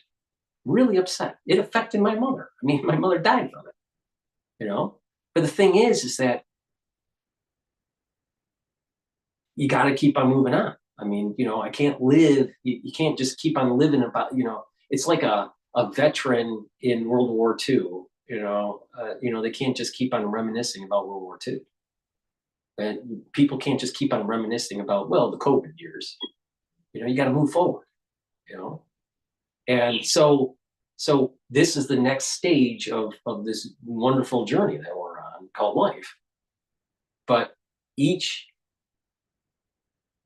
person is going to have to see within them what they need to improve. But as they get more in tune to their spirituality, more in harmonic with it, they're going to start seeing that social media and a lot of the things that we've been plugged into for decades is frivolous, and that there's a lot of hate. There's a lot of hate out there. But hopefully, as more people plug into this positive spirituality, they're going to realize that stop that hate because it's hurting people. It's hurting their soul. But there are other people that will want to demonize, they'll want to make fun of others or whatever. And it causes a disruption in the social fabric of this spiritual journey that everybody's on. Each of us is on our own, but we're kind of like mixed in a landscape that can affect each other as we go through these spiritual journeys. Question to you, Paul, because the funny thing about Trump being this vehicle, right, for change, you either hate him or you like or you accept him. But the hatred of the man is I find it's unbelievable. I personally think that people hate him because that he's the mirror of themselves.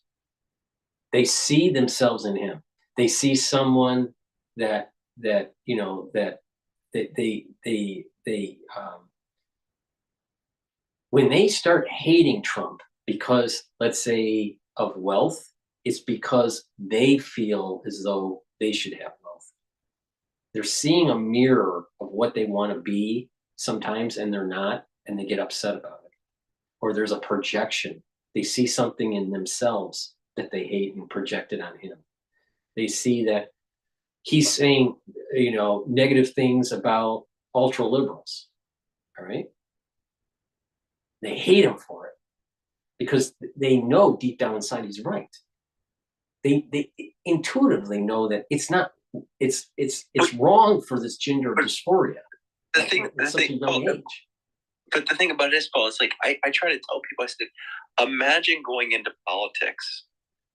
What type of person you have to basically tell how great you are and all the things that you've done in your past and how exceptional you are and why you should vote for them. It is completely egotistical endeavor. It's part of Trump's personality is because he wanted to be a big real estate guy, developer in Manhattan, and he was from Queens. And so he didn't have the right pedigree. So he was always fighting uphill to establish himself. So he was always talking bigger on top of just being a New Yorker. So just being a New Yorker, you have to talk big.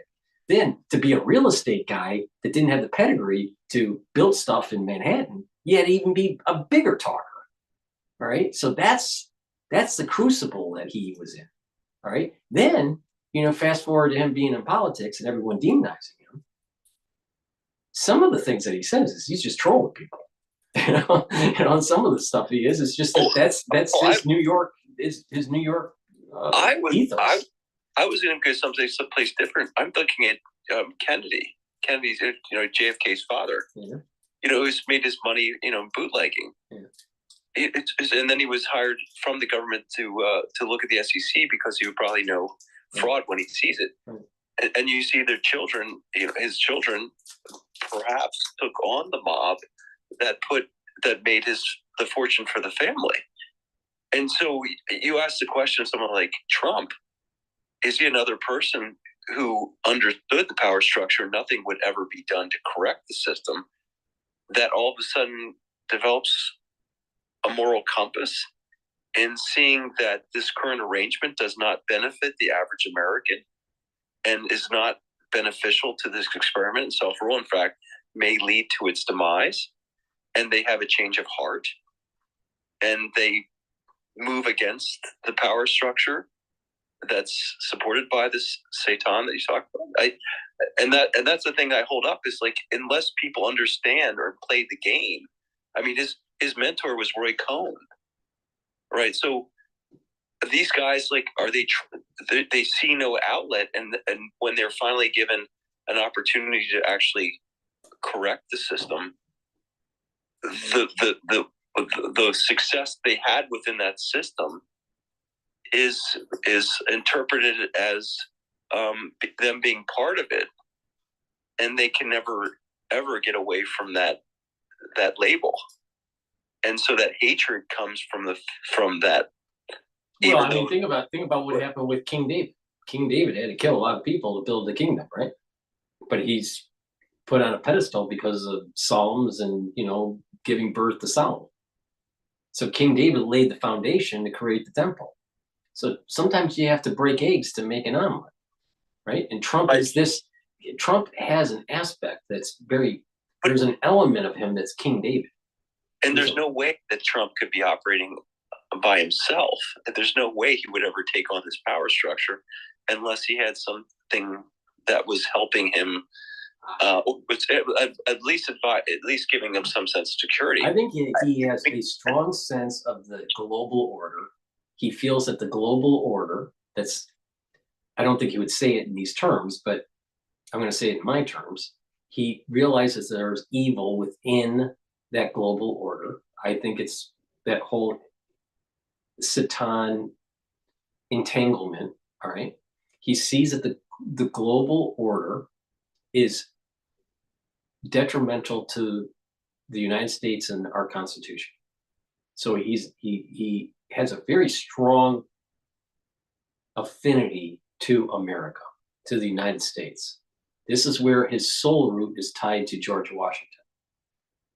Then there's another element that is, he's a little pissed off that someone tried to kill him twice. And he was tired of the establishment telling him no, that he wasn't going to be successful in Manhattan. He was tired of the establishment telling him, AKA Obama, that he wouldn't be successful as a president. And there was just a carnival barker or whatever he said, so it was to prove people wrong. So there's an element of that. And then there's another element that I think that he's seeing later in life when he had Barron as a child and had many other children before him. I think he's looking at his family and he's saying, you know what? Their future is at stake if someone doesn't step up to the plate. Now, he's been very consistent in terms of the United States getting ripped off, in terms of free trade, and that we have a government that is run amok and that it's destroying this American idea of a better future for the next generation. So he's been very consistent all the way through the 70s, all the way through the 80s, all the way through the 90s. Whenever he was on a show being interviewed, he has not wavered one iota on this. And I think he's right. His assessment is right. That we've had an establishment that's willing to sell other people down the river for the powerful and well-heeled to be rich and benefit from the power. I saw the decimation of tool and die in Detroit because of NAFTA. I saw high-paying jobs being outsourced to India because the OEMs were trying to cut costs in engineering.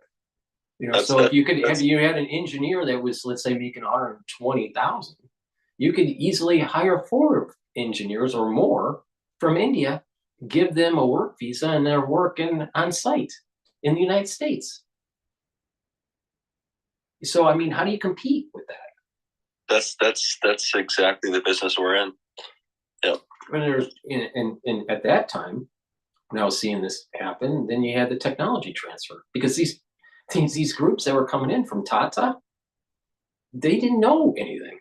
They just had engineers that could work for less, that knew CAD. But the American engineers had to do the knowledge transfer. So the ones that did the knowledge transfer, they made lots of money. They made almost double their salary. But once the knowledge was transferred, they were no longer in a job, nor were the other engineers that were American. So this destroyed Detroit. But it helped shareholders for GM and Ford. And then all of a sudden, this is all happening in like 2000, 2001, 2002. Then fast forward to Lehman.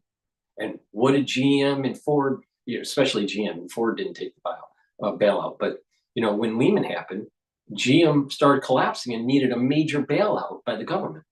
But GM helped with the knowledge transfer with tool and die and engineering back in the early 2000s.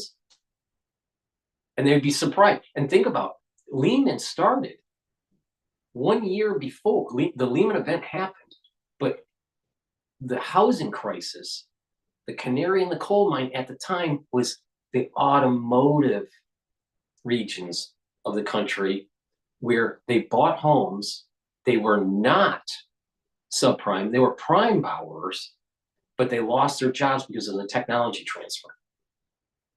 And so it started there, and started the stress with the banks. They started to default, and then all of a sudden you had other regions of the world having problems, and then Iceland started having a problem and failed, and it affected Lehman.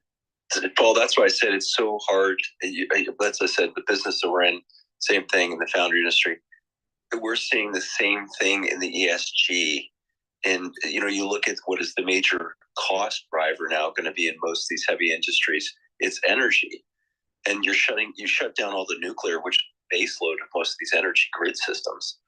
You just saw it over and over again. This shut down the coal, and then you have China firing up God knows how many coal-fired plants a month, and they're bringing on nuclear, and they're shutting down our nuclear. It looked like a literal takedown of the United States' ability to be able to manufacture, to the point where we can't even defend ourselves. Right, exactly. There is literally a demolition of the country that's happening. A demolition. Yeah, and Trump's trying to stop it.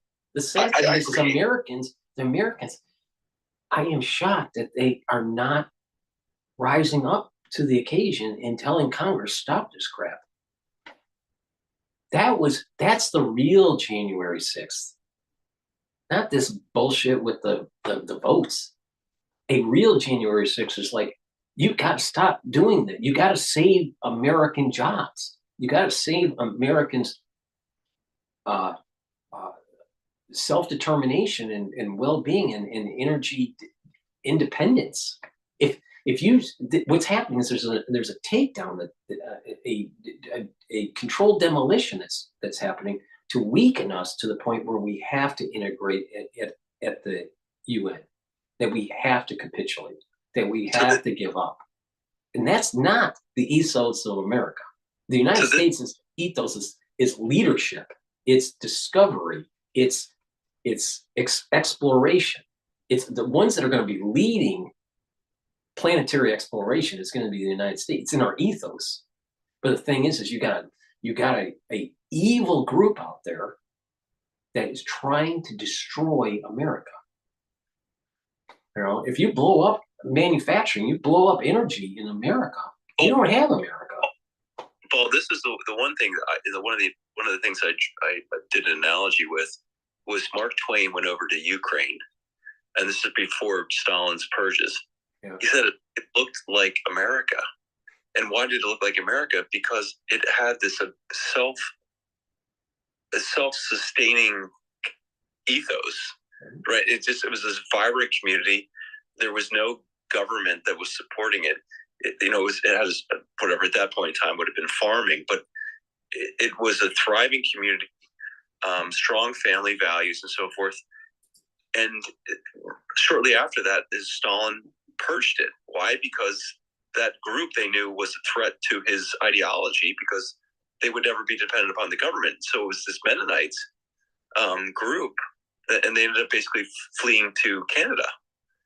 And it's sort of this history that nobody really talked about, but it's sort of like this idea of this ideology you're talking about, Satan, of getting rid of this group that is not dependent upon the centralized system.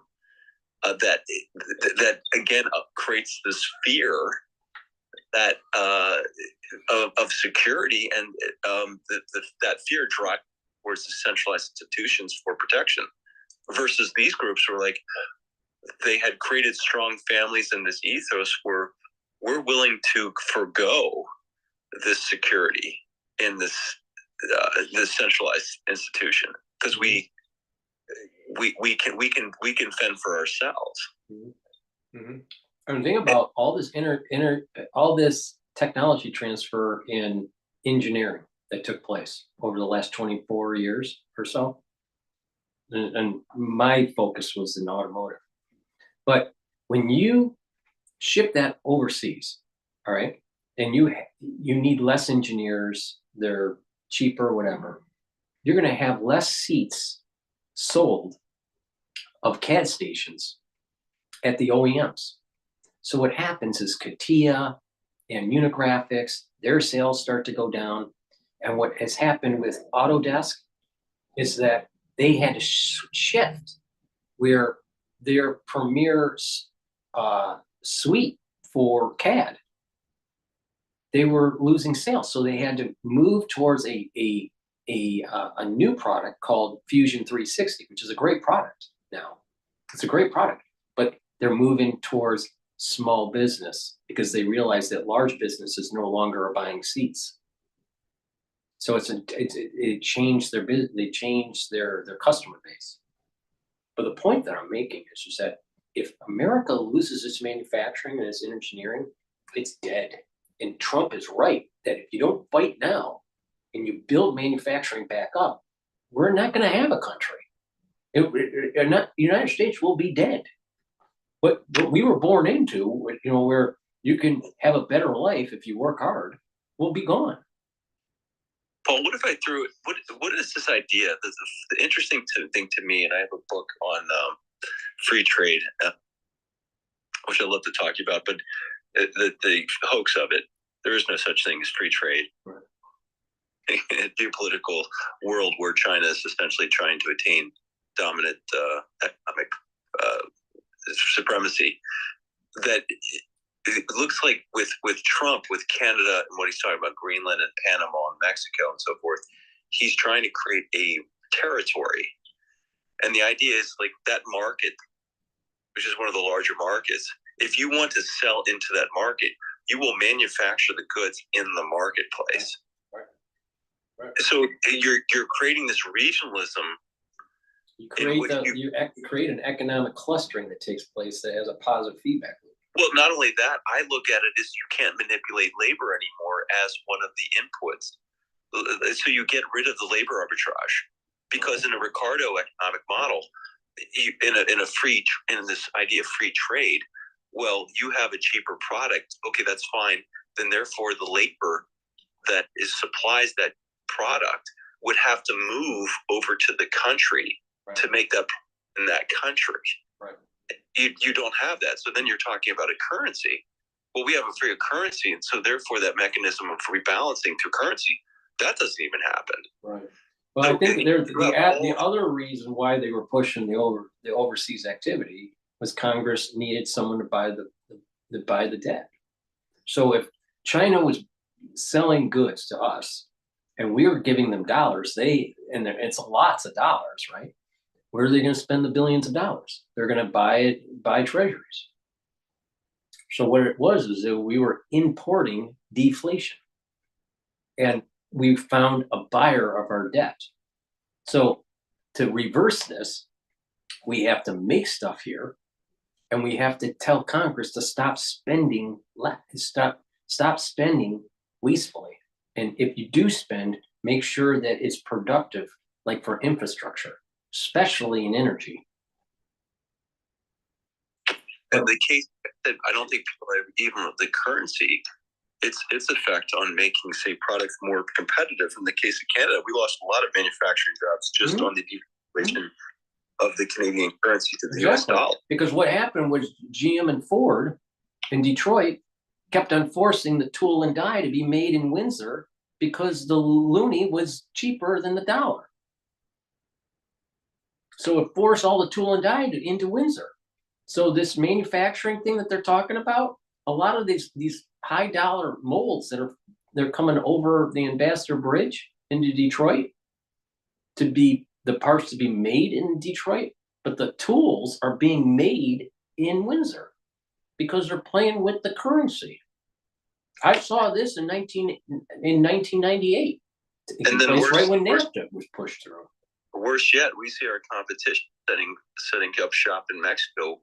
Why? Because you think the Chinese trying to get rid of their around the tariffs, they're going to set up shop in Mexico. That was their intention, right? So you would have a Chinese-owned company in Mexico, then pushing products through the border into the U.S., not having the same type of restriction. It's a giant freaking game. And that's what Trump's recognized. This is a game the globalists are playing, and there's nobody looking out for the average American, especially blue collar workforce, which used to be the backbone of our middle class, which was the backbone of our constitutional republic. That's right. That's right. And what, and I've been blessed to see both sides of the fence here. I've been blessed to see the manufacturing side. I've been blessed to see the trading side of it. All right. And what I've noticed with Wall Street, all right, they don't care. All they care about is what they're going to close for the quarter. Are they up? Are they down? Whatever. And they're willing to sell their grandmother for a buck. I could give you so many good stories about these private equity guys. There is, unfortunately, it tracks psychopathic behavior. Yes, there is no long-term greed. Ironically, I found Japanese. They're more longer-term strategic. They're probably, have helped out the Americans, middle class more than any other country. Yeah. No, my observation with private equity, and not just private equity, but just the trading markets in general. There's a push for profitability at all costs, even if it means that you're literally funding the military buildup of your enemy. And that's exactly what happened with the CCP. We shipped a lot of jobs over to China, and they took that money and they took that know-how and they built up their military. And the United States most likely are going to have to be engaged in protecting Taiwan now. What for? So some hedge fund guy could make 12% year over year. It wasn't worth it. It wasn't worth it. They're rapidly right now, Paul, trying to, before Trump gets out of office, rapidly manufacture drones using 3D printed technology to send over Ukraine. It's you can see this coming conclusion to this this military industrial complex is being exposed, and it's almost like everybody's rushing to try to strengthen their positions for whatever's coming. Right. Yeah. It's crazy. Well, Don, we're gonna have to get going here. I appreciate it. Like 5 hours on the show here. So, but I appreciate the call, and your insight on it. It's good to bounce back and forth ideas, because there's a lot that I've had in my head, but I appreciate the talk. No, I as well, Paul. Like I said, I'd love to chat to you too, so sometime offline, because I think a lot of things you're saying have always resonated with me, and keep up the good fight. Even the stuff you're doing for improving people's health crisis is important. Yeah, thank you. I appreciate it. All right, I got to get going here. All right, thank you. All right, so the ones that are watching on YouTube, thank you for listening for the 5 hours. Appreciate it. I will be reposting this on my other channels. And just a reminder, I have scheduled to have the show live tomorrow with John Hogue. Unfortunately, we weren't able to do it last week. So it's going to be 10 o'clock p.m. New York time. We're going to take live call-ins. So please join X Spaces to be able to do the live call-in, to talk to John Hogue and, ask questions. But I appreciate everybody. Thank you for purchasing the products too. But I am tired, so I'm going to go and go to bed now. Thank you very much.